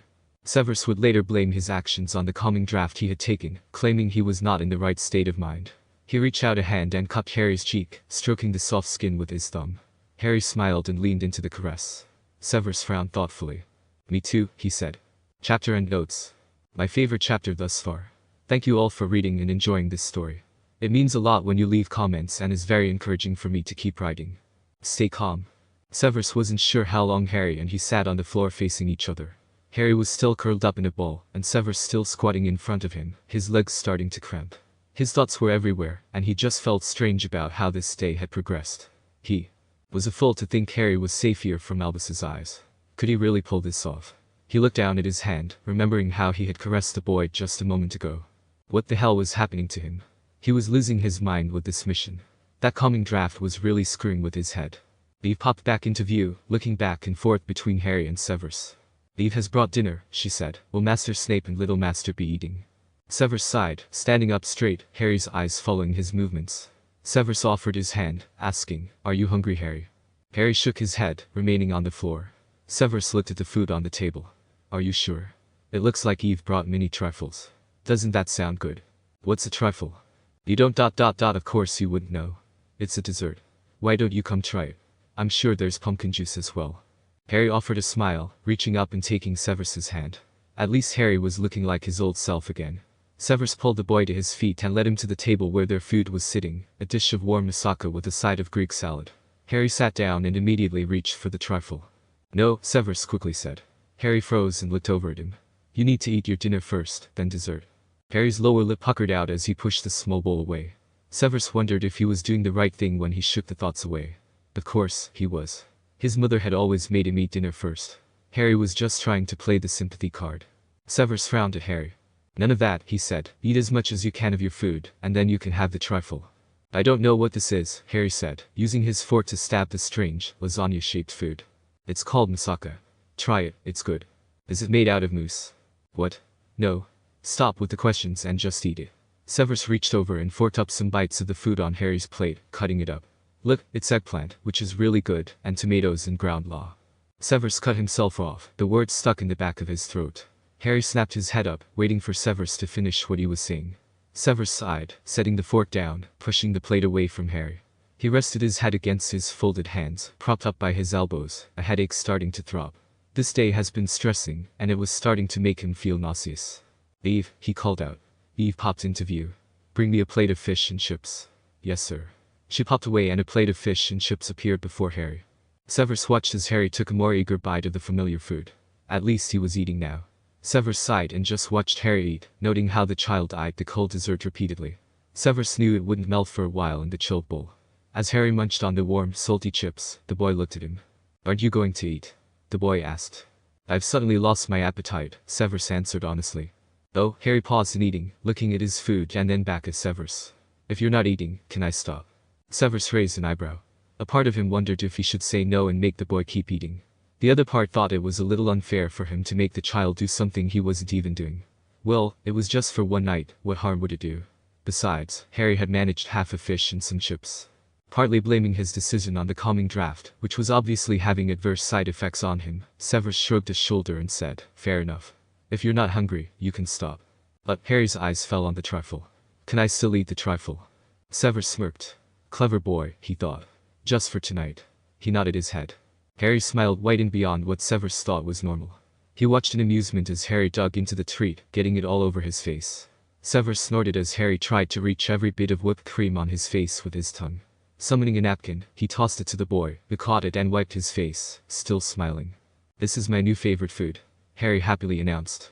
Unsure if he was supposed to be happy about that or not, Severus simply nodded his head. After dinner, or when Harry was finished with his dessert, Severus sent Harry off to dress for bed while he sat in his armchair grading papers. Harry had returned to the living room with the Manx Mouse book in hand, and after a brief period of claiming he was in no mood to read to the boy and Harry pleading, Severus found himself with the child in his lap, reading the second chapter of Manx Mouse, Harry resting his head against Severus's shoulder. "Aren't you two a cute picture?" a voice interrupted them halfway through the chapter. Harry nearly fell to the ground from how fast Severus stood up and turned, facing Minerva who was standing in his doorway, smiling at them. Severus glared at the woman, the book still in his hand, his thumb marking the page he had been on. "Haven't you ever heard of knocking?" he growled. "So much for that calming draft." "I sent you a note that I would be stopping by," Minerva said, closing the door and entering. "I see you haven't even touched it, though." Severus noted the rolled-up parchment resting in front of the fireplace where it fell after traveling through the flue system. Severus groaned and pinched the bridge of his nose. How had he missed that? "Well, don't let me interrupt your reading time," Minerva continued, walking over to the couch and sitting down. "I'll wait." Severus glared at her, then noticed Harry looking up at him hopefully. He frowned at the boy and shook his head. He handed the book back to Harry, who took it and stared down at the pages before giving Severus a sad look. "No, we were just finishing." He needed help with the chapter. Severus spoke to Harry. "I'm sure you can take over from where we left off." Minerva rolled her eyes and stood back up, saying, "Fine, don't read." She took the book from Harry, cornering a page to mark the place, and set it on the low coffee table. "Maybe tomorrow night," she said to Harry. "I actually came down here to deliver something to you, sweetie. I was shopping for more transfiguration supplies when I saw this adorable, lonely friend.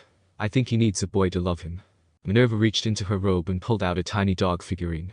Harry's eyes sparkled when it transfigured into a large stuffed dog with big floppy ears and long faux fur. Harry grinned and hugged the toy to his chest, the toy covering up his entire torso. He smiled at Minerva. "What do you say, Harry?" Severus said. Harry didn't say anything, just glanced at Severus and back at Minerva, offering a bigger smile. "Harry," Severus scolded. "Say thank you." "He's fine, Severus," Minerva said. "His smile says it all. Look how happy he is. Are you excited to start lessons with me tomorrow? I'm going to teach you all about Hogwarts." Harry snuggled into the large stuffed animal, nodding his head at Minerva, his eyes glittering with excitement. "It'll be hard to teach him if he doesn't say a word to you. I have students who never say a word or question anything in classes. They do fine. How's he been doing?" "Splendid," Severus answered dryly. Then, he sighed and rubbed his temples. Albus stopped by today. And Harry was in the middle of some flashback and wouldn't move. It was a very close call today. "You're risking a lot hiding him here, Severus. You should bring the authorities into this. Or at least a few more people you can trust." "And what do you mean he was in the middle of a flashback?" Severus explained his conversation with Harry about being forced to sleep in a cupboard, and how sometimes the Dursleys would lock Harry inside the cupboard for an extended period of time. Minerva commented on how horrid the family was, looking down at Harry with a sad face. Severus recounted the incident earlier that day of how the pantry door had shut on Harry, and the boy suffered a flashback. "The poor dear," Minerva sympathized. "And what did you do?" "When?" "During his flashback." "Nothing. He wouldn't let me touch him. I was just waiting until he snapped out of it." "You didn't do anything." "What was I supposed to do? Not let him sit there and tremble?" "Well, what?" The Severus spit back what he was about to say as his eyes landed on Harry. He looked away from the boy and growled loudly in exasperation, his hands clenching in fists at his side. Honestly, what had he been supposed to do? It wasn't like he was some expert in handling emotional and traumatic situations. Hell, he had his own problems he was sure he dealt with in unhealthy, incorrect manners. What use was he to a scared child? Way to make me feel like an idiot and so useless, Minerva, Severus thought bitterly. "Calm down," Minerva encouraged. "Don't get yourself worked up, now. You could have at least gotten Poppy. And let one more person in on Harry's situation. She wouldn't tell anyone, especially when you explain why you have the boy. I take it Albus came when Harry was suffering a flashback. Did you use a disillusion or concealment charm? To hide him?" "No, those completely left my mind," Severus muttered, covering his face with a hand. How could he have forgotten something so simple? "Well, what happened when Albus came by? My house elf hid him." "Your house elf? Eve, correct. You're lucky to have her. For Harry's sake, and just look at your quarters. You know, I don't think I've ever seen your room so spotless and dust-free." Harry cleaned the rooms. "Harry?" Minerva looked over at the boy still standing with the dog tied in his arms. Severus sighed, still trying to calm his rising temper. He needed some kind of release after the stresses of today. It had been too close of a call. Albus had nearly walked right in on him housing the boy, and the consequences of such an event weighed down heavily on his mind. All he wanted at this point was just to keep the boy safe, but he was starting to doubt his capability of doing so. He rubbed wearily at his face, his eyes meeting Harry's. The boy yawned and rubbed an eye, and Severus was about to tell him to head to bed when Minerva spoke first. "Why don't you go take a walk?" she suggested to him. Severus glared at her. "I don't need a walk. I'm fine. Harry needs ... "I'll take care of Harry." Minerva gave Severus's shoulder a push toward the door. "You need to do something to let go of that stress I'm sure you're feeling. Go yell at some Gryffindors or punch a tree or something." Before Severus knew it, he was in the hall and the door to his quarters shut behind him. "Kicked out of my own quarters," he muttered, deciding a walk was just what he needed. Before finishing his grading, "I'll yell at some Gryffindors, for sure. I'll take 100 points. From your house." Severus paused to spare his door one last glare before heading up the stairs. "You look tired, sweetie," Minerva smiled at Harry. "Would you like to get right in bed? Or would you like me to read to you?" Harry's smile grew, and he ran back to the bedroom. Minerva noted he didn't pick up the Manx Mouse book, which was fine with her. She'd rather save that for Severus to do with the boy. She didn't care what excuse Severus made, she knew exactly what had been going on when she entered the room. And she felt a bit guilty for ruining the moment for the two. Harry returned with another book and sat on the couch next to Minerva. "Ah, the Tales of Beedle the Bard," Minerva smiled. "One of my childhood favorites." Harry snuggled with the stuffed dog and leaned slightly against Minerva to stare at the colorful pages. Minerva began reading a story to the boy, who was slowly falling asleep against her.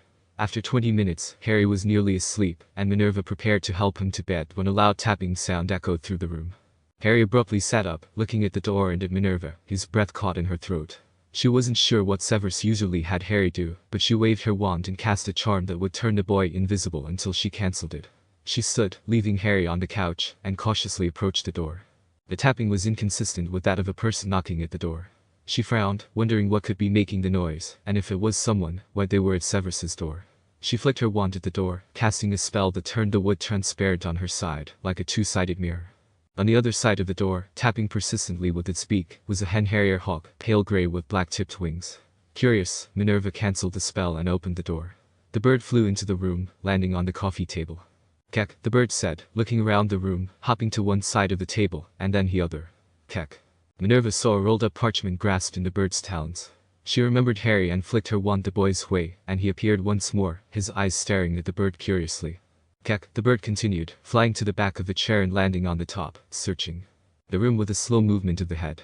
The bird paused, tilting its head at Minerva as it turned to face her. "Kek kek. You must be looking for Severus," Minerva said.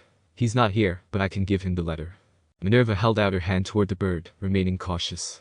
She was more familiar with the way owls worked, knowing that sometimes an owl would refuse to hand over any delivery to anyone but the intended recipient. She wasn't sure how this bird of prey might react to her reaching for the letter. The hawk tilted its head at her outstretched hand before lifting its leg and dropping the rolled parchment. Minerva smiled as she pulled away. Harry jumped off the couch and walked over to the bird, reaching a hand up to it. "Harry, no," Minerva warned, "be careful. But it seemed her worries were for naught. Harry stroked the bird, and like a cat, it leaned into the touch, rubbing its head against the boy's small fingernails. Harry laughed. Minerva breathed a sigh of relief and looked down at the letter. She knew it was none of her business, but the odd bird species, and the fact it flew all the way into the dungeon instead of dropping it off at the owlery for the house elves to sort sparked her curiosity. She carefully unrolled the letter. "Severus, I feel as though this is the millionth letter I've written to you. It reminds me of how quickly time flies and how much of your life I am missing. I know I made a mistake, but it was years ago, and I am deeply sorry. Can we not forgive and move on?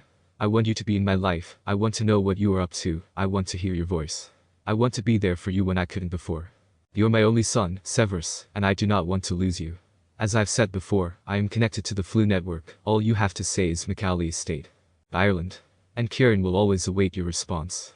With love, your mother, Eileen Prince Mcgonagall." Minerva sighed as she finished reading the letter. It saddened her that Severus continued to choose this relationship with his mother. "Minnie," a quiet whisper interrupted her thoughts. She looked down in surprise at Harry, but quickly smiled and asked, "What is it, sweetheart? Is it a letter?" "It is. For Mr. Snape." "Yes, for Mr. Snape. Who's it from?" Minerva hesitated, not sure how much Severus would want her to tell the boy. She looked down at the parchment, rolled it up, and set it on the coffee table. "Just someone Severus knows, is all, dear." "Is it from his mummy?" Harry suddenly asked. "Or his daddy?" Minerva felt something break within her at the innocent question.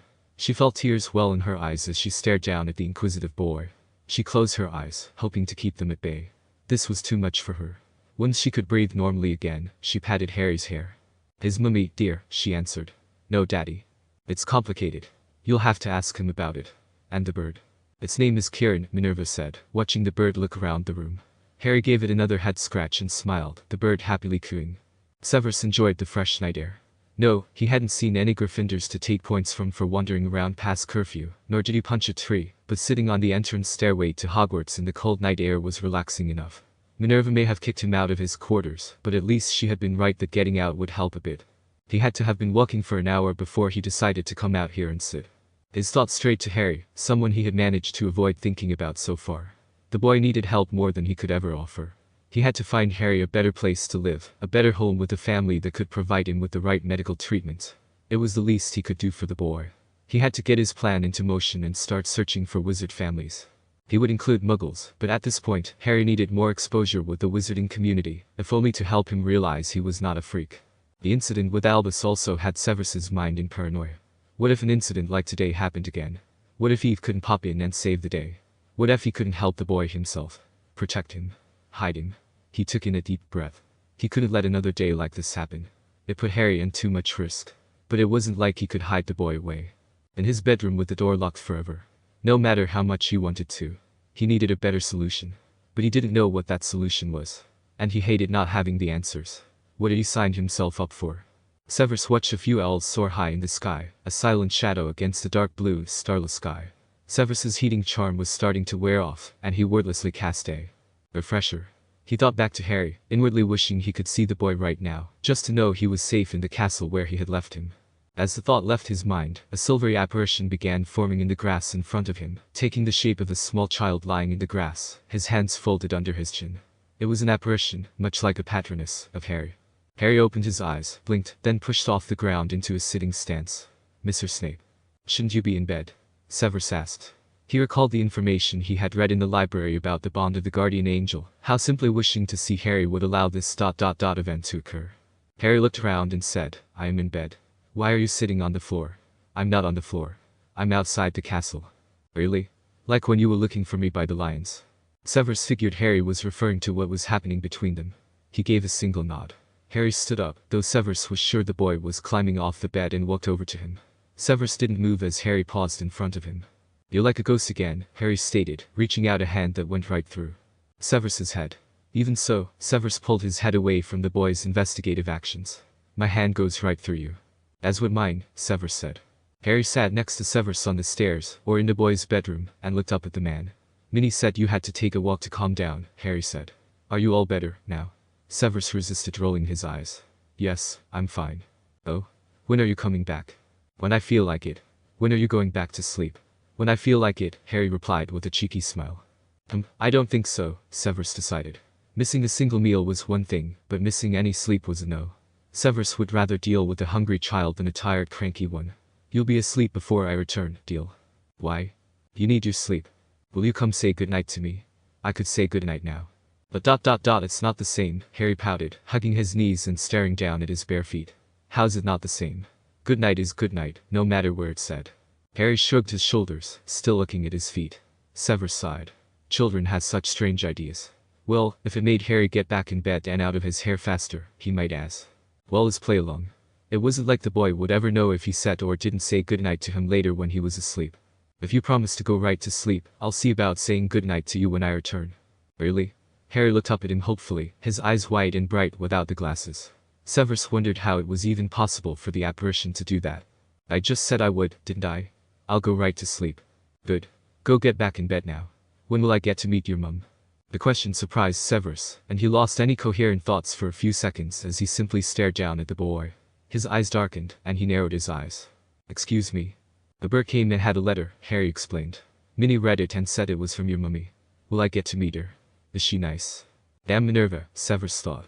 Why couldn't she leave his personal matters well enough alone? He groaned and pinched the bridge of his nose, his eyes closing. He would have to return sooner than he thought to his quarters.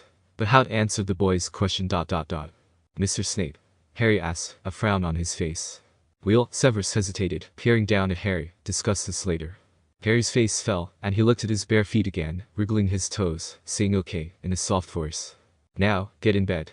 Harry stood up and walked back to the spot in the grass where he had appeared. In awkward, blurry movements, he climbed up in the air for a second before he was on the ground, moving what had to be a blanket around him and curling up in the grass.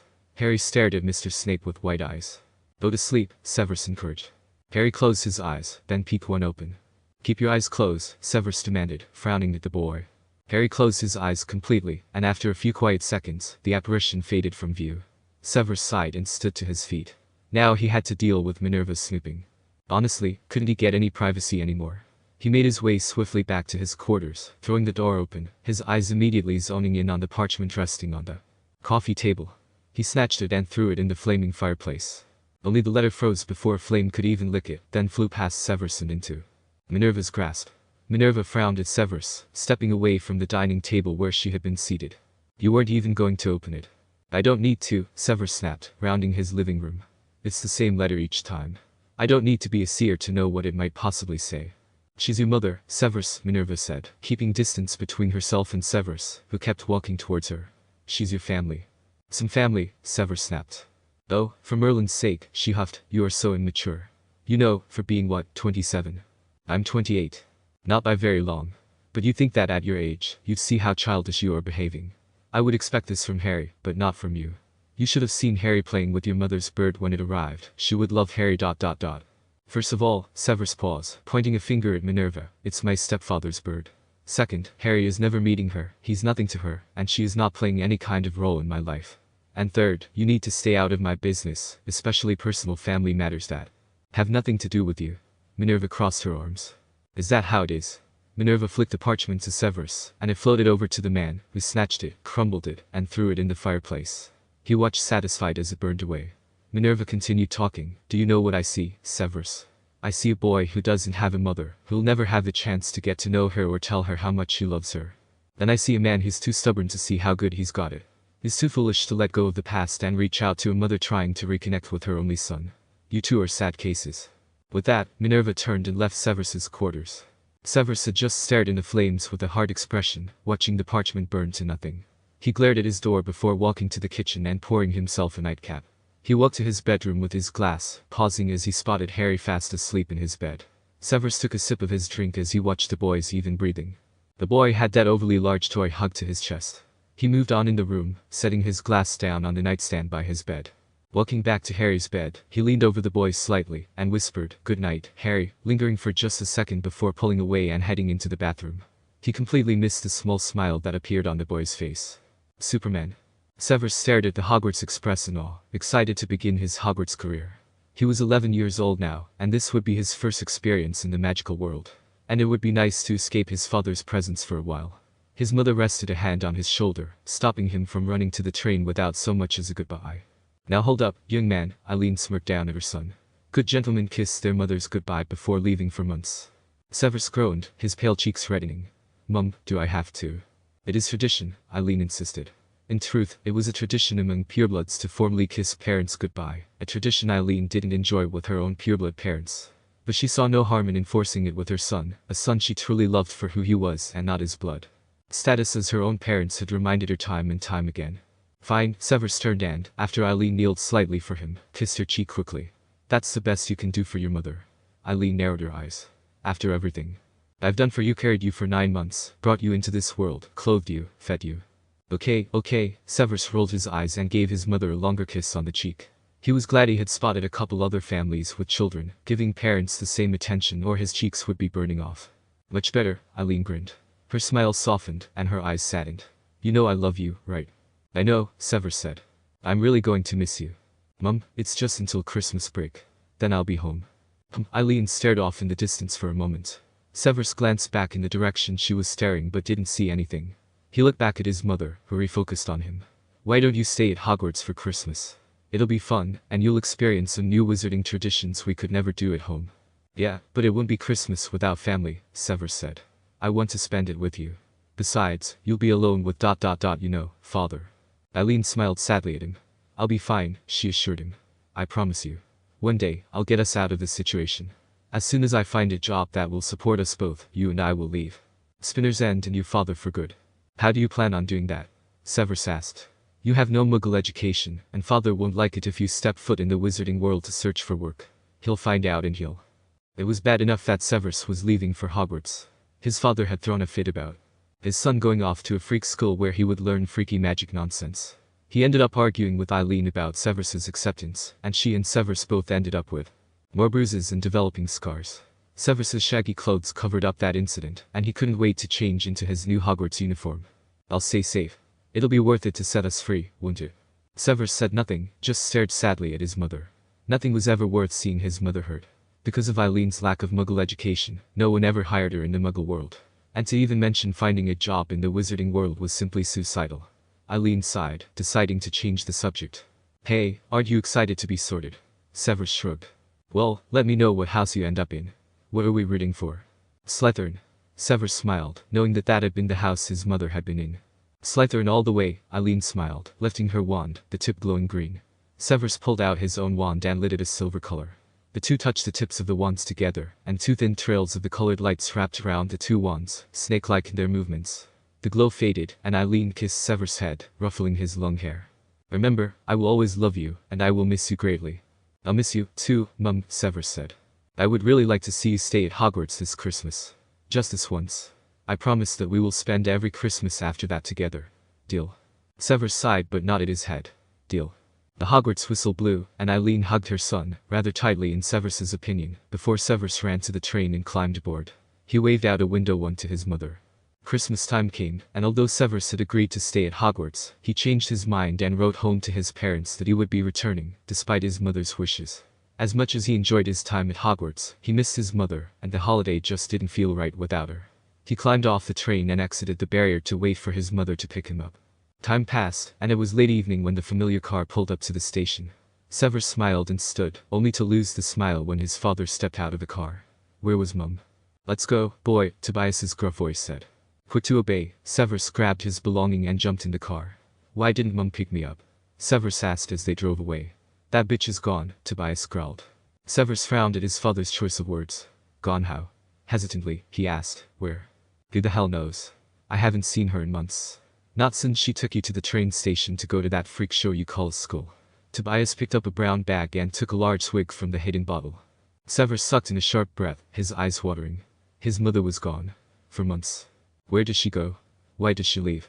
Surely, she was coming back for Christmas for him. Is she coming back? If she knows what's good for her, she'll never come back. Now shut up and let me drive. Tears fell from Severus's eyes, and he turned to look out the window. Eileen had left him. She left him alone with his father. She had abandoned him. Severus opened his eyes. It had been a long while since he dreamed of his mother's abandonment, and he was sure the events of tonight had been the cause of his dream tonight. Minerva had given him a lot to think about. And as much as he wanted to forget the silly conversation he had had with her, her words weighed heavy on his mind.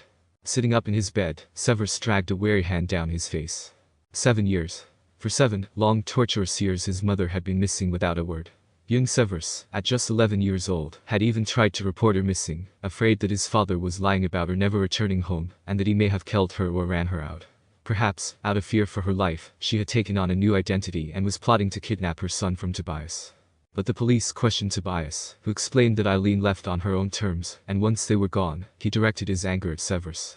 7 years. For 7 years he had to endure his father's abuse alone, wondering if his mother would ever return, would ever save him from his father's clutches.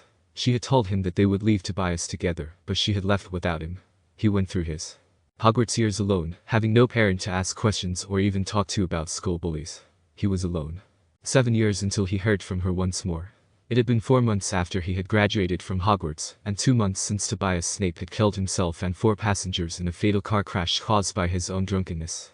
Severus had inherited Spinner's End and had been living alone when a strange bird, a hen harrier, delivered a letter from his mother. The letter was full of apologies and regret, as well as a wish to meet with Severus at a local cafe. Severus had nearly refused. After her abandonment, there was no way he was just going to let her walk back in his life. However, he decided to meet with her, if only to get answers about why she had left him. Eileen had been ecstatic to see him. Severus noted that she looked healthy. Older, but healthy, and wearing fine clothes. She explained to him that she had left Tobias the day she had dropped Severus off at Hogwarts. Her hope was to find a job and earn enough to buy a suitable home, then take Severus with her as soon as she could. Only a job did not come easy, and she struggled to earn enough to feed herself for years. It wasn't until a year ago that she met Peter Mcgonagall, a pureblood Irish wizard vacationing in London. The man was a manager at a wizarding summer camp for young kids, and offered Eileen an opportunity to work at his camp.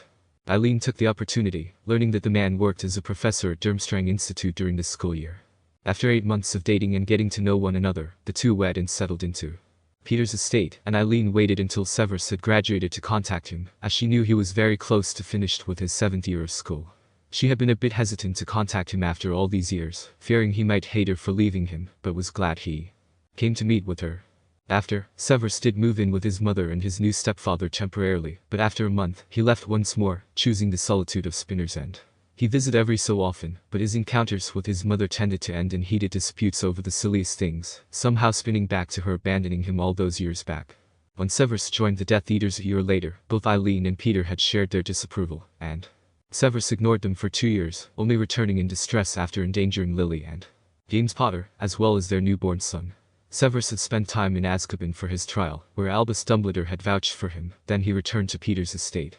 For 2 years he walked on eggshells with his mother and stepfather, as he began his teaching career at Hogwarts. And then his temper exploded once more, over his mother's constant pestering over his poor health, and how he needed to take better care of himself.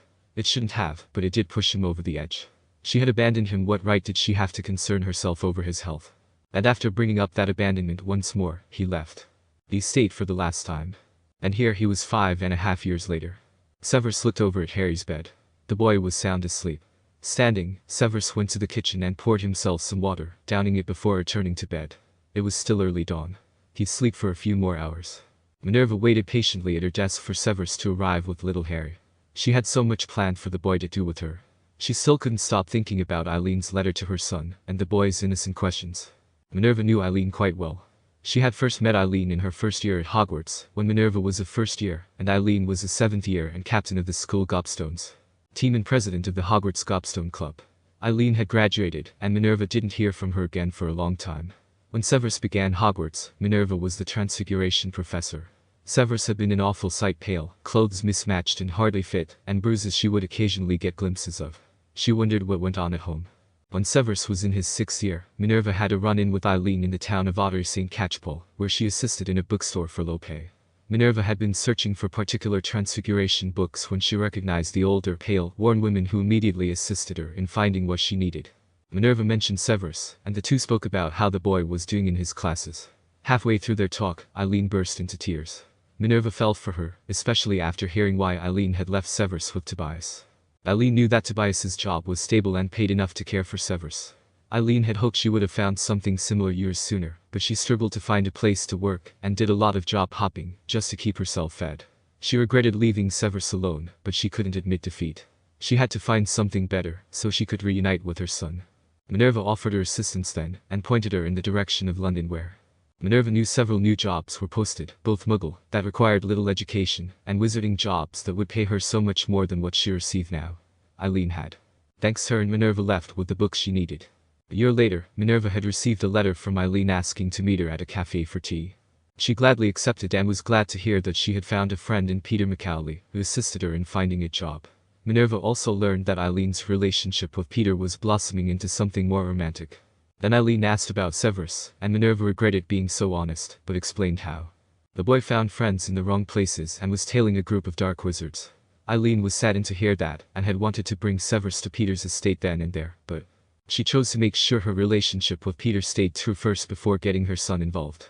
And she didn't want to become a distraction to her son in his last year of Hogwarts.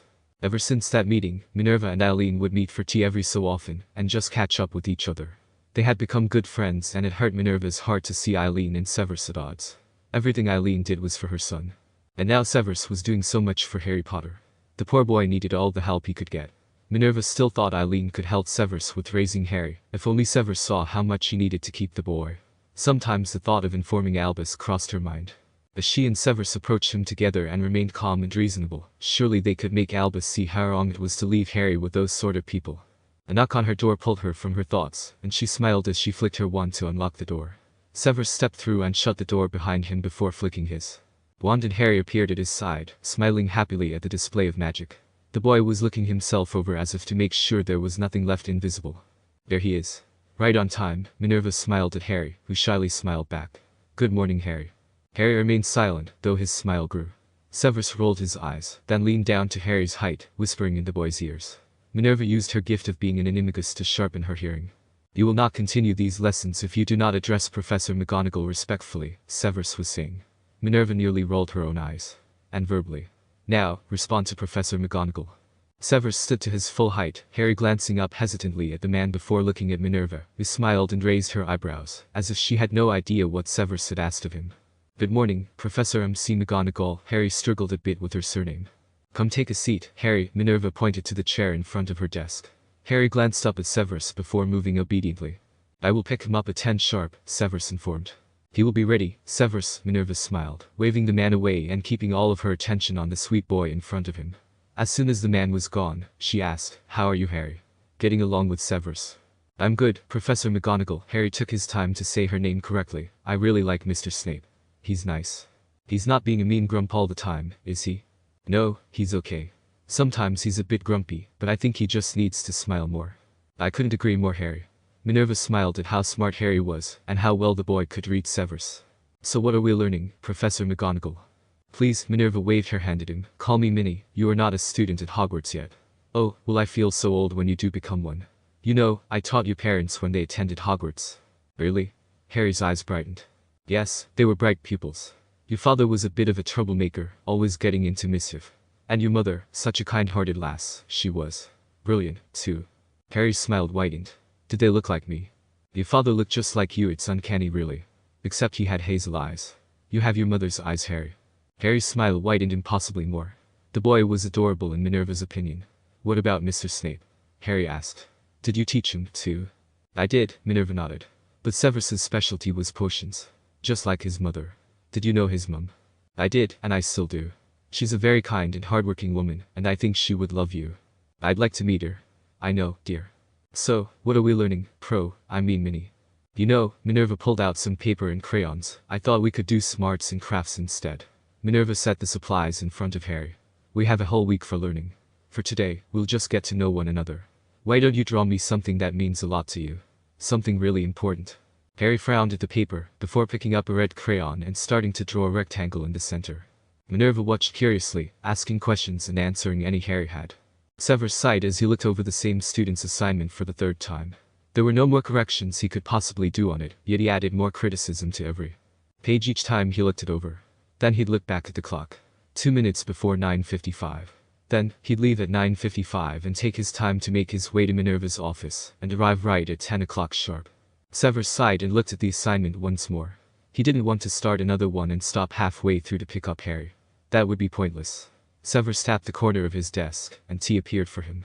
He took a long sip, then glanced at the clock. 1 minute to go. Standing slowly, Severus lifted his outer robe off the coat hanger and slipped it on. He walked back to his desk and took another long sip. He looked at the clock. 9:55.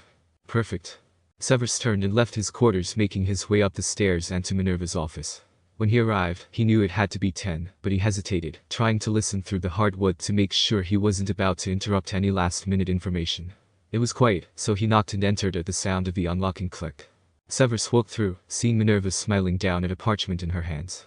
He couldn't see what it said, and Minerva carefully rolled it up and smiled at Severus. Harry wasn't in the room. "Where's Harry?" Severus asked. "He's using the loo," Minerva gestured to an attached door to her office. "What did you go over with him today?" "Nothing. We just talked," and he colored.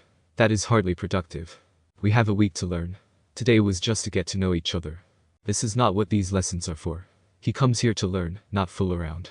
"He wasn't fooling around, as you put it. He'll learn things during our next lesson. It's his first day with me alone. After all that time he spent with you, I'd like some bonding moments as well. You can't hug all those moments." "Bonding moments?" Severus scoffed. "We do not bond. He is simply in my care until I can find a more suitable guardian for him." "Why are you so insistent on finding someone else for him?" Minerva asked, tilting her head. "The boy adores you, and you are obviously growing attached to him. I would think it's splendid should you pursue guardianship yourself over the boy. He's turning you into a softie, you know." Minerva gave Severus a teasing smile. "No," Severus snapped, growing irritated with the conversation he was having with Minerva. She was prying into his life again and just humiliating him. He was definitely not turning into a softie, as she wonderfully put it. "I am in no position to care for a child, and the boy needs a proper family and more attention than I could ever provide. And for your information, the sooner I can be rid of the brat, the sooner I can get back to my life." "Severus," Minerva warned. "I am not finished. Despite what relationship you think the boy and I have, it does not exist. I am not doting on him, and I will not have him spending more time than is absolutely necessary in this school. He's already put a lot of stress on me, hindered several of my daily plans, and has been nothing more but a parasite in my life.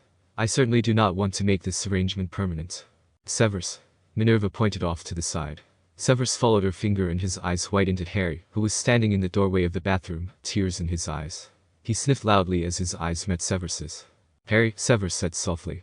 A loud sob escaped the boy as he ran past the professors and out into the hall, running away. "Shit," Severus ran out into the hall, stopping outside Minerva's door as he watched Harry's shoes disappear behind a corner. "Harry," he shouted before slapping a hand over his mouth. He looked around, glad to note the hall was empty. Eve popped into view. "Find Harry now. Make sure he returns to my quarters." "Yes, Master Snape," Eve bowed before popping away.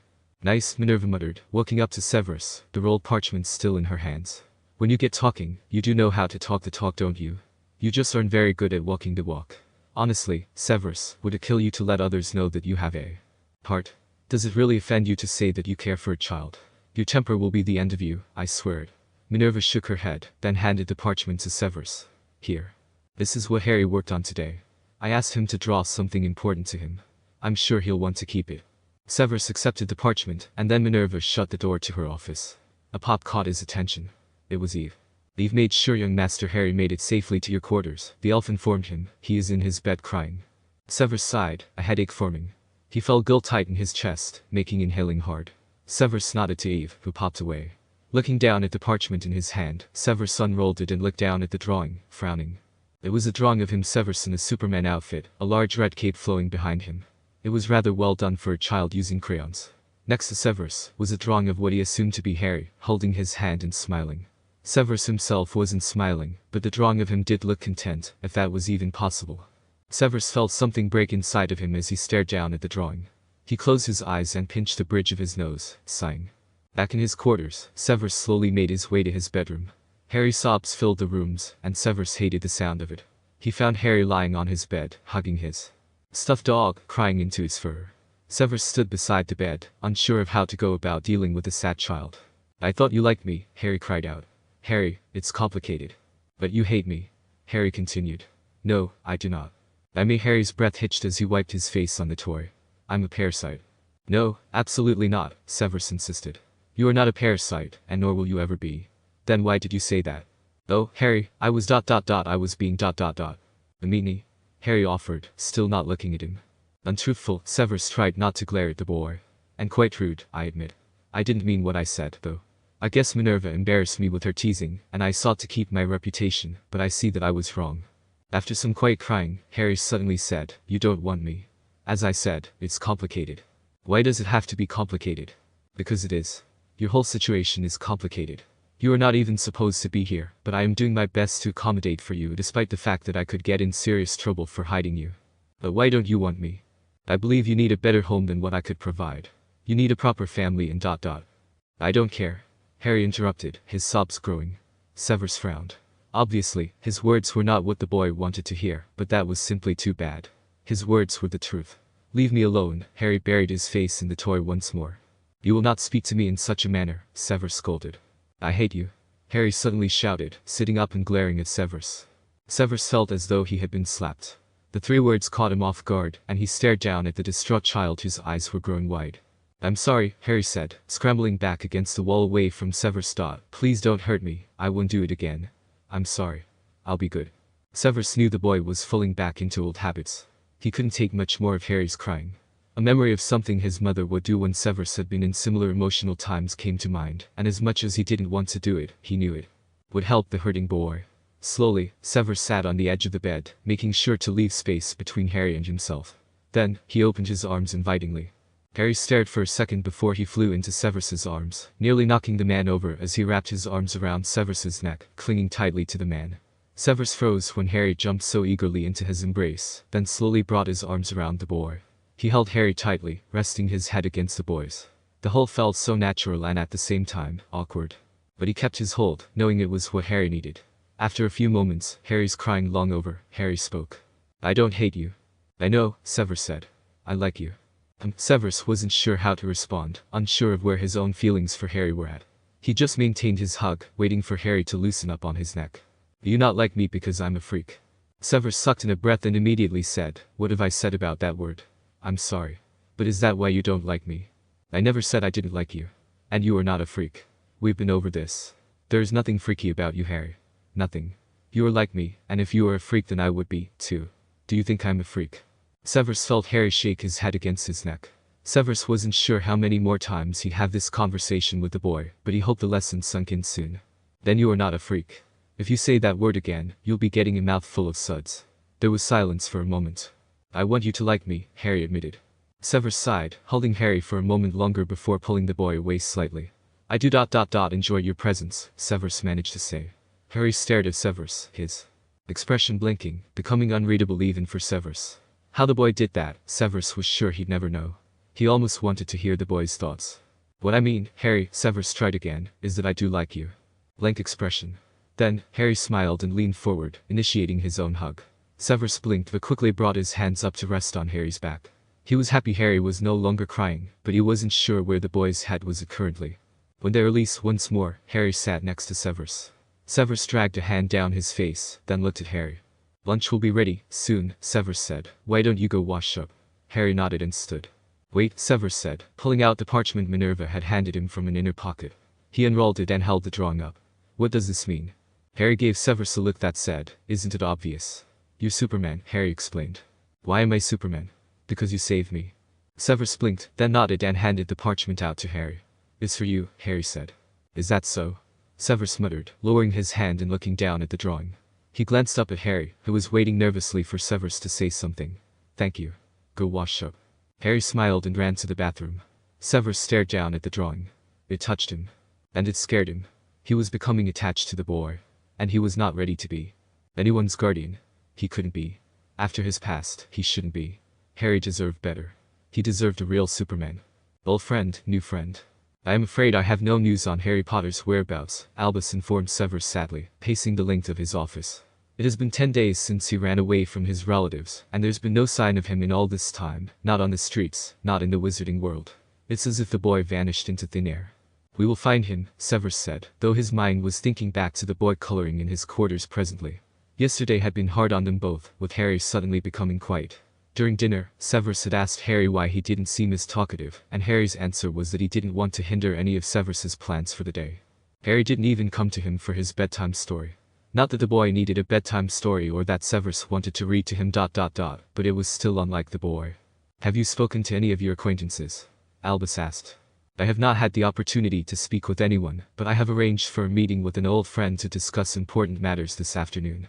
I will keep patrolling Harry's hometown when I can, and Family Services is still on the lookout as well. Any information we can obtain is vital. Albus sighed, pausing in his pacing. The poor child must be hungry and cold. This is my fault. I should have done more for Harry. I should have checked up on him myself.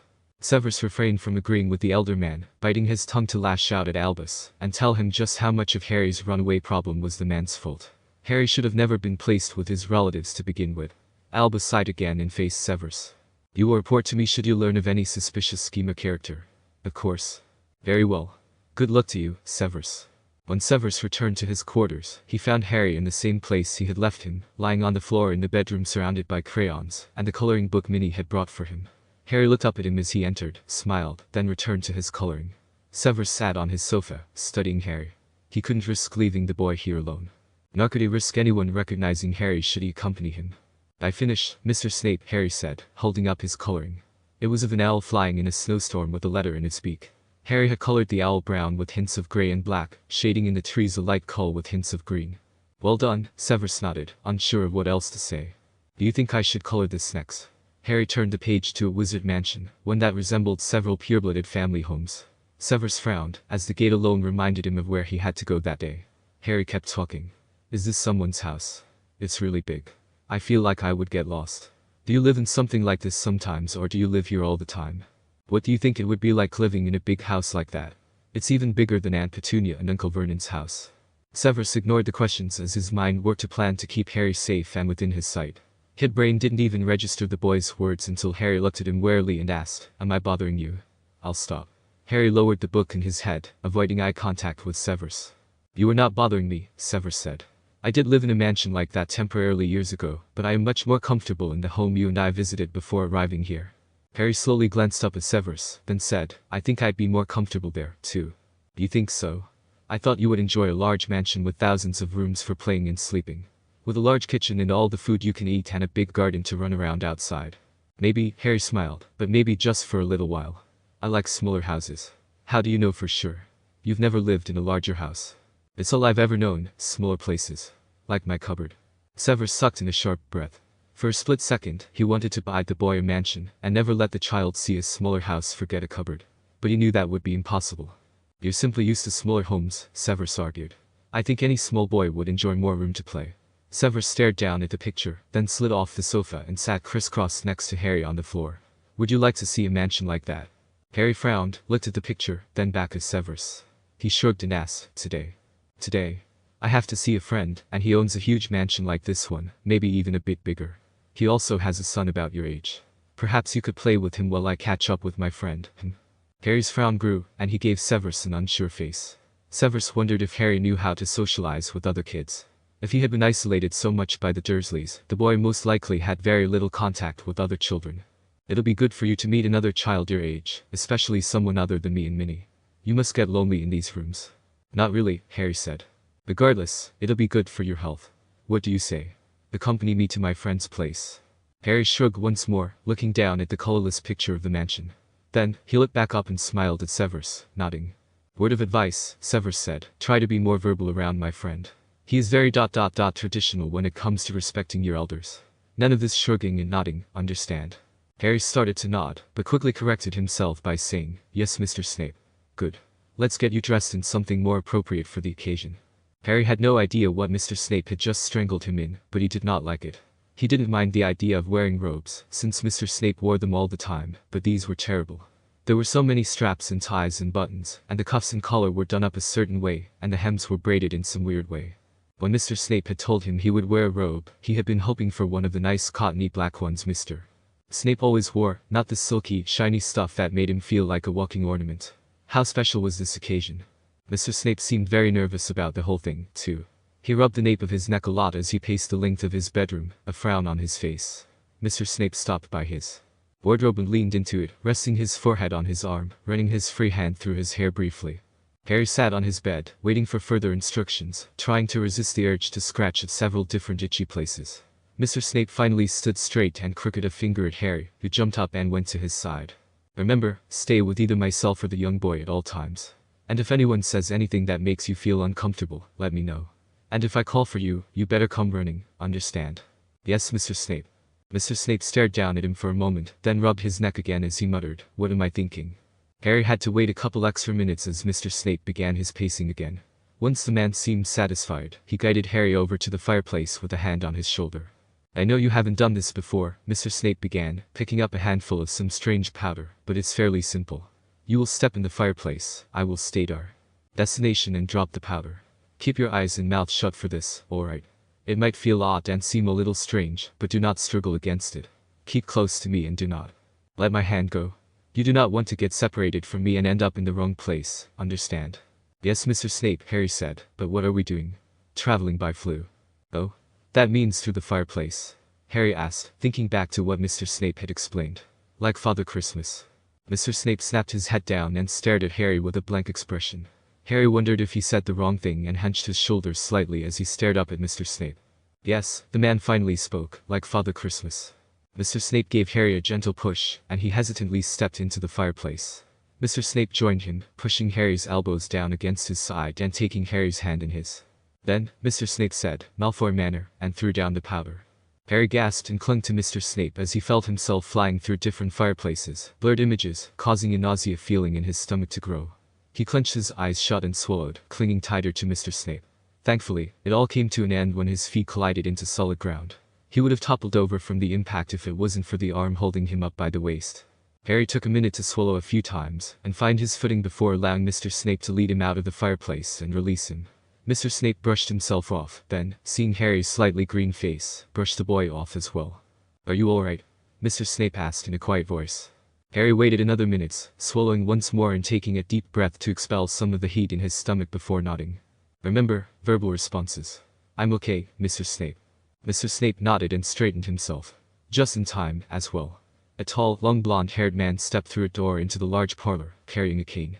"Severus, my old friend," the tall man smiled, striding across the room and stretching out a hand to shake Severus's. "It's been so long since I've last seen you. Still working as a professor? I could help you out there, you know. A better, higher-paying job is surely more appealing than working with half-grown brats all day. I am quite satisfied at the moment, Lucius. I actually have something else I'd like to speak to you about." Lucius looked down at Harry. "And who is this?" Harry gulped and looked up at Mr. Snape, who indicated with a jerk of his head he should speak. Looking back at the man, Harry felt intimidated by the shiny, expensive-looking robes that man wore, and the ornate cane he carried. He understood now why he was all dressed up. Trying to use all his manners, Harry reached out a hand, which Lucius accepted to shake firmly. "I'm Harry, sir. It's a long story and he is actually why I've come to talk to you. Mr. Snape trailed off as Lucius suddenly pulled Harry closer, the boy gasping in surprise. Lucius used his cane to brush aside some of Harry's hair to reveal the unmistakable scar. "How remarkable. Harry Potter, is it?" Harry was sure he was visibly shaking as he gave the man an uneasy grin and nodded in response to the question. The tight grip on his hand and the way the man stared down at him coldly reminded him of his uncle, and the cane brought several uneasy images to his mind. Lucius frowned at him. "Cat got your tongue, boy?" the man asked. Harry remembered Mr. Snape's warning about being respectful, and his eyes widened in realization. "No, sir," Harry said. "Sorry, sir." "Yes, I'm Harry Potter, sir." Lucius narrowed his eyes at the rambling boy then at the scar. "Lucius," Mr. Snape said, catching the man's attention. Lucius released Harry's hand, lowering his cane. Harry backed away and stepped closer to Mr. Snape, trying to stop his body from shaking so much. "The Harry Potter, Severus," Lucius sneered. "I believe you have a lot of explaining to do." "I know, and I will," Mr. Snape said. "Perhaps without Harry present." Lucius's eyes flicked to Harry once more. "Tansy." A loud crack sounded, and a house elf appeared, her large ears falling back as she looked up at her master. Harry frowned at her tattered clothes. "What can Tansy do for Master Malfoy?" "Take Harry Potter here to meet Draco, then keep them occupied." "Yes, Master Malfoy." The elf walked over to Harry. "Right this way, little master," she said, bowing and pointing to the far door. Harry looked up at Mr. Snape, who nodded. Slowly, he allowed Tansy to lead him through the gigantic halls of the manor, taking some time to admire the decor and strange objects he encountered on the way, including moving paintings, urns and vases, and artifacts he did not recognize. At the end of one hallway was a large painting of the Malfoy family, Lucius seated in a chair, a blonde woman standing just to the side of the chair, a hand resting on the back, and the other resting on the shoulder of a small boy standing in front of her. The boy looked just like Lucius, and Harry deduced that it was Draco. It was the only still painting in the hall. After traveling up a flight of stairs and down more halls, Tansy opened the door to a large room full of toys, a lounge area, and even a small kitchen in the back. A young boy was sitting on a chair in the middle of the room, ordering another elf to entertain him. "Young Master Malfoy, sir," Tansy greeted, bowing again. The small blonde looked at her, then at Harry with slight surprise. "Little Master Harry is here to accompany you while your father speaks with Master Snape." "Don't call him Master," Draco said, standing up, pushing the other elf aside. "He isn't your master." "Tansy apologizes, Master Malfoy, sir." Tansy bowed even more, her nose nearly touching the ground. "Tansy will burn her hands under the iron for her mistake if it pleases Master Malfoy." Draco made a pained face and rubbed at his hands. Harry's eyes widened at the elf's statement. "No, don't do that," he said. Draco glared at him. "Don't tell her what to do. Only I can do that. She has to punish herself when she displeases her master, and I am displeased. Tansy will go burn her hands under the iron right away." Tansy raised her fingers to snap, but Draco quickly said, "Wait." Tansy paused, her eyes large and her ears back, and Draco looked cautiously at Harry, then lowered his head as he said, "You will not burn your hands. Just don't let this happen again." "Tansy is very thankful to Master Malfoy." The elf nodded. "Tansy will make sure Master Malfoy gets extra biscuit with snack time later. Master Malfoy is so very good to Tansy." Yeah, just go," Draco said. Tansy popped away. Draco glared at Harry and leaned closer to him, saying, "If you breathe a word about this to my father ... Harry quickly shook his head, and Draco stepped back and held out a hand. "Draco Malfoy," he introduced as if nothing had occurred between them. "Harry Potter," Harry said, shaking the hand, watching as Draco's eyes widened. "Harry Potter. As in the boy who lived." Harry blinked. The boy who lived. Was that some kind of code for something? Harry shrugged his shoulders, unsure of how to respond. "You don't know?" Draco made a face. "Do you have the scar? Lift your hair, I want to see." Harry lifted the fringe of his hair, revealing the scar. Draco gasped and smiled. "You're Harry Potter. You defeated the Dark Lord. And you're in my playroom. This is brilliant. What are you doing here?" "I'm here with Mr. Snape." "You mean Severus? I haven't seen him in almost forever. He's my tutor, you know. At least in potions. It's just during the summer, when he actually has time. Father wouldn't let anyone else tutor me in such a subject." "Why are you with him? Aren't you supposed to be hiding or something?" "Why would I be hiding?" "Well, 'cause there's all these dark wizards who would like to kill you. Don't you know anything?" "Kill me?" But Mr. Snape had said nothing about people wanting to kill him, except that one crazy man. The Dark Lord.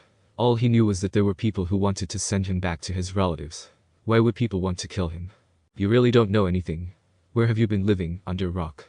"With my relatives, actually," Harry said. "Who are your relatives?" "Aunt Petunia and Uncle Vernon," Harry answered, and when Draco just stared at him, he added, "The Dursleys." "The Dursleys?" Draco frowned and tapped his chin. "Sounds Muggle. Are they Muggles?" Harry had to remember what Mr. Snape had told him about Muggles. He nodded. "Well, that's why you don't know anything. You have a lot to learn about the real world. Or at least, the better part of it. I can help you there." Draco held out his hand again. Harry frowned. "But we already shook hands." No, Draco shook his head. "You have so much to learn. This type of handshake is a sign of friendship. It's a tradition really, at least for purebloods. So, friends." Harry's eyes widened and sparkled as he quickly shook Draco's hand. His first real friend. "Friends," Harry smiled. Draco smirked and beaconed Harry further into the playroom with a wave of his hand. "So," he said, "what do you know about the wizarding world?" "Only what Mr. Snape has told me." "Why do you call him Mr. Snape?" Draco asked, pulling down a small checkered rug, and dumped a small box of red and black drafts. He sat on the floor, Harry copying him, and arranged the pieces on the rug appropriately. Well, he's an adult and usually you call adults Mr. or Mrs. and ... Only if they don't already have a title, Draco said. Like or healer, or master. Severus is actually a master, he's a potions master and the youngest in the whole world. And the best. But he doesn't do anything with it now except teach, so technically he's a professor. You should be calling him Professor Snape, not Mr. It would be more respectful. Though, Harry looked down at the game board. He didn't know he was being disrespectful by calling Mr. Snape Mr. Snape. He would have to switch to calling him Professor immediately. You shouldn't say oh, Draco said, it makes you sound lowbrow. Harry almost said oh again, but quickly changed it to okay. He had no idea what lowbrow meant, but he was sure it was nothing good. So you kidnap him, Severus? Lucius shook his head at the man. Frankly, I do not wish to get involved in whatever you are up to. Does the old coot headmaster know of this? No, and I'd like to keep it that way. My, whose side are you on? Lucius ushered Severus to the massive sofa in the parlor and took a seat, Severus deciding on a chair across from the sofa, so he could face Lucius head on. Tansy appeared with tea, setting it on the table. Why help the boy now when you know what the Dark Lord wants of him when he returns? If he returns. When he returns, Lucius said, fixing up tea for the both of them. You and I both know that if he were truly dead, the dark mark will have faded to nothing. We don't know that for sure. It might simply just remain faded as it is now. I feel as though it should be less visible if the Dark Lord was truly dead. Regardless, you can't double-cross both sides, Severus. Hiding the Potter boy from the light side and the dark side will not end favorably for you if you are caught. People will question your intentions. I can only help you so far, and even then, you know where I stand on this whole situation. I support the winning side. And the side that benefits you the most, Severus added, having heard this conversation before. Exactly, Lucius said. And that is why I need your help, Severus said. You are the only person I can trust to keep this between us and help me search for a suitable home. That's your plan. Rehome the boy. With your influence in the ministry, I'm sure they'll listen to you. As your acquaintance, I will say that your plan is plausible. As your friend, I will say it's the bloody stupidest thing you can do. We can't just entrust some family with the boy who lived. Even with as much research and background checking family services does, we can never know what intentions people might have. We could give Potter to someone who'll exploit his fame for publicity. Or someone who has every intention of killing the brat for the Dark Lord. Then we give him to a family we know means no harm either way, like the Weasleys or ... Because the Weasley family is so capable of caring for yet another child. Why those people keep having children is beyond me. They should have stopped after the first.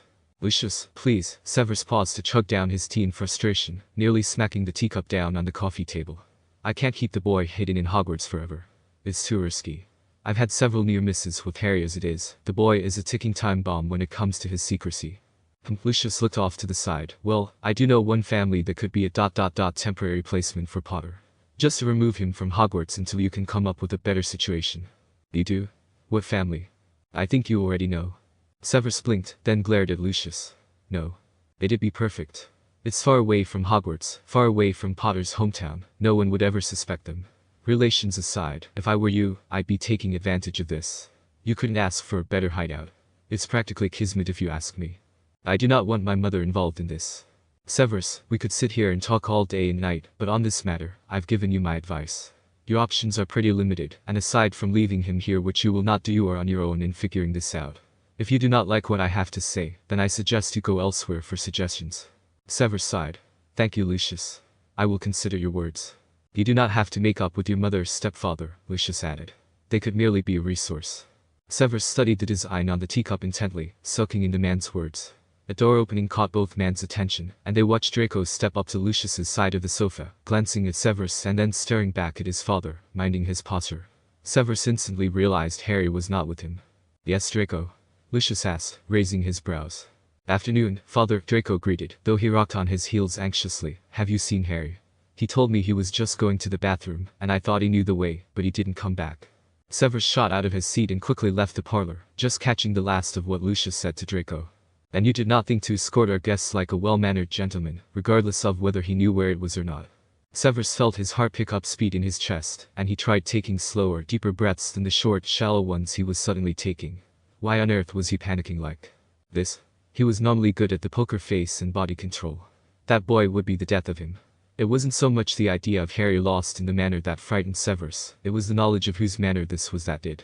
All the dark artifacts Lucius collected and the suspicious characters who would sometimes roam the halls performing odd jobs Lucius hired them for.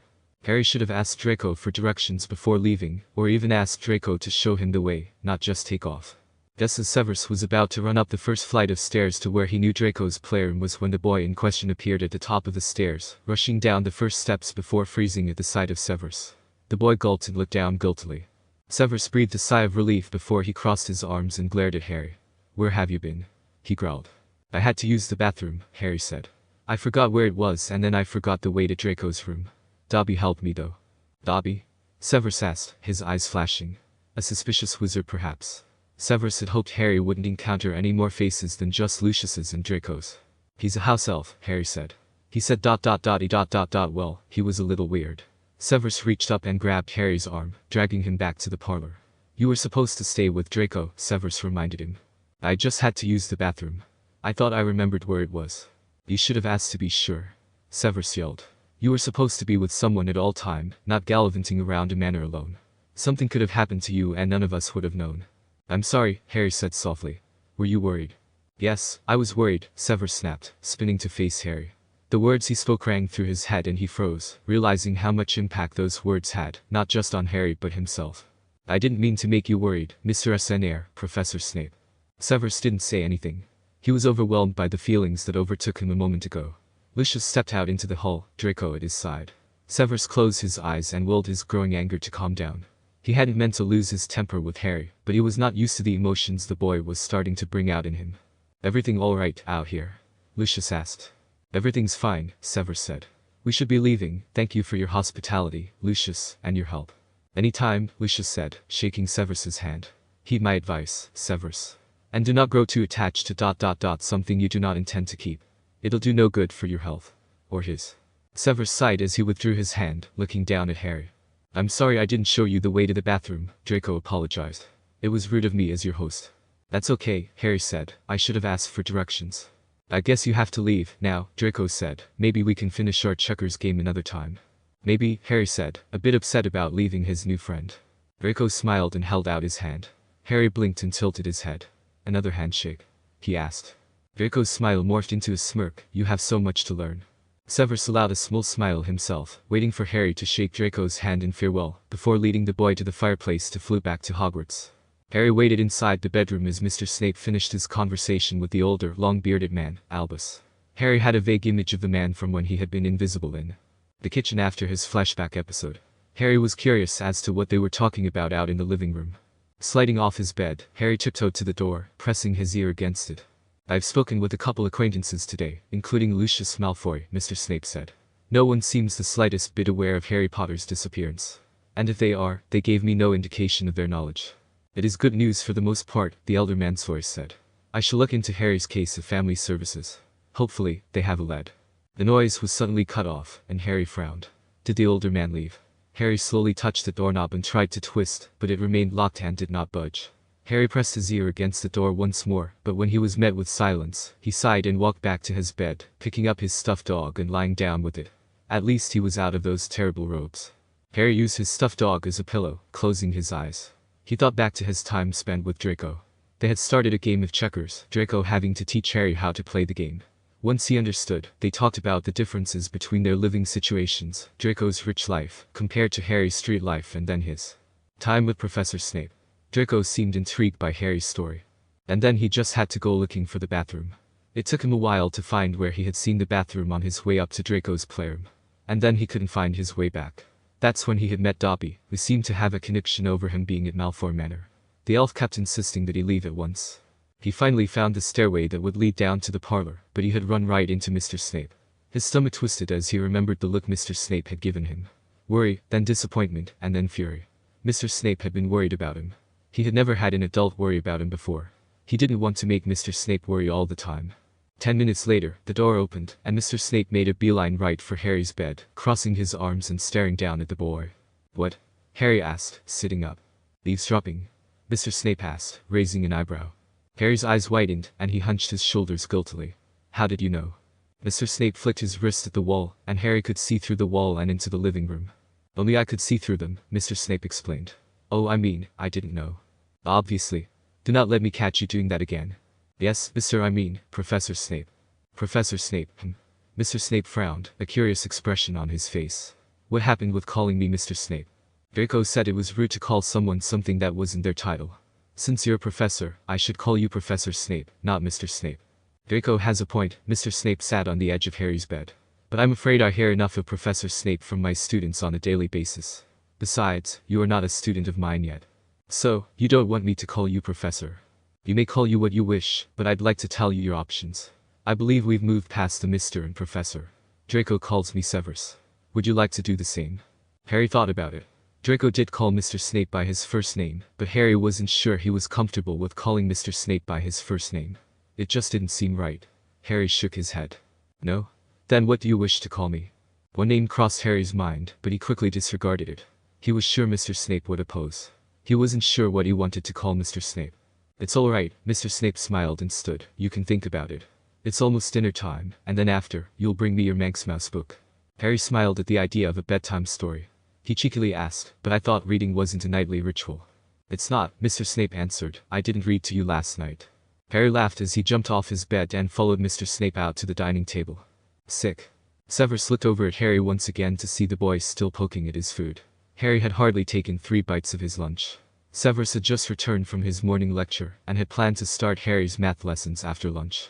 He had briefly reviewed Harry's writing assignment, which was just an essay review on the last chapter of Manx Mouse the two had read the previous night. However, the boy seemed very quiet compared to his usual 20 questions. It was unlike him. Even so, Severus would not tolerate a picky child. He already had to deal with a class of incompetent students, whining about the assigned homework and failed proofs. He would not listen to the whines of a difficult little boy in his own quarters. I expect you to eat at least half of your lunch, Severus said. I'm not that hungry, Harry replied, looking over at Severus. Nonsense, you barely ate your breakfast, and now you are ignoring your lunch, Severus frowned in thought. If you need an appetite stimulator ... No, Mr. Snape, Harry quickly said. I don't want potions. I just don't feel very hungry today. Are you sick? Severus reached over and felt Harry's head. If you feel unwell ... No, I'm fine, Harry said. Severus sat back in his seat, giving Harry a critical look. Mind your tone, Severus warned. Sorry, Harry said, lowering his head, his lower lip trembling. His apology sounded genuine. I didn't mean to. Severus sighed. What on earth was wrong with the child today? Severus closed his eyes and slowly counted backwards from 10 to avoid snapping at Harry, before opening his eyes and staring at the boy's plate. Please finish your lunch, Severus said. At least half of it. Harry sniffed before picking up his fork and poking at his food once again, the fork never lifting to his mouth. Harry's eyes were slowly filling up with unshed tears as he moved food around on his plate, the fork screeching against the ceramic. Irritated by the noise and defiance, Severus's fork clattered on his own plate as he dropped it, and reached over to lightly smack the fork out of Harry's hand. Enough with that, Severus said. Harry pulled his hands into his lap, rubbing his stinging hand, his lower lip protruding out and wobbling. He sniffed as he looked down in his lap. Are you going to eat lunch or not? Severus asked, his patience short. Harry sniffled and shook his head. Then go to your bed, Severus said, pointing in the direction of their room. You will wait there until I am ready to start your lessons. Harry slid out of his chair and hurried away to his bed, still softly sniffing. Severus sighed and vanished the boy's plate, his own appetite diminishing. What had gotten into that boy? Maybe he needed a nap or something. Kids needed naps, right? That must be it. Perhaps. Before their lessons, they could have a quiet time and Harry could nap. Then maybe Harry would eat all his dinner. If the boy didn't eat dinner, Severus would force an appetite stimulator on him. Severus vanished his plate and went to his study, sitting at his desk and reviewing his second-year math lessons. Subtracting and adding, particularly with word problems. Severus pushed the plans aside, studying the worksheets he had prepared for Harry. Glancing at the grandfather clock, Severus figured some quiet time could be fit into the schedule. It was only 12:30 after all. The book sitting on a shelf caught his eye. Pulling it off, the cover read, Where the Sidewalk Ends. The poems and drawings of Shel Silverstein. Severus smiled softly, remembering reading these same poems when he had been a young teenager. They were amusing and he was sure Harry would enjoy them. Besides, what better way to lure a child to sleep than some stories? Severus left his study and went to his room, finding Harry lying on his bed, head rested on his pillow and his eyes closed. Severus frowned, feeling Harry's forehead again, but Harry wasn't warm. The touch made Harry open his eyes. Oh, sorry Mr. Snape, Harry said, sitting up, yawning and rubbing his eyes. Tired? Severus raised an eyebrow at Harry. No, Harry yawned. Of course not, Severus agreed, sitting next to Harry on the bed, backing up enough that his back rested against the wall. Harry pushed back to sit beside Severus. Before we start our math lessons today, I've decided that some quiet time is in order. And what better activity for quiet time than reading? But what about our nighttime reading? We can still do that, but remember, it's not a ritual to read each night. Besides, Manx Mouse is our nighttime book. This is where the sidewalk ends. Severus held up the book. The sidewalk ends? Harry questioned. Where? Severus chuckled. Let's find out. Severus turned to the appropriate poem and read. There's a place where the sidewalk ends and before the street begins. And there the grass grows soft and white, and there the sun burns crimson bright.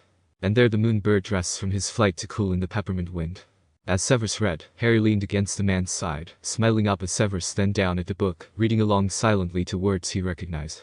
Severus continued, coming to the last stanza. Yes, we'll walk with a walk that is measured and slow, and we'll go where the chalk-white arrows go.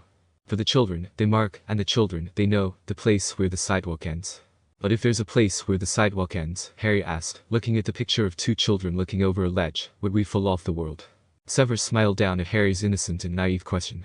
No, Harry, the world is not flat like this picture makes it out to be. There is no way for you to fall off the planet. Gravity would not allow it. Can I pick the next one? Harry asked, flipping through the pages. Severus allowed him, watching Harry study the cartoons that accompanied the poems.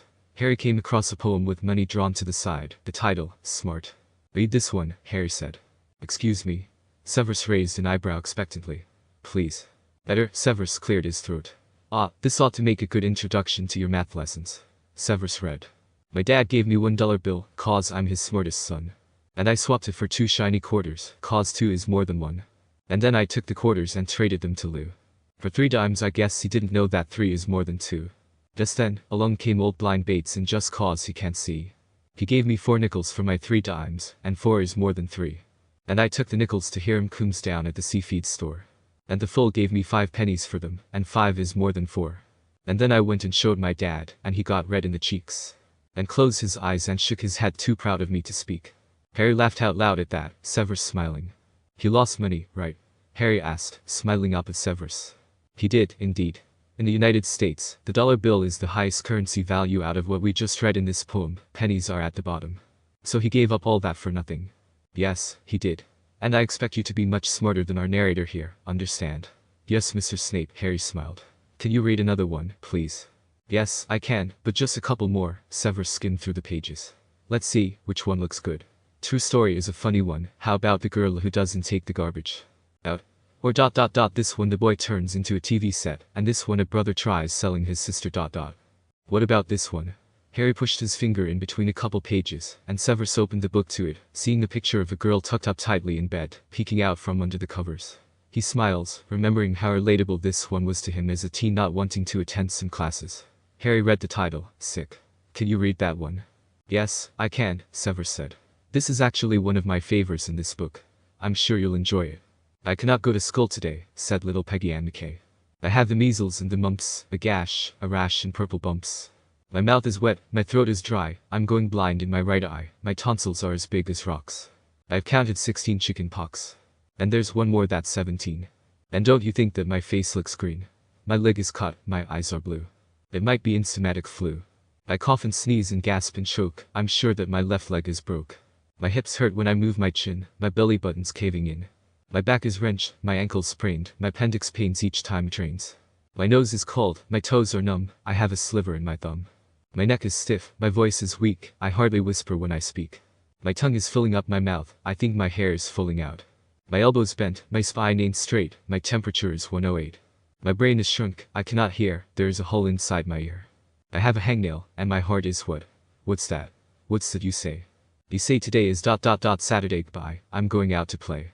Harry had laughed through most of the poem, leaning warmly into Severus's side. Severus offered a short chuckle at the end, looking down at Harry. Harry yawned and rested his head against Severus, closing his eyes. Severus sighed. I think it's nap time, Harry, he said, ready to push off the bed. Wait, one more. Harry whined, turning the pages in the book. Please. This one. Severus huffed and looked at the selected poem. At least it was a short one. Very well, but then you are to take a nap, understand? Yes, Mr. Snape. Severus leaned back against the bed, Harry snuggling up into his side. Once they were both comfortable again, Severus cleared his throat. Listen to the mustn'ts, child. Listen to the shouldn'ts. The impossibles, the wants. Listen to the never haves, then listen close to me ... Anything can happen, child. Anything can be. Severus frowned at the poem. He remembered it, but it never held so much meaning to him in the past than it did now. He studied the words longer, soaking them in before looking down at Harry, who had fallen asleep against him, his glasses crooked slightly. Severus closed the book and set it aside, carefully removing Harry's glasses and putting them on the nearby shelf among Harry's toys and books.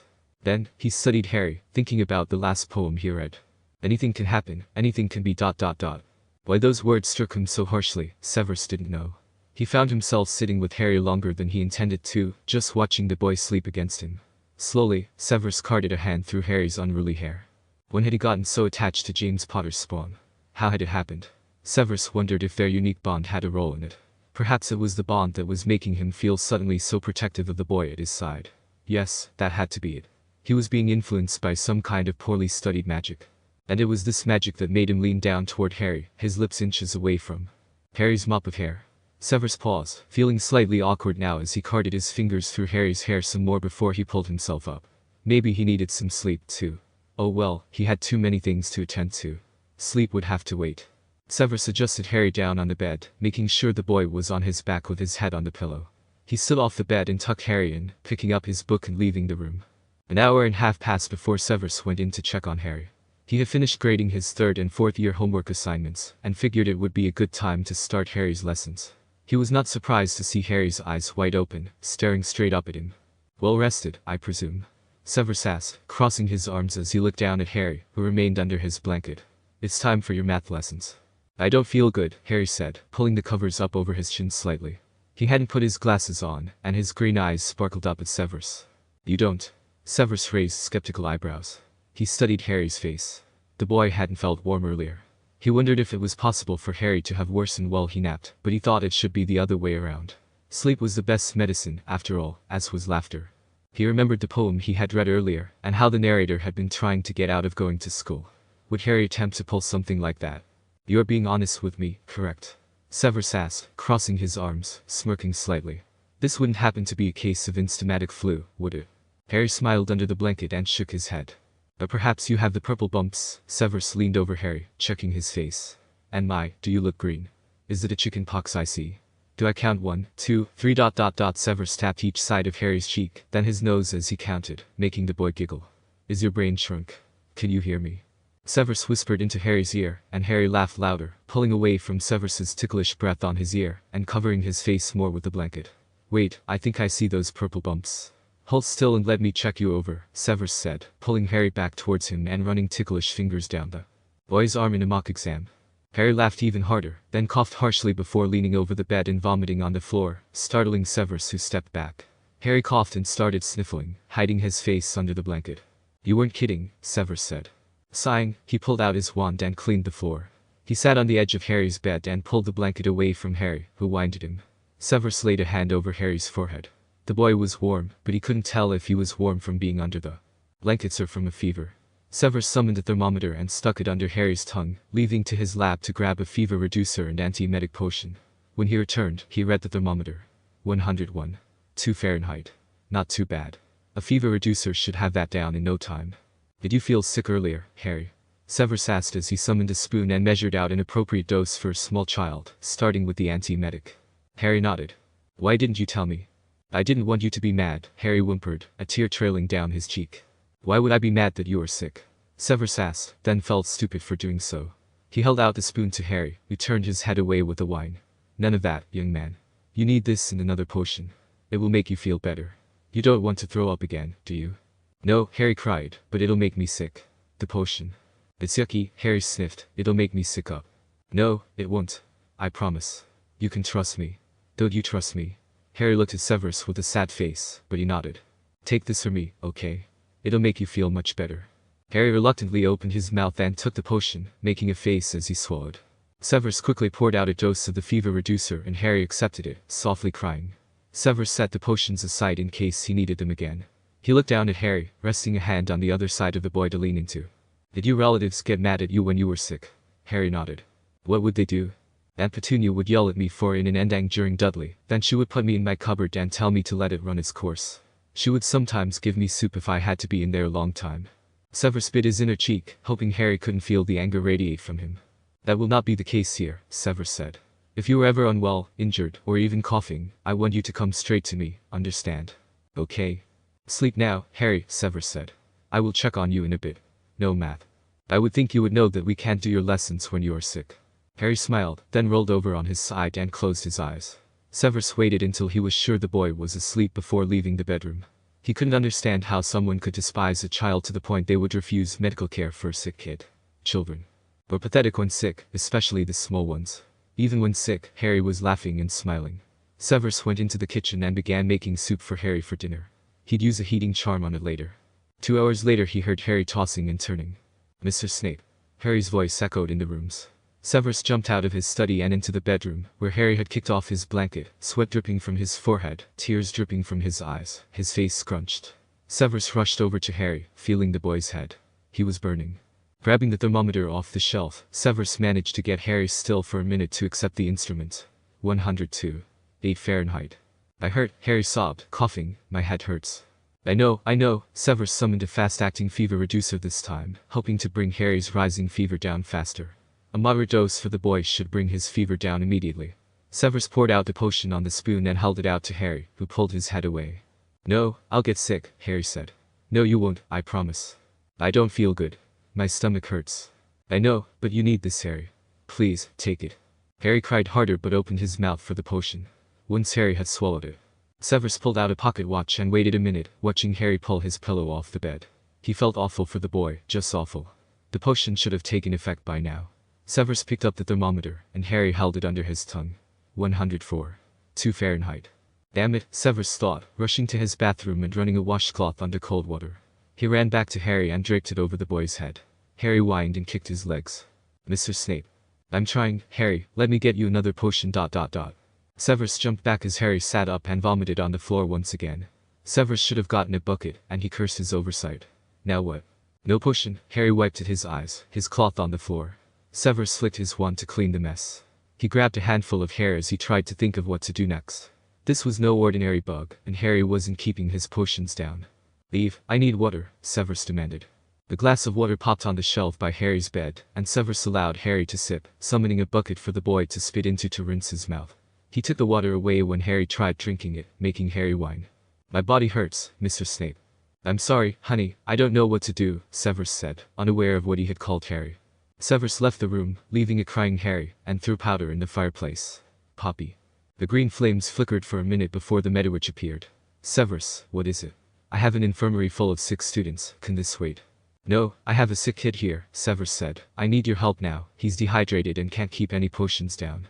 Could you Poppy looked off to the side. I can't just why can't you oh, fine. Severus stepped back and Poppy stepped through the flames. She adjusted her nursing's cap and brushed herself off, sending an annoyed look at Severus. Which student is so important that he couldn't have walked up to the infirmary? He's not a student, Severus said, leading Poppy to his room. Well, then I hope he's the Prince of England, Poppy snapped. As soon as Poppy's eyes fell on Harry, she gasped, covering her mouth, frozen in the doorway. Severus allowed her to get over her surprise, though he drummed his fingers against his crossed arms impatiently. Poppy slowly stepped forward, reaching to brush Harry's hair back. Tell me this isn't who I think it is. It is, Severus said. Poppy brushed Harry's hair back, revealing the scar, but her attention quickly turned to Harry's sickness. Merlin, he's burning up. I bet he has what all the other students are coming in with. Poppy pulled out her wand and performed a complicated diagnostic spell. I knew it. The wizard flu. It's been spreading through the school faster than locust across a passer. The poor baby. This requires a special potion, specifically brewed for this virus. Poppy pulled out a small vial from her robes and sat on Harry's bed, holding the boy up against her. Here we go, Harry, she said, holding the vial to Harry's lips. You must drink this slowly. Sip by sip. No, no more, Harry cried, pulling away.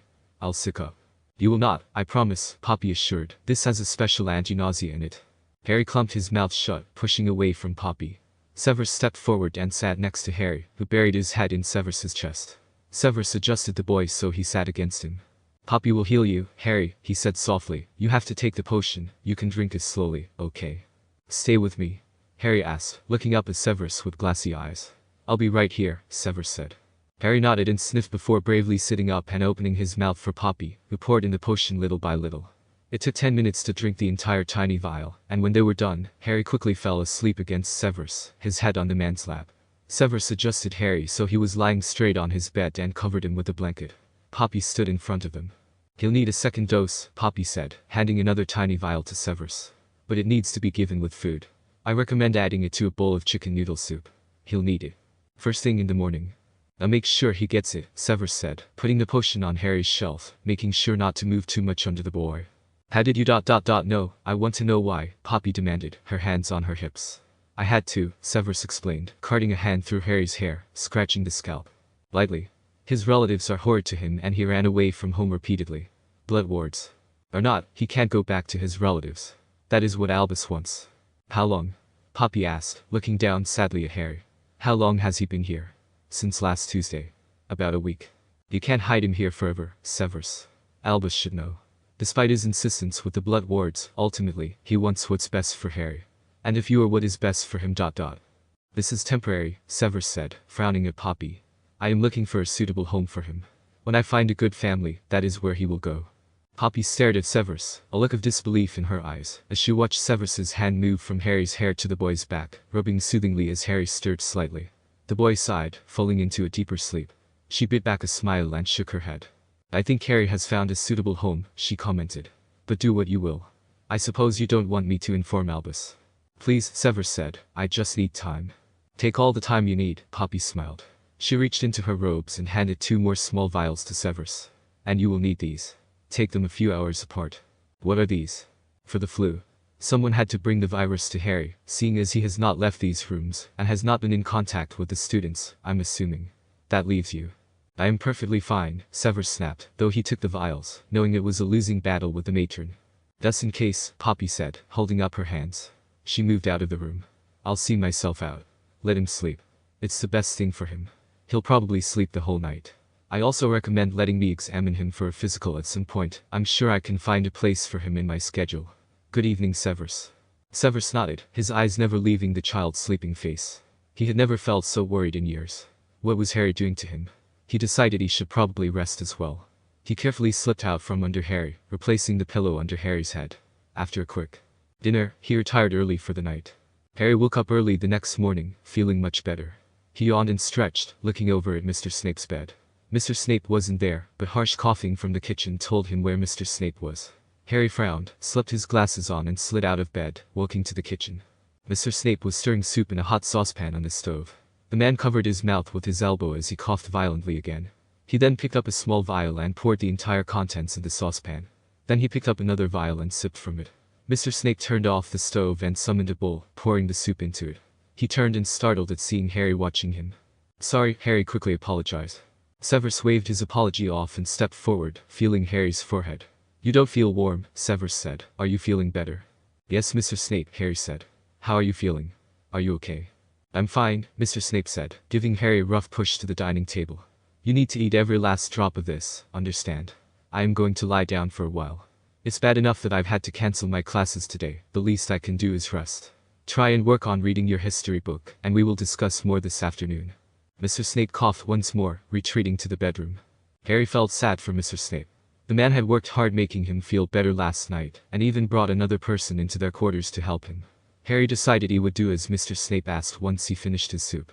The potion had an obvious bitter taste in the soup, but Harry forced it all down, taking about 20 minutes to eat the bowl of soup. He pushed the bowl away, knowing Eve would make it disappear. He pulled out his history book about the first king of England when Mr. Snape coughing caught his attention. He tiptoed into their bedroom, checking on Mr. Snape. The man was asleep, though he did not look very peaceful. His face was tight and pale, and he wasn't even under the blankets. Harry moved further in and pulled the blanket over Mr. Snape as quietly and carefully as he could, so he didn't disturb the man. Returning to the living room, Harry opened his book and read, but the reading bored him, so he tried coloring for a while, and then played with his toy robot and stuffed dog. 2 hours passed and except for the occasional coughing, Mr. Snape had not come out of the bedroom. Harry wondered if he should help Mr. Snape like the man had helped him. Harry went into the kitchen and searched the cupboard for chicken noodle soup, finding a can in the pantry. He retrieved the step stool from their bathroom and used it to rinse out the saucepan still on the stove, then poured in the contents of the can and set it on the stove, turning the burner on. Midway, jumping off the stool, Harry moved it to search the cabinets for a bowl. Once he found a suitable one, he stirred the soup and watched it heat up for a while before turning the stove off. He poured the soup into the bowl and set the saucepan down on the stove. Harry carried the bowl of soup to their bedroom and set it on the nightstand near Mr. Snape's bed.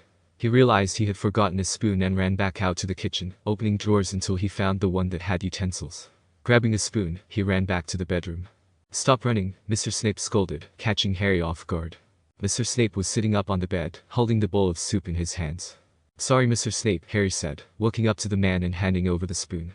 "I made that for you." "I certainly hope the stove is off," Mr. Snape said, picking up a small vial and dumping it in the soup. "I made sure it was," Harry nodded seriously. "I always check the stove to make sure it is off." Mr. Snape gave him a sad-looking face that morphed into a frown. "I would prefer if you stayed away from the stove from now on unless I am with you, okay?" "Oh," Harry's face fell, "okay." Mr. Snape sighed, "But I do appreciate the soup, Harry." Harry beamed up at Mr. Snape. "So, what have you been up to?" Mr. Snape asked, taking a bite of the soup. "Nothing, really," Harry admitted. "Did you do your reading?" "I tried to, but it was boring." "Not all your lessons will be fun, Harry, and I expect you to do them all diligently when you are assigned something, boring or not. Do you understand?" "I'm sorry," Harry puckered out his lower lip. "That does not answer my question." "I understand." "Good. I see you have at least kept busy and stayed in our quarters like a good boy." Harry's smile quickly returned. "How are you feeling?" Mr. Snape asked. "I'm much better. I'm a little tired though." "The common side effect of this potion," Mr. Snape said, twirling his spoon in the soup. "I suggest you take a nap." "Okay," Harry said, moving around Mr. Snape's bed and crawling in on the other side, snuggling into one of Mr. Snape's pillows. "I meant ... Mr. Snape began, but he shook his head and continued eating the soup. "How are you feeling?" Harry asked. "I am feeling better than I was this morning," Mr. Snape admitted. "But you shouldn't worry about me. You were very sick last night. Are you sure you are feeling better? Do you need more soup? Any more potions?" Harry shook his head as his eyes slowly closed. "No, I'm okay. Are you being honest with me?" "Yes, Mr. Snape. I feel good." Harry fell asleep quickly, leaving Severus thinking to himself if the boy was really all right or not. He must be feeling better if he had the audacity to crawl into Severus's bed for a nap. Severus sighed and finished the soup, setting the bowl aside when he was done. His head still hurt, so he decided more sleep couldn't hurt. He laid back down in his bed, realizing that Harry had stolen one of his pillows. Now his head was too low. Severus huffed. Nothing he could do about it now. Looking over at Harry, Severus smiled at the peaceful face, snorting at how Harry's glasses were crooked on the boy's face. Didn't the boy know how to take care of his glasses? Severus removed Harry's glasses and set them on the nightstand. He laid on his side, smiling at Harry. The boy's compassion was unbelievable after everything he had been through with his relatives. It saddened Severus that such a generous, empathetic child could survive the neglect Harry had undergone. Harry reminded him of himself when he had been a child, how he had always ran to his mother's aid, even when she didn't want him to, and how she would always return the favor. It made Severus nostalgic thinking about what had been. Without a second's thought, Severus reached out and pulled Harry closer to him with a single arm, resting his chin atop Harry's head as the boy snuggled into his chest. Severus closed his eyes, memories of his childhood rushing to the forefront of his mind, but they were quickly pushed away by thoughts of his current relationship with his mother. But was he kidding? He was nothing like Harry and Harry was nothing like him. They had different childhoods and at least Harry could look forward to a brighter future when Severus found him a new home. Grumbling under his breath irritably, Severus rolled away from Harry, facing away from the boy. He adjusted his pillows under him to his liking and closed his eyes, occluding his mind from any thoughts. He missed the way Harry's eyes had opened, a small smile growing. Before Harry closed his eyes again. Almost a disaster. Chapter notes. Warning. Mild corporal punishment in this chapter. 2 weeks flew by since Harry had fallen sick with wizard's flu. He had fallen into his schedule easily, passing his first exam on everything he had learned in the past 2 weeks. He was glad to spend any amount of time with Mr. Snape, and Minnie was nice and fun to be with on Wednesdays and Saturdays. However, Harry quickly found himself bored with the same routine, and his curiosity of the castle and magic grew more each day. He wanted to see more of the castle. He wondered if Mr. Snape would let him explore at any point. Harry had managed to get sneak peeks when Eve would walk him to Minnie's for his lessons on the magical world. There were nights aligned in one hallway and moving portraits and paintings everywhere, and some days, the stairs under his feet moved, making his trip to Minerva's even longer and more entertaining. And some days, Harry saved the many students wandering the halls, rushing to get to their classes, some flipping through their books for last-minute studying of charms or ingredients, and others stroking the binding of their snarling and biting books. What fascinated Harry the most was the wand. Everyone had one. Even Minnie. Even Mr. Snape. If only he could just touch one. Minnie's lessons were fun and all. She taught him a lot about how the wizarding world differed from the Muggle world, and how he, Harry, was famous. And all. She even talked about his parents when they were students at Hogwarts. And as much as Harry loved time with her, he wished she would talk about her amazing wand that made magic happen. And Mr. Snape always had his in their quarters. Except when Mr. Snape had to leave. Harry wanted a closer look at the man's wand. He had managed to touch it before, but Mr. Snape had scolded him and told him it wasn't a toy. But he knew that now. He wouldn't do anything with it, just look. Harry paused in his quill writing practice and looked across the table at Mr. Snape, who had just returned from his morning lecture. The man was sitting at the dining table reading the Daily Prophet, his face obscured. The man's wand rested on the table next to a cup of tea. Harry swallowed dryly and looked back down at his writing. He finished with the letters E and dipped the tip of his quill in a small bowl of water, rinsing it as he had been taught. All done, Harry announced. He dried off the tip of his quill with a handcloth. The Daily Prophet was folded and set aside. Let me see your quill, Mr. Snape said, holding out a hand. Harry handed it over and began biting his thumbnail anxiously. The nib is quite dull. You are using too much pressure when you are writing with it. A dull nib can affect your writing and makes most quills undesirable. Let's see your writing. Harry handed it over. See these scratches? Too much pressure. You need to lighten up on the quill. Any harder and you might tear the parchment. And these blotches, that tells me you stop a lot when you are writing. If you must pause, lift the quill away from the parchment so it does not leak ink out. Mr. Snape stood and came around the table to Harry's side, picking up a new quill and dipping it in the ink. He took Harry's hand, making sure Harry was holding it correctly. Keeping his hand over Harry's, he helped the boy write the letter A, big and small, making sure the boy kept minimal pressure on the parchment and kept moving, so there were no blotches. There, Mr. Snape said, write the alphabet once more, and then we shall have lunch. Harry nodded and started writing the next letter, while Mr. Snape moved into the kitchen to make more tea. Harry looked across the table at the wand still resting next to the teacup. He swallowed again, looking over his shoulder. He leaned forward slightly, allowing his quill to fall from his grip. He slowly reached across the table and lifted the wand, glancing over his shoulder again. He slowly sat back in his seat and studied the wand in his grasp. It was long and slim, and when Harry moved it, it seemed flexible. The ebony wood was smooth on his skin. Harry traced the natural patterns of the wood with a finger. He wondered if he could make any magic happen with it. He experimentally pointed the wand at the abandoned teacup. What are you doing? Mr. Snape's voice snapped. Harry jumped and dropped the wand, looking up at Mr. Snape, who snatched the wand and glared down at the boy. Sorry, I was just looking at it, Harry said. What did I tell you about touching this? Mr. Snape asked, holding up his wand pointedly. Not to, but I was just looking. Just looking. Mr. Snape shoved the wand into his sleeve before pulling Harry out of his seat, keeping a firm grip on Harry's arm. Tell me, what did I tell you about touching my wand? I've told you a couple times now, so you should know. I'm sorry. That doesn't answer my question, little boy. What did I tell you? You said that it can be dangerous and not to touch it. That it's not a toy. So what made you think that you could pick it up and play around with it? But I wasn't playing with it. I was just looking. You were pointing it at something. Clearly you were trying to make it work, were you not? After I've told you that this is not something to mess with on numerous occasions, you still disobeyed me. And you knew you were disobeying because you waited until I was out of the room to pick it up. What was going through your head that made you think that that would be okay? Nothing. I'm sorry, Mr. Snape, really. Mr. Snape used his free hand to swat Harry's bottom before he released the child. Harry gasped at the sudden smack and his eyes watered immediately. Slowly, he reached back to rub as his lower lip trembled. In all his time with the man, he had never been smacked by him. He looked up at Mr. Snape with a pout. Don't look at me like that, Mr. Snape frowned. He rested his hands on his hips. You knew better. Finding no sympathy, Harry avoided Mr. Snape's stern eyes and looked at the man's shiny black shoes instead. At least those couldn't look at him disappointingly.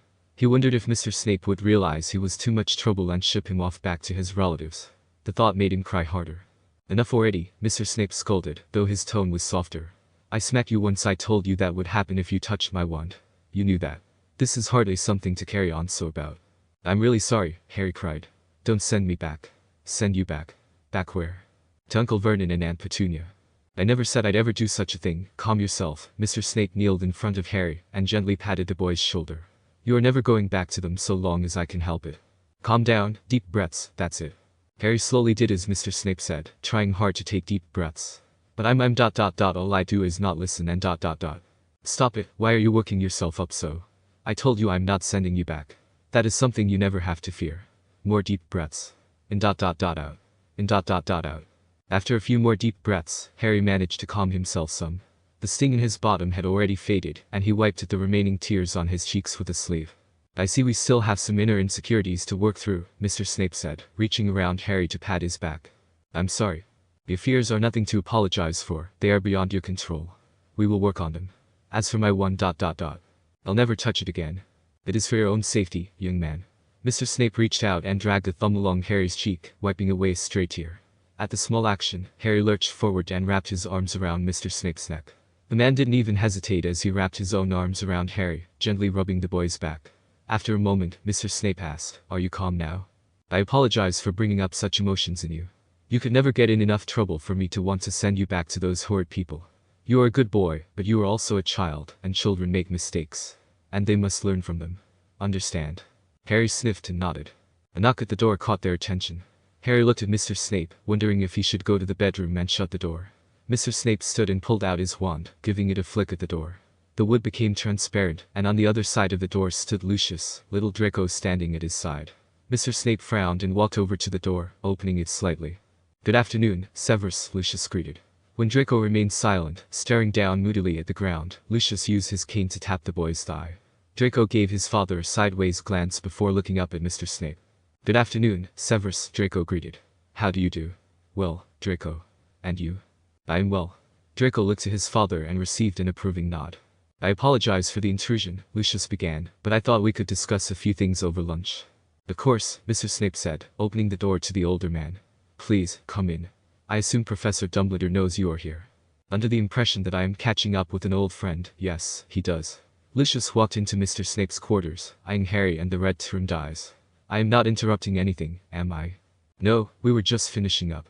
Mr. Snape closed the door and stepped in between Lucius and Harry. "I'm sure the boys would like to spend some time together once more out here. Harry, why don't you pull out that wizard's chess set on the shelf there and set it up for your friend while Lucius and I talk?" "Yes, Mr. Snape," Harry said, doing as the man asked.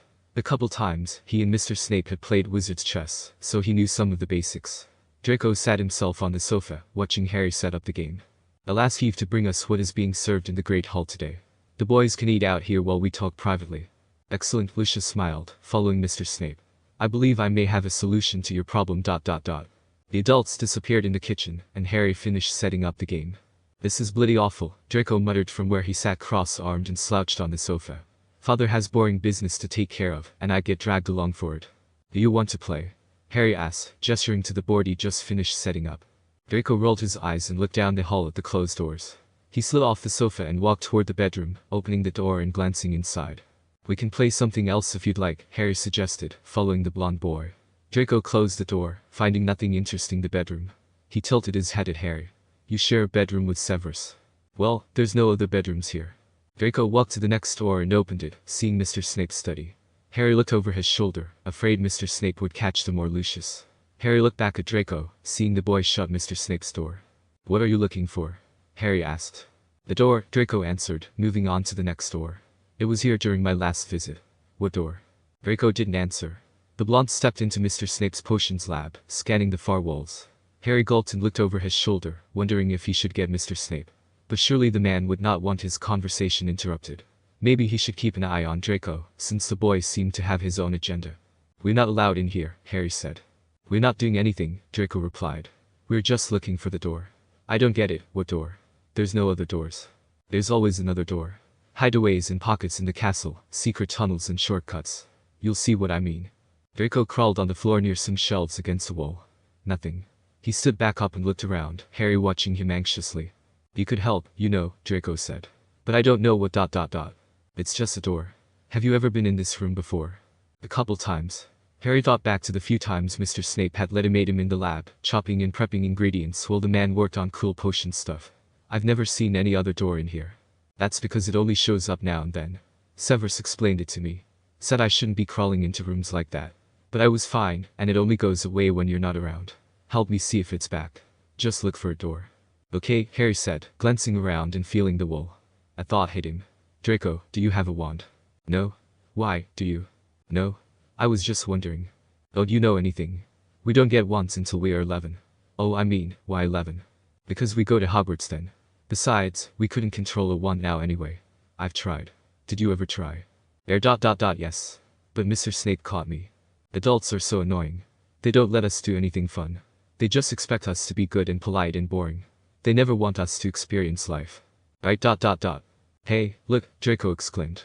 He was kneeling down near the potion ingredients shelves, smiling at a hidden, small door. "I found it. It's over here now." Harry ran over to it and kneeled next to Draco. The small door had not been there the previous times Harry had been in the lab. Draco smirked at him. "Want to see where it goes today?" Harry smiled and nodded, excited to explore the magic of the castle. Severus paced the length of his kitchen as he listened to Lucius's words. The man has so many good points, yet Severus wasn't sure he was ready to accept the simple solution. I can't, he said. I can't get them involved in this. And why not? Lucius asked after a sip of tea. Not only is the Mcgonagall estate nearly unplottable, it's heavily warded, and the name wouldn't cross a million minds, not even the mind of someone who knew the princes well. I cannot take Harry there. Cannot. Or will not. You need to grow up and think a little, Severus. I don't care where you leave your relationship with your mother at, but think outside the box and see the glorious opportunity presented to you. A perfect hideaway for the boy who lived. He'll be out of your hair and far away from this senile headmaster, and it'll give you time to search for a family who will take the boy in. It's ingenious. Severus sighed and took a large swallow of tea himself. I can't just abandon him there, he said. Abandon him? What are you on about? Oh, don't tell me you've grown attached. After I warned you not to. You care about that boy, don't you? I dare say you've grown to see him as your own son. Please, the Potter spawn. Severus snapped, though his voice held no malice. Do not give me that load of bullocks, I see right through you. Damn it, you'll put yourself at risk. You must distance yourself at once. You spent far too much time with the boy. He's nothing but trouble. He is not, he's a good kid. Even after everything he's been through. So that's it then. You relate with him. Just because you share similar situations does not give you a good reason to keep him. I never said anything about keeping him. I want the boy to go to a good home. But you do not want to abandon him. Severus growled in exasperation, looking off to the side. He did not have to explain himself. He stepped out of the kitchen and looked at the sofa, and his heart jumped to his throat. Where were the kids? Lucius, the boys are gone. Lucius stepped out as well, tight-lipped and glaring at the spot the two boys should have been, the wizard's chess game untouched. Those little brats, he muttered. Severus opened the door to his bedroom, checking the bathroom before moving to his study, then his potions lab. He immediately noticed the new addition: a small tunnel in the wall. The castle tended to create new tunnels and rooms that vanished just as quickly as they appeared, or led to some unexplored, potentially dangerous part of the castle. The boys could be anywhere at this point. Lucius paused next to Severus, admiring the tunnel. It wouldn't allow a man to crawl in, but two small curious boys would fit perfectly. Lucius smirked. They can't be too far, the man said, pulling the knob off at the end of his cane. A long scaly object fell to the ground. It was a silver snake figurine. Lucius replaced the knob and pulled out his own wand, muttering a chant. The snake ornament came alive and slithered into the tunnel. What is that? Severus questioned, his brows furrowed. A tracker. Spell to follow Draco's scent should such a situation ever arise. Harry felt like they had been crawling in the tunnel for ages. His palms and knees were starting to hurt from the hard stone floor. Draco led the way, confident that the tunnel would end in a fun part of the castle. Harry paused to rub at his palms before asking, how much? Further. How should I know? Draco snapped, pausing as well, shifting to rub his knees. Maybe we should go back. And sit on the sofa board. I think we're close. Come on. Harry sighed and followed Draco onward. Finally, the two hit a dead end. Draco felt the wall in front of him and pushed on it. Slowly, the small door opened just enough for the boys to peek through. The tunnel had somehow brought them to the great hall, behind the table, where all the professors were eating lunch, including Albus Dumbledore. We shouldn't be here. Harry's voice trembled. Yeah, maybe. I'll try to shut this. Draco reached out and carefully pulled the door closed as best he could. However, the door squealed, and Draco paused, yanking his hand back. A few professors looked back. What in Merlin's name? A female voice questioned. There must be something in that tunnel. The door is open. A male voice said. A draft, no doubt, said another voice. Harry peered over Draco's shoulder to see a couple people walking their way. He bit his lip, his heart hammering in his chest. Draco seemed tense next to him. The door was slowly opened more. And then Minnie's head appeared in front of them. She gasped. What are you doing? She hissed at Harry. Draco looked back and forth between Harry and Minnie. Another hiss sounded and a snake slithered its way over to Draco, flicking its tongue out at the boy. It turned and slithered back down the tunnel to report the location. Draco groaned, knowing exactly what the serpent was and what it meant. You two better follow that snake, Minnie said. Now. Hurry. Draco sagged in relief and turned, glad to escape trouble for now. Harry followed the boy. What is it, Minerva? A deeper voice questioned. Phileas was right, Albus, Minnie said, standing up quickly. Just a draft. Minnie discreetly flicked her wand behind her back, sending her cat Patronus racing down the tunnel before she closed the door. Let's return to our meal, shall we? The two boys continued crawling down the tunnel. Harry felt like a heat wave had hit him. His palms were sweaty and his stomach nauseous. He was sure Mr. Snape knew they had left the quarters, and worse entered the lab without his permission. If Mr. Snape didn't want to be rid of him before, the man would definitely want him gone now. Harry fought from crying and focused on getting out of the tunnel, tears stinging his eyes. They reached the end of the tunnel, where Lucius was adjusting something at the end of his cane, and where Mr. Snape was waiting with the cat patroness sitting at his feet. Harry avoided Mr. Snape's eyes as he stepped out of the tunnel after Draco, staying at the other boy's side. "Anything to say, Draco Malfoy?" Lucius asked. "I apologize for not staying put and crawling down that tunnel. That was wrong of me. Come, we are leaving." Lucius waved Draco over to him. "I apologize for our quick departure. It is a shame our lunch must end so early. Think about what I said, Severus. And if you must grow attached, best do it where no one will find you or him. You don't mind if we use your flue." With that, Lucius left with Draco tailing. Severus kept his eyes on the disobedient child in front of him. He was too busy trying to slow his heart and take deep breaths, but his lungs would not expand properly. Minerva's patroness, which decided to take its leave, had told him just how close Harry had been to Albus, how close the boy could have been caught. He was thankful that Minnie had helped the children, but he could not risk something like this happening again. He closed his eyes, counting backwards from 10, taking more deep breaths. "I apologize for not staying put," Harry began. "And for crawling down." "Do not," Severus scolded, his eyes flashing open and pinning Harry in his place.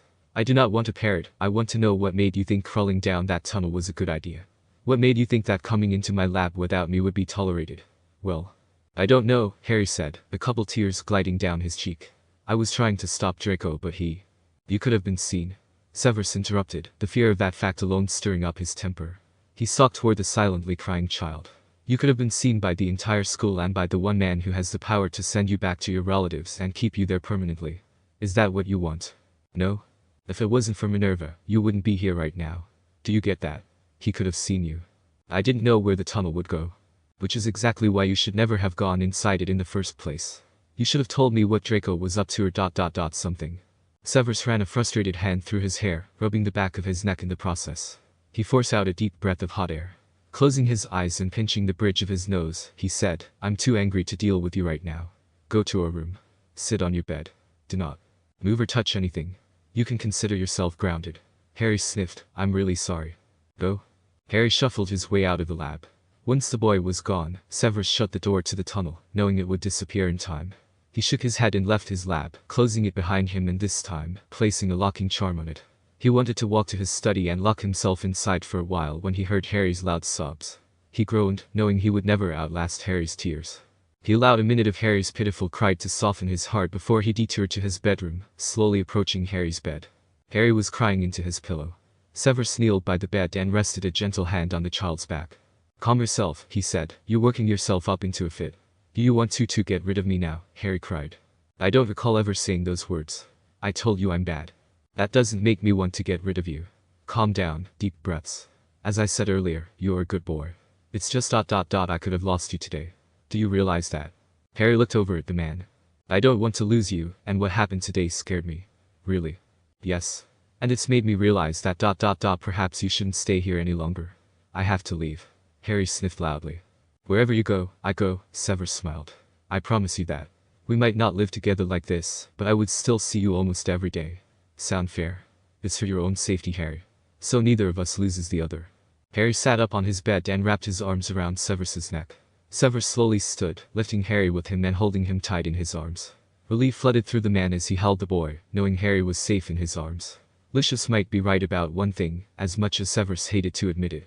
Later that evening, Severus stepped outside Hogwarts with a rolled-up parchment in his hands. He placed the parchment in his pocket as he neared the Forbidden Forest. Cupping his hands together, he raised them to his lips and blew, creating a whistle through his hands, a loud bird-like call echoing through the trees. A pair of bird eyes high in the branch of a nearby tree looked down at Severus before kecking and gliding down to him. Severus snorted and held out his hand for the hen harrier. "I knew one of you might be around," he smiled. He reached into his pocket and handed the latter to the bird, who took it in its talons. "You know what to do." Severus threw his hand up and the bird took off. The hen harrier flew high into the sky before diving down and disappearing in a cloud of gold dust. Severus sighed and folded his hands behind his back. He was doing this for Harry. The hen harrier reappeared miles away in another cloud of gold dust, now near the Mcgonagall estate in Ireland. Flying over mountains and to a mansion with large white gates and pillars. It flew past an attached tower where other hen harriers sitting in the windows cried at it. Before diving for an open window on a lower floor of the mansion. It pecked at a loose feather on the windowsill before gliding to the desk inside, then hopped over to the person at the desk reading a journal. "Keck," the bird cried, holding the parchment out. Prince Mcgonagall lowered her journal and accepted the parchment. She unrolled it, adjusting her glasses to read what it said. Her eyes lit up and she sucked in a breath. Removing her reading glasses and setting them back in their case, Eileen leaned forward on the desk, smiling at the bird. "Thank you, my little friend," she said, giving the bird a quick cheek rub. "Cack cack," the bird said. It flapped its wings and flew out of the window. Eileen looked at the parchment and smiled. Mcgonagall Estate. Chapter notes. See the end of the chapter for notes. "Why are we here?" Harry asked as Severus led him into the grocery store. "I thought we were going to your mother's." "We are," Severus said, grabbing a basket and looking at produce. He bagged a few apples. "You like pears, right?" Harry nodded his head, and Severus bagged a couple pears. "I might as well supply you with some food for the next couple weeks, until we can find you a more permanent situation," Severus said, leading Harry further into the store. It had been a week since the hidden tunnel incident, and Severus had quickly received a response back from his mother. She had said she would be happy to accommodate Harry for him, while Severus worked things out with the ministry or a secretive foster home. Severus wasn't sure what he would do yet. However, Harry could not stay at Hogwarts any longer. It was just too risky. Severus found the condiments and packed peanut butter and jelly for Harry, and located the bread. He frowned as he thought of other sandwiches the boy liked to eat. "Turkey or chicken?" he asked, raising an eyebrow at the boy. "Turkey," Harry said. Severus led Harry to the back of the store where the butcher was preparing meat. Upon seeing customers approach, he removed his gloves and apron, scrubbed his hands, and walked over to the counter. "What can I do for ye?" "This sliced turkey will do," Severus said, looking down at the hunks of meat. "Mr. Snape, look," Harry called to him. Severus glanced in Harry's direction, where the boy was looking down in a box on a lower counter away from the food. Severus stepped closer to the boy to look in the box. Inside was a large furry rabbit, black and white in color. The rabbit huddled in a corner of the box. "Isn't it pretty?" Harry said. "Why is there a rabbit in here?" "Found it in this box outside the store this morning," the man said, handing Severus the sliced turkey. "Looks like a checkered giant. They get pretty big, that one's only half grown. Someone must have wanted a small rabbit as a pet, but when that one got too big, they dumped it at the grocery store." "Oh," Harry said, looking down at the bunny. He reached in and pet the bunny. "What are you going to do with him?" "I was thinking he'd make a good stew," the butcher said. Harry gasped and looked up at the man wide-eyed. "Really?" Severus hissed through his teeth. "You had to say that. You're going to kill him?" Harry asked, tears in his eyes. "Look, kid, the rabbit has never seen a day in the wild. I'll let it go, and it'll be picked up by a hawk in an hour. This is merciful. Why don't you keep him as a pet?" "I ain't a rabbit person. Me dogs would rip that thing apart. This is life, lad. People should learn not to take on pets they know nothing about." Harry sniffed loudly, his lower lip trembling. Severus sighed, and gently took Harry's arm. "Come," he said. "Let's finish our shopping." Harry gave the rabbit one last pat before allowing Severus to pull him away, a few tears trailing down his cheek. Severus bit his inner cheek as he looked down at Harry. The boy's soft crying was starting to get to him. For a second, he wanted to snap at the boy that it was just a rabbit, and it was not a big deal. Rabbits were commonly eaten in Europe. He stopped, growling exaggeratedly before turning back around and reaching into his pocket. "How much for the damn rabbit?" Severus said. "You want him?" The butcher smiled. £5 and he's yours." Severus paid the man and picked the rabbit up out of the box. It was one heavy rabbit, had to be about 6 or 7 pounds. "Did the man say this thing was half grown?" Severus held out the rabbit to Harry, his eyes brightened, and he smiled widely as he accepted the animals and hugged it. "Enjoy the rabbit," the butcher smiled, pocketing the money. Severus sighed. He had no idea how to care for a rabbit, but he was sure they'd figure it out. For now, he needed to finish shopping. He led Harry through the store, finishing his list, while the boy squeezed and kissed his new pet. "I think I'll name him Mr. Trifle," Harry announced. Severus wasn't surprised. It was the child's favorite dessert. "What do you think, Mr. Snape?" "It's a fine name," Severus said, paying for the food and leaving the store. How did he walk into a grocery store and leave with a new pet? Harry walked ahead of him, petting the rabbit fondly, his eyes not on where he was going. "Stay close to me," Severus said, catching Harry's arm. He let go once Harry was standing at his side and dug through his pocket. "I do not want you getting lost. Let me make sure I have enough Muggle money now for transportation. It's a long trip by foot to the estate." "Look at the horsies," Harry cried, running over to a waiting carriage attached to 2 chestnut horses with white feathering. "Harry," Severus snapped, fishing out some money, then quickly catching up to the child, who stroked a white blaze of one of the horses, laughing as the animal sniffed his hair, its breath tickling his neck. "Aren't they pretty?" Harry said, patting the horse's nose. "What kind are they?" "The cobs," said a short blond man, walking up to the 2. He held a bucket up to one of the horses, allowing it to take a drink. "All right there, gentlemen. Are you in need of a ride?" "Yes, to Mcgonagall Estate," Severus answered. "Do you know the way?" I've passed by the place, the man said, moving the bucket over to the second impatient horse, nosing the bucket for a drink. I can get you there in about 40 minutes. That would be wonderful, thank you, Severus said, paying the coachman, who tipped his hat as he set the bucket in the back of the carriage. Severus helped Harry climb up in the carriage with the rabbit, taking a seat next to the boy. The coachman climbed up to his place and flicked the reins, whistling to the horses. Been a grand soft day, don't you think? The man spoke after they left the town and traveled down a road. Name's Niall. You from around here? Visiting, actually. Family, eh? You could say that. Laddie, keep yourself in the carriage, now. We wouldn't want you falling out. Severus gave Harry a firm, warning tap on his bottom, and the boy got off his knees and sat appropriately on his bottom, giving Severus an indignant look as he cuddled the rabbit. Behave, Severus chided lightly. The rest of the ride was quiet, and they arrived to Mcgonagall's estate. There your lads are, Niall announced. Enjoyed your visit. Severus lifted Harry and set him on the ground before picking up his bag of groceries. The carriage drove on and Severus escorted Harry to the large gates. He paused just as he reached them, taking in a deep breath and closing his eyes. It had been so long since he had last been here. Wow, Harry said, his eyes wide. Harry adjusted the rabbit in his hold and walked toward the towering white gates. Harry, please, stay with me, Severus said. I do not want to have to tell you again. Sorry, Harry said, waiting until Severus was at his side. Harry adjusted the rabbit so he had it cradled in one arm before reaching out and taking Severus's free hand.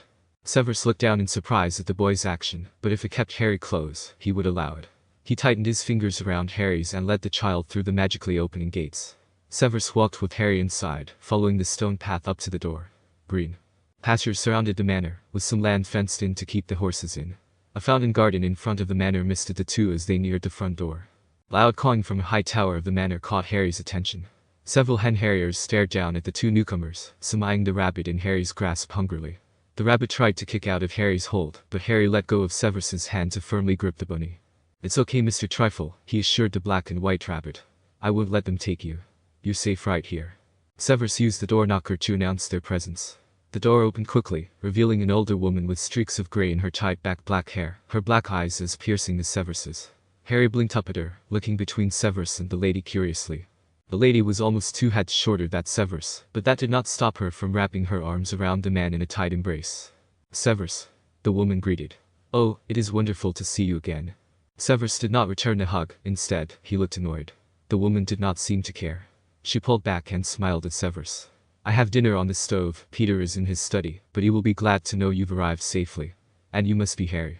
Eileen kneeled in front of Harry, reaching up to brush some hair out of Harry's face, her smile bright.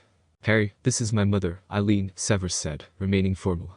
Hello, Eileen, Harry said, reaching out to shake the woman's hand as he had done with the Malfoys. Eileen laughed and pulled Harry into a hug. There's no need for such formalities here. You will call me Nana, as long as you're here I will answer to nothing else. Harry laughed and said, okay. Mother, Severus began, giving her a warning look. Don't worry, Severus, it'll be fine, she said, pushing Harry back as she felt something squirming in between them. And who is this fella? I don't believe we've met. This is Mr. Trifle, Harry said, holding the rabbit up. Mr. Snape got him for me. Good day, Mr. Trifle, Eileen said, shaking the rabbit's paw. And how do you do? The rabbit twitched its nose. He says he's doing great, Harry said, smiling up at Eileen. If we may enter, Severus interrupted. We have much to discuss, and I'd like to get Harry settled.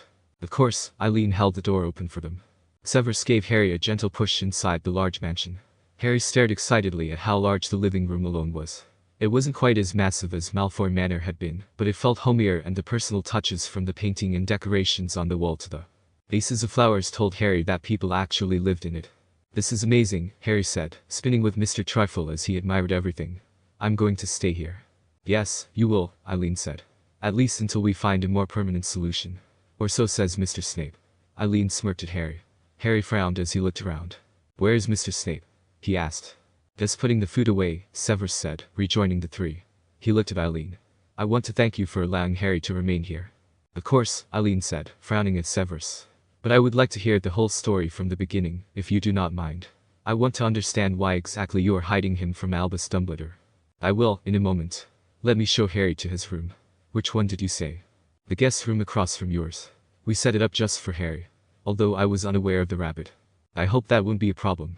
That rabbit is a new addition. I'll have the house elves see to cage and litter. Severus nodded, motioning to Harry to follow.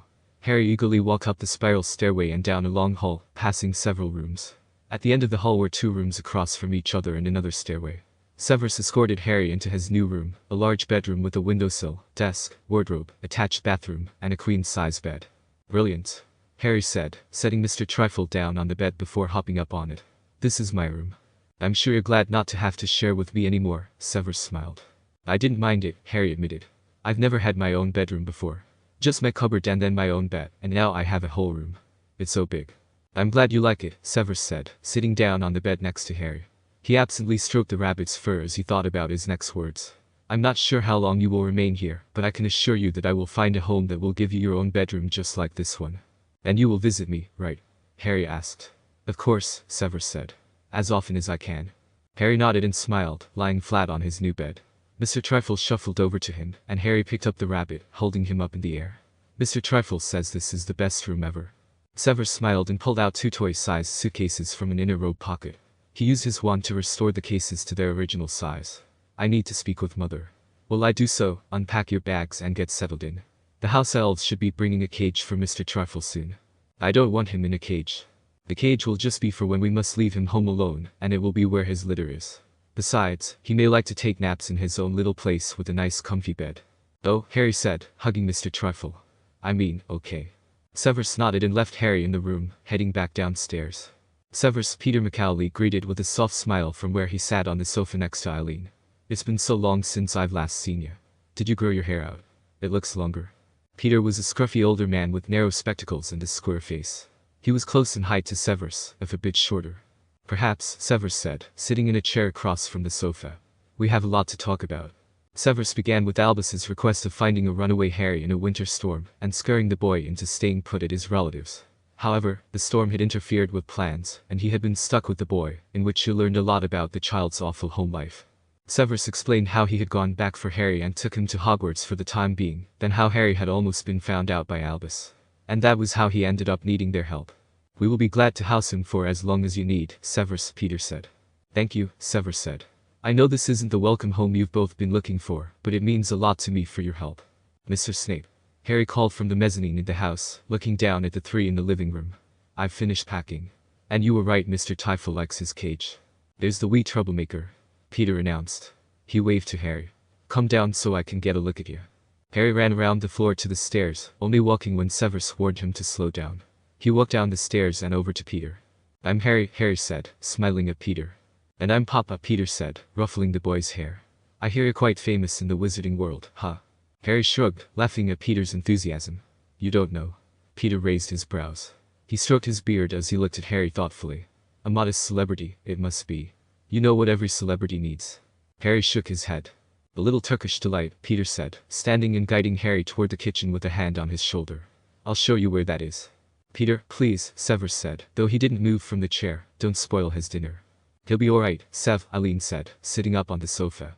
Well, we have a moment. I want to apologize for the last incident when you were here. I understand I probably overstepped when I mentioned your eating habits, and it was a really bad time to bring that up, but as your mother You stopped being my mother when I was 11. I'm not having this conversation right now. Severus, please, Eileen gave Severus a tired look. We can't put this off forever, and you can't hold what happened against me for the rest of your life. I did what I thought was best at the time. Your judgment left much to be desired for, as it does now. I don't know what to say. Eileen shook her head. You won't hear me out, you won't accept my apology. What do you want me to do? I know I left you, and I regretted it every day since you were 11 years old. I always thought by Christmas, I'll bring you to our new home and surprise you. But Christmas came and I was still broke. So by Easter, I'd surprise you. And then Easter came and I had nothing to give. And then you were out of school, and then you were back to school, and then holidays flew by, and I still hadn't written to you, and I still had nothing.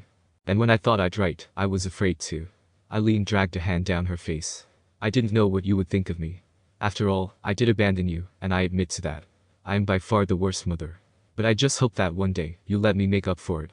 But that's up to you. Severus had remained silent. He sighed and looked in the direction of the kitchen. I'm here for Harry's sake. And if you insist on the silly names, then fine. As long as he's happy.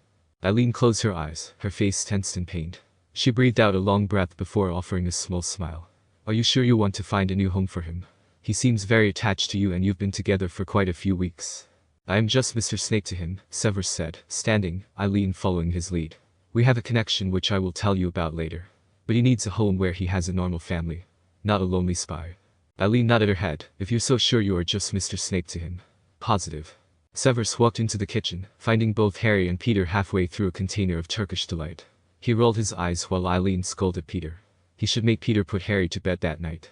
Later that evening, after Harry had a tour of the house and explored the gardens, everyone settled down for dinner. Eileen filled bowls of her stew to go with her creamy polenta and fresh, steamed broccoli. She set the platters down as everyone took their seat, Peter at the head, Eileen to his right, Severus to the left, and Harry next to Severus. Severus thanked Eileen as she set the food down in front of him, Harry copying the man when he received his. Once Eileen took her seat, everyone dug in. "This is really good," Harry said, taking a large bite of the stew. "What is it?" "Why, thank you," Eileen smiled. "It's an old prince recipe. Rabbit stew." Harry's spoon dropped as quickly as his mouth did. The boy looked down at the bowl and felt his eyes water as his lower lip trembled. "This is rabbit." Eileen's eyes widened in realization. "Oh, dear, I'm sorry sweetie, I can get you something else. Wait one moment," Severus said, holding a finger up to Eileen as he turned to face Harry. "You were just saying how good it was. You can most certainly finish the stew." "But it's rabbit," Harry sounded more distraught. "And? You were eating it fine. Mother made this for this occasion. She spent a lot of time prepping." "I don't want to eat rabbit," Harry declared. "Do not interrupt me," Severus said, pointing a stern finger at Harry. "What if it was Mr. Trifle?" "It obviously wasn't. Maybe it was his friend." "Severus," Eileen said, "really, it's not a problem. I can make him something else." "Absolutely not. He can eat what is being served or he can leave the table." Severus glared at Harry. However, Harry surprisingly glared back and pushed back his chair, leaving the table without much fuss. The boy could be heard stomping up the stairs. Severus rubbed his head frustratedly. Rarely did he have to scold the boy, but when he did, it always left him with a headache, especially when the boy pushed back. His appetite vanished now. Eileen sighed and sat back down, looking across the table at her son. "I could have made him something else, Sev," Eileen said. "He has a pet rabbit. Of course he was going to react negatively to eating rabbit." "If I wanted your advice, I would have asked for it," Severus said, his eyes still closed. "I did not mean it that way, I just feel it was unnecessary to try and force him to eat it." "I was not forcing him." Severus opened his eyes and glared at Eileen. "He said he thought the stew was good, and the minute you tell him what it was he decided to be picky." "I wouldn't call it picky." "Then we can agree to disagree, as always." "Oh, don't start this again. Can't we just have a relaxing, normal family dinner without arguing in the first 10 minutes? Severus threw his napkin down on the table as he stood. "We were never a normal family," he snapped before leaving the table. Eileen sighed and rested her head in her hands, Peter reaching over and rubbing Eileen's back. Severus made his way upstairs to Harry's room, having already asked a house elf for a plain sandwich and a broccoli from dinner for Harry. The meal arrived on the desk in Harry's room just as Severus arrived. Harry was cuddling Mr. Trifle and sniffing in his pillow. "I'm sorry," Harry quickly said when Severus entered. "Did I ruin dinner for everyone?" "No," Severus said, sitting down on the edge of the bed. "I should have inquired about what dinner was and made sure you would have liked it." "I did like it," Harry said, his lower lip protruding. "I feel bad about it. Mr. Trifle hates me now." "He does not." Severus rubbed Harry's back as the boy sniffled. "No more rabbit from now on. I'll keep that in mind. I would like you to apologize to Nana later about your behavior." At the table. "Okay," Harry swiped his arm under his nose and pushed up, scooting over next to Severus. Harry wiped at his eyes and looked up at Severus. "Do you like your mum?" "What makes you ask?" "I don't know. You didn't hug her back when she hugged you and you don't smile when you talk to her. It doesn't seem like you like her." "It's complicated." "Why is it complicated?" "It just is, okay?" Severus snapped. Harry looked down sadly, muttering an apology. Severus rubbed his temple before shaking his head and saying, "No, I'm sorry. You see, I didn't have a very nice father. No, not Peter, he is my stepfather. But my previous father was not very nice to Mother and I. So she decided to leave and try to build a better life for us. However, she didn't tell me she was leaving, and she also never came back. I didn't see her again until I was 17. So, it's not that I don't like her, it's just our relationship is a little tense right now." Harry frowned and thought, "My mummy died for me. Is our relationship tense, too?" "Oh, Harry." Severus felt his face tighten, and he was sure he was pale. He wrapped his arms around the child and pulled him against his side, burying his face in the boy's hair. He held him for a minute, trying not to let those words affect him. He shook his head. "Absolutely not. She loved you, Harry. And she still does. My mother and I this is different." Harry nodded as if he understood, keeping his head rested on Severus's shoulder. Severus summoned a plate of food on the desk and gave it to Harry. "Here, a turkey sandwich. I expect you to eat all of your broccoli." "Yes, Mr. Snape." Harry picked up his fork and ate a stalk of broccoli. Mr. Trifle's nose twitched as he scooted closer and closer before snatching a broccoli off Harry's plate, moving away to nibble at it. Harry laughed while Severus snorted. "Naughty rabbit," Severus commented. "When you are done, take a bath and then it's bedtime, alright? You've had a long day." Harry nodded, taking a bite of his sandwich. Lightning lit the room up in blues while thunder shook the mansion. Harry startled awake. He looked around, remembering he was in the Mcgonagall manor, and he had his own bedroom here. Nana and Papa had said goodnight to him hours ago, and the last thing Harry remembered was Mr. Snape reading Leo the Lob to him, one of the Serendipity books. While Mr. Snape had already read that book to him, after getting Mr. Trifle, Harry wanted to hear it again. Now, it was storming out and he was sleeping alone for the first time since he had come to stay with Mr. Snape. Harry held the blanket up against him, glancing over at the rabbit's cage. Mr. Trifle had buried himself in his hay and was sleeping. Harry took a deep calming breath. Another loud band of thunder and Harry jumped out of the bed. "Mr. Snape," he cried, opening his door and running out of his room. He opened Mr. Snape's bedroom door, which was thankfully across from his. "Mr. Snape." Harry ran up to the bed, jumping on it and shaking the man. "Daddy," he cried, "wake up." Mr. Snape groaned and rolled onto his back, reaching over and lighting his wand to see. He blinked his eyes at Harry before sitting up and rubbing at his face. "Harry, what are you doing in here?" "There's thunder," Harry said. "And? You're not afraid of thunder, you've slept through storms before." "But I was with you." Mr. Snape sighed. Harry swallowed. He hoped he wasn't about to be sent away now. He really was scared. "You're going to have to get used to sleeping alone, Harry. I leave on Monday for my classes. But you'll come back, right?"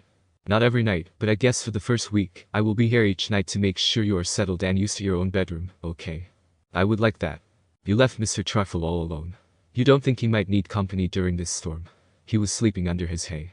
There was a bang of thunder, and Harry squeaked and lurched forward, wrapping his arms around Mr. Snape's neck, burying his face in Mr. Snape's shoulder.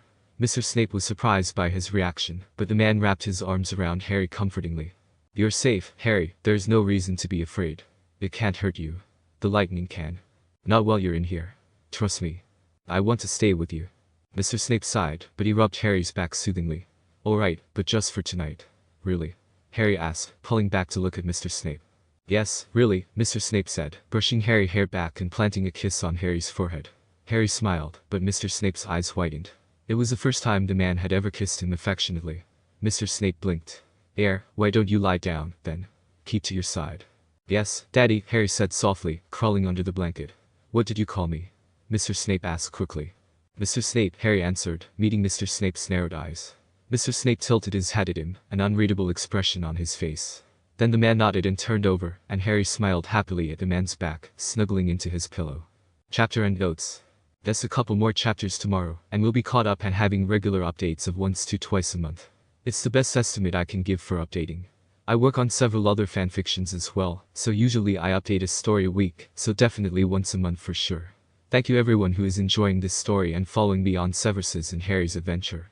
I have several chapters planned. A special place. The first rays of sunlight streamed through the windows, striking Severus in the face. The man turned over in his bed before blinking his eyes open. He remembered the events of last night and looked to his side to find an empty space in his bed. Feeling more awake, Severus sat up and glanced around the room. "Harry?" Severus asked, his eyes glancing over to the attached bathroom, and then to his open bedroom door. He jumped out of bed, throwing on a light robe and making his way over to Harry's room. Perhaps the boy had gone back to his own bed and was still sleeping. Severus opened Harry's door to find the bed made but no child on it. The rabbit was shuffling around the room, occasionally twitching his nose. He looked up at Severus as the man entered. Severus stepped further in the room, making sure Harry wasn't in the room for sure. Without realizing it, panic was starting to creep up on him. He stepped out of the boy's bedroom and checked the restroom in the hall. Noise from the kitchen caught his attention, and he rushed down the stairs to see who was causing the ruckus. "Good morning," Eileen greeted with a smile, stirring the scrambled eggs. "I've got a good breakfast cooking for us. I hope you're hungry." "Where's Harry?" Severus demanded. "He's out in the barn," Eileen answered, frowning at her son as he ran out of the house. "He's with Peter, I'm sure he's okay." Severus didn't really hear anything else his mother said. He had already slipped on his shoes by the door and was running over to the large white barn behind the house. The chilly morning air was being chased away by the rising sun, but Severus didn't let either slow him down, as he made it to the open barn doors. He sighed in relief as he saw Peter holding Harry up to pet one of the ponies, a grey one with dark eyes. "He's pretty," Harry was saying. "She's a beauty," Peter corrected gently. "Her name is Asphodel, and she's a Connemara pony." "It's a pony. But she's so big. That's what makes her special." It makes them all special. Peter gestured to the rest of the Connemara ponies in the barn, waiting to be let out to the pastures. But this one is particularly special. Why? There you are, Severus said, walking into the barn, glad to see that the boy was wearing a coat and boots. Hi, Mr. Snape. Harry greeted, reaching out to the man when he was close enough. Almost instinctively, Severus took the boy from Peter and held him against his hip. Papa was showing me the horsies. Isn't she pretty? Maybe I can ride one. You should have told me you were awake, Severus scolded slightly. I didn't know where you were. I'm sorry. Nana said not to wake you. I didn't mean to scare you. I wasn't. Severus trailed off as he realized how he was acting. It didn't even occur to him that he was acting like a concerned helicopter parent who had lost sight of their child for 3 seconds too long. In all honesty, in the time he had spent with the boy, the child had always been within immediate sight, for the exception of his classes, that is. Severus realized Harry and Peter were staring at him, and he cleared his throat. I wasn't scared, it just caught me off guard. Next time let me know when you wake up. Okay. Okay. Severus went to set Harry down, but Harry clung to the man. Wait, I want to pet the pony. How do you ask? Please. Severus sighed, and lifted Harry back up, moving closer to the horse. Harry smiled as he stroked the pony's mane, while Peter grabbed 2 flakes of hay, and set them down in front of Asphodel. The pony lowered her head and began munching away, her mane now out of reach from Harry's hand. She's so soft, Harry smiled. Mr. Snape, did you know she's 8 years old? I'm going to be 8 this year, too. I know, Severus said. She's my horse. Harry's eyes whitened. Really? Is that what makes her special? It sure does, Peter said, nodding. She was a gift to Severus when she was still in her mama's womb. Severus picked out the name. Why that name? Harry asked, looking at Severus. It's a strange name. It's a plant, Severus answered with a roll of his eyes, with very pretty flowers about her color. Did you know she was going to be white? She's actually gray, like her father, Peter said. He turned and pointed to a couple stalls down. Her mother, acting the maggot, is the roan in that stall over there. We thought the foal might look more like her, but that's the fun of genetics. Acting the maggot. Harry frowned. That's stranger. Peter chuckled. That's her name. But we call her Maggie. Can I ride Maggie? I'm afraid not, laddie. She's pregnant. What about Asphodel? That's the other thing that makes this horse so special. Peter smiled as he scratched the mare's neck. She's also pregnant. Really? When will she have the baby? Did you know, Mr. Snape? Your horse is pregnant. Yes, Severus answered, switching Harry to his other hip. They do breed here. I'd figure as much. Is she going to have the baby now? I want to see. In a couple months, I'd say late April or early May she'll have the foal, but you'd have to get up pretty late. You'll need Mr. Snape's permission for that. Please, Mr. Snape. Severus frowned, glancing at Peter's smirk and at Harry's pleading eyes. He cleared his throat. We'll see. Was all he could say to the boy for now. He would wring Peter's neck out later for giving the idea to the boy. Okay. Can I see the other horses? Who's that one? Harry pointed to the stall across from Asphodel. Severus walked over to it so Harry could pat the pony's snout. Harry smiled as the pony sniffed him. Another pony pawing at its stall door caught the boy's attention, and he reached out to pet that one, Severus walking over to it.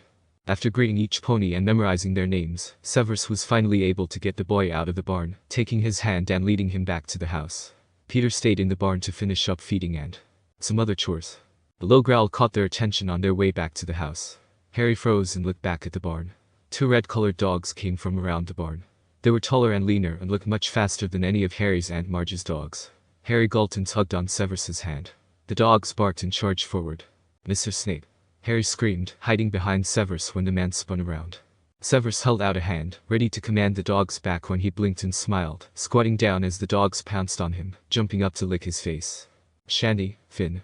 Severus greeted. How have you boys been? Good dogs. I've certainly missed you guys. Severus laughed as the 2 wriggled and rolled around in front of him, enjoying the rough head and stomach rubs. The Irish terriers whined and barked happily. Severus remembered Harry and looked back at the boy, who was watching him a couple steps back with fearful eyes. Come here, Harry, Severus said, waving to the boy to come closer. They won't hurt you. Come pet them. Harry shook his head and took another step back. One of the dogs saw Harry and barked at him with a wagging tail, but Severus grabbed its collar before it could jump on Harry in greeting. Harry, however, took the barks as a threat and whined, his lower lip trembling. It's okay. They're noisy, but they don't mean any harm. He's just saying hello. Look, he's soft like Mr. Trifle. I want to go inside, Harry said. They may want to go inside at some point, No. Severus was taken back by the firm no that left the boy's mouth. He kept his hands on the dogs to keep their attention on him, but they were becoming more curious about the newcomer. That's not fair, you don't want them to sleep out in the cold, do you? They have nice warm beds inside. What's wrong, Harry? Why are you so afraid of them? They're gonna bite me. They won't bite you. I won't let them. I don't like dogs. Didn't Minerva give you a stuffed dog? Severus managed to keep the dogs in front of him as he gently took a hold of Harry's wrist, trying to pull the boy closer. You like that one? Think of them as big stuffed dog. Relax and come here. Severus managed to pull Harry a step closer, but in doing so, the boy started crying and yanked away from Severus, backing up several steps. Harry, Severus said softly, starting to feel sympathy for the boy. He stood, pointing at the ground so the dogs would lay down. He picked up Harry, who buried his head in the crook of Severus's neck. Severus patted the boy's back. It's okay, calm down. I'm sorry. Peter was exiting the barn and he frowned at the sight. Severus nodded to the dogs and Peter whistled for them. Severus began walking back to the house. I'm sorry, Harry, I had no idea you had such a fear of dogs. Why is that? Have you never seen dogs before? No, Harry said, peeking out to see if the coast was clear. Satisfied, he reached down and pulled up his pant legs, revealing a couple small scars over his ankle. They do that. Severus had to awkwardly adjust the boy so he could look at what the child was showing him. He sighed. Of course. Not only did the boy have awful relatives, he had had a bad encounter with man's best friend. He fixed the boy's pants and hoisted him up more.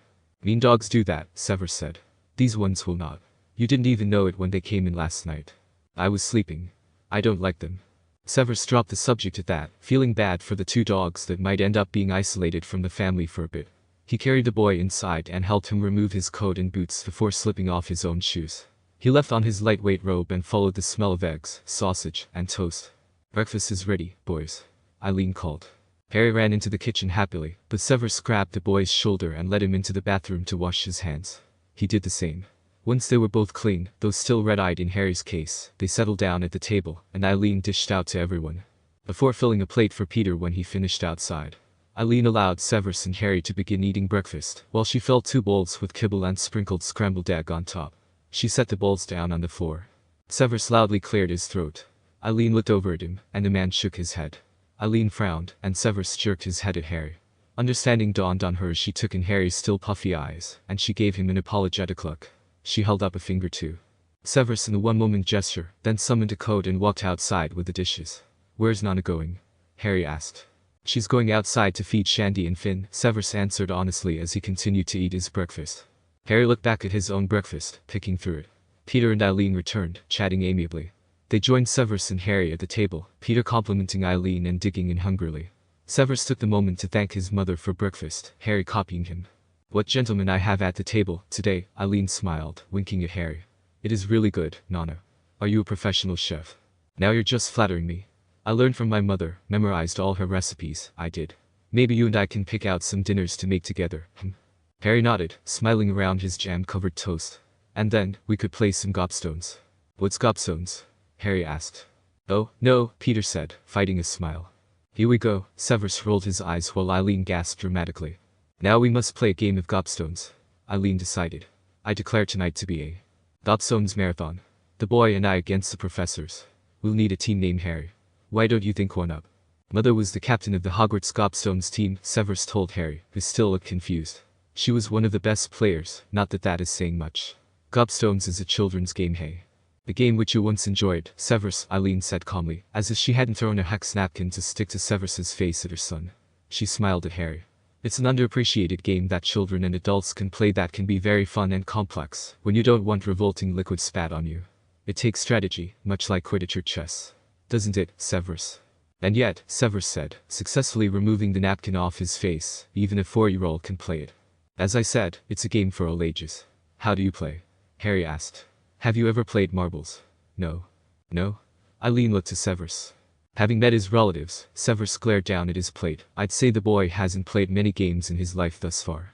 Well, we will have to remedy that, Eileen shook her head, holding back some hair with a hand. Maybe tonight, you, Peter, and I can play gobstones. And maybe Mr. Snape will join us. Harry smiled at Severus, who narrowed his eyes at his mother. How about you tell us about yourself, laddie? Peter said, continuing the conversation. What do you like? What's your favorite game, favorite food, anything? Well, what should I answer first? I like trifles. They're really good. Especially the berry ones. I guess I'll have to pull out my mum's old chocolate strawberry trifle recipe for dessert then, won't I? Eileen said. Harry nodded, only pausing when Severus used a napkin to wipe at the jam on the boy's face, smiling up at the man as he did so. Severus paused, as if realizing what he was doing, then set the napkin down. He pushed back his chair and stood, pulling Harry's chair back as well. We should get ready for the day, Severus suggested, leaving the table with Harry following, Peter and Eileen agreeing a second later, finishing their breakfast before leaving the table to their bedroom. Harry stared out his window while cuddling his stuffed dog, watching the horses in the pasture, the 2 dogs running through the fields, and a couple hawks circling in the sky. He frowned, then shut the window and sat back on the ground, staring at his stuffed dog. He had always found dogs to be fascinating and even cute when they were written in stories or were stuffed animals. However, the real thing was another story. They had big teeth and paws and scary eyes that zeroed in on him like a predator stalking lunch. Mr. Trifle shuffled over to Harry, sniffing him. The boy smiled and picked the rabbit up, snuggling him. Rabbits were okay. They were the bestest friend anyone could ask for. At that point, Mr. Snape opened his door and walked in. "You're still up here?" Mr. Snape asked, sitting down next to the boy. "I thought you'd be exploring the house again or in the field with the ponies." "The dogs are outside," Harry said, letting Mr. Trifle hop away. "I see," Mr. Snape said, summoning a brush and moving closer to Harry.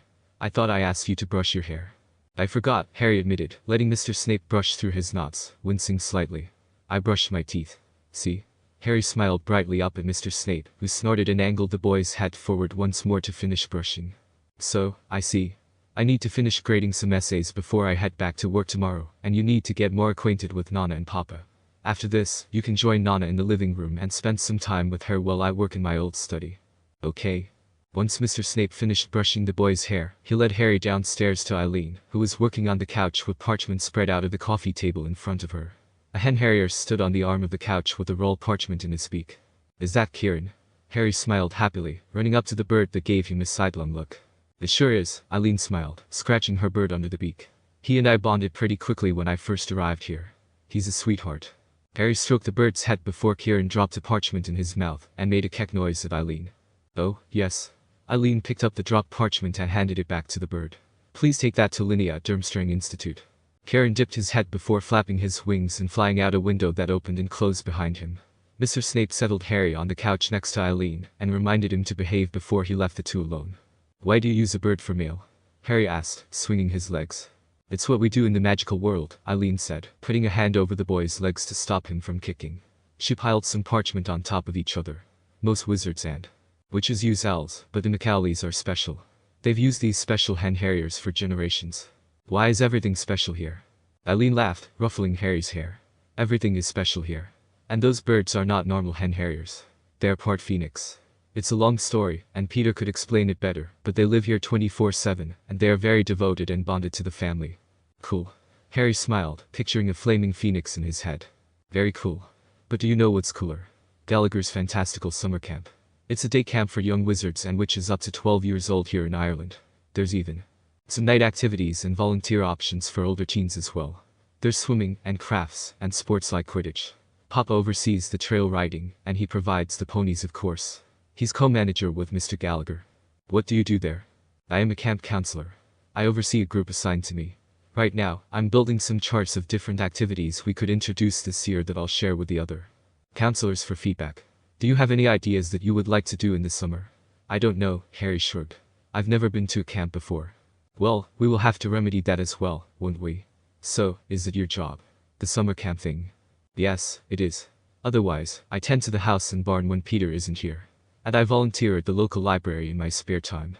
I run a book club for adults and do book readings for the young children. It is very satisfying work." "And Papa? Does he have another job when he's not at the camp?"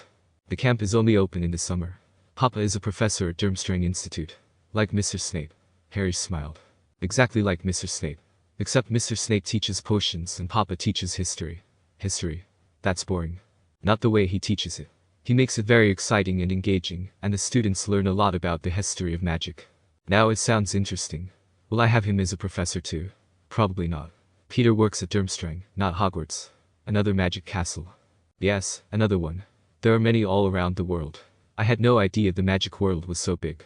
Eileen smiled down at the boy before returning to her filing and work. She could sense the child growing antsy, and quickly summoned a coloring book for him to keep him quiet while she worked out some minor details. The two sat together in silence for several minutes when Peter entered the house and slid out of his boots. He walked over to the two, sitting on the opposite side of Harry. "Hey kiddo." Peter looked at the page Harry was coloring. "What are you working on?" It's a castle, Harry said as if it was the most obvious thing. Of course. Looks almost like Durmstrang. Nana says I will probably go to Hogwarts where Mr. Snape works. But maybe I could visit where you work. Harry was blushing and hoping no one caught his slip. He hadn't meant to say what he was going to, but it didn't look like anyone caught it. Durmstrang. And you wouldn't like it there. I hardly like it there, but the wonderful students keep me coming back. Well, most of them are wonderful. They all are wonderful, dear, Eileen said. Some just lose their way. With how management is at this moment, I'd lose my way too if I were youngin'. Awful, I tell you, and it just gets worse each year. Those poor students never have any idea what hits them, but I'm glad I can be there to soften the blow. You're a great mentor, Eileen said. I hate where I work, but I love being a professor. The students keep me happy. Mr. Snape never seems happy at work, Har said, thinking back to his time spent in the man's quarters. Your job should make you happy, right, Papa? Peter and Eileen looked at each other. Eileen sighed and said, I believe that Severus took the potions master job out of obligation, rather than out of joy for teaching. What's obligation? This is hard to explain, and Sev should probably be the one to explain it to you.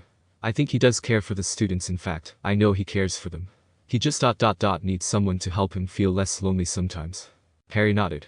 He understood loneliness very well. And he couldn't help but think about how lonely Mr. Snape must be. At lunch, which were simple sandwiches, Mr. Snape didn't appear, a normal occurrence according to Eileen. Harry finished his lunch, then went in search of Mr. Snape. He found the man in a room at the opposite end of the hall, and he sneezed as soon as he entered. It was a small office of sorts, but it looked as if it hadn't been touched in years, if the layers of dust were anything to go by. The desk was cleaned off where Mr. Snape was working, but it was clear the man didn't bother cleaning anything else yet. A high stack of finished papers sat to one side of the desk, while Mr. Snape worked on an essay at a time, a smaller stack resting on the other side of the man. Mr. Snape, Harry greeted. You missed lunch. No, I ate here, Mr. Snape said without looking up. Harry frowned and looked around. He didn't see any plates or cups, and Eileen didn't appear to send anything off with the house elf. Harry shrugged and rubbed his eyes, stepping closer to the man. Did you know Nana and Papa work at a magic summer camp? Yes. I want to go there one day. We'll see, Mr. Snape said, his eyes never leaving the essay he was working on. Harry leaned against Mr. Snape as he rubbed it in an eye. It itched for some reason, and he yawned. It was then that Mr. Snape paused in his work and stared at Harry for a moment. He set his quill down and stood up, lifting Harry with him. You've had a busy 2 days, Mr. Snape said. I think you're overdue for a nap. I'm too old for naps, Harry protested even as he rested his head on Mr. Snape's shoulder, as the man carried the boy out into the hall, walking toward the boy's room. Just rest then, Mr. Snape decided. To make your eyes feel all better. His eyes did hurt a little. Harry rubbed at them again before loosely wrapping his arms around Mr. Snape's neck. He liked it when the man held him. He wished Mr. Snape would do it more often. Harry was slowly lowered into his bed, and a light blanket was draped over him. He felt his stuffed dog placed in his arms, and he squeezed it lovingly. I'm not tired, Harry said, making sure Mr. Snape knew this. I'm just resting my eyes. I know, Mr. Snape said. Go on and rest your eyes, honey. Harry smiled and closed his eyes, falling asleep quickly. Severus smiled down at the boy, glad he went down without much of a fight. A voice startled him, and he spun around. I used to call you honey, Eileen said, smirking from where she leaned against the doorway.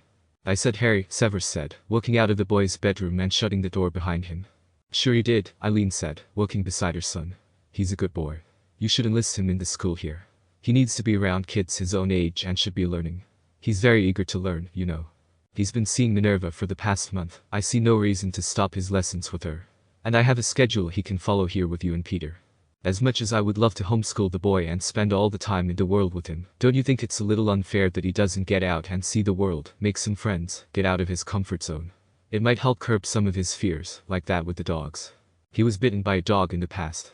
That doesn't mean he can't learn to love our dogs. It'll take time, I know, but we don't have to rush anything. The dogs can sleep in the barn while Harry adjusts to being here. School should come first, and he does need to get into a routine. The family should come first. And you are that to him at this moment. He adores you. He needs you. And I read up on that bond of the guardian spell thing you told me about. This was meant to be. Maybe it's a sign from above, from Lily. Lily does not want me raising her son, Severus said quickly. How would you know? She's probably thinking how much better you are to him than her own sister was. Oh, how sad that must have been for her to see, the poor dear. Her only son treated as if he was nothing by his own flesh and blood. And this is exactly why Harry should experience a family with a loving couple. Not a miserable potions professor. You didn't seem so miserable a few minutes ago, Severus. I saw the way you looked at him. I see the way you are with him. He will be happiest with you. Wherever you go. I'm sorry for the time I let go between us. I can never get those years back. But you have the chance to do what I could not for Harry. Think about it. Eileen walked down the steps to start working on dinner, while Severus remained in the hall. His mother's words surprised him, but he couldn't deny them either. He glanced back at Harry's room, then down the stairs again. Perhaps putting the boy in school, even if just for a few days or so, would be a good thing. It would help the boy socially at least. He'd look into it. It wasn't until an hour and a half later that Severus knew just how much he meant to the boy, and how much more sense Eileen's words made in that moment. Harry, Severus said softly, shaking the boy's shoulder. You need to wake up now. If you sleep any more, I'll never get you to bed tonight, and I leave in the morning, remember? Harry whined sleepily, covering his head with the blanket. None of that, Severus said, removing the blanket and lifting the boy up. Come on. Maybe a little snack will help you wake up. Some yummy cookies mother just pulled from the oven with a big glass of milk. What do you think? Tired, Daddy, Harry mumbled, resting his head on Severus's shoulder, falling back into a light slumber. Severus froze, his eyes widening as he looked at Harry's sleeping face. His heart rate picked up and he could feel a chill on his neck. Had he heard that correctly? Severus wasn't sure how he was supposed to go about this. He was not the child's father, nor could he ever be. Harry had never acted like he misunderstood the plan of finding the boy a new family, but perhaps this was the boy's wishful thinking. Severus shook his head and proceeded to walk downstairs with Harry, his thoughts a million miles away. What was he supposed to do now? Subscribe for part 2.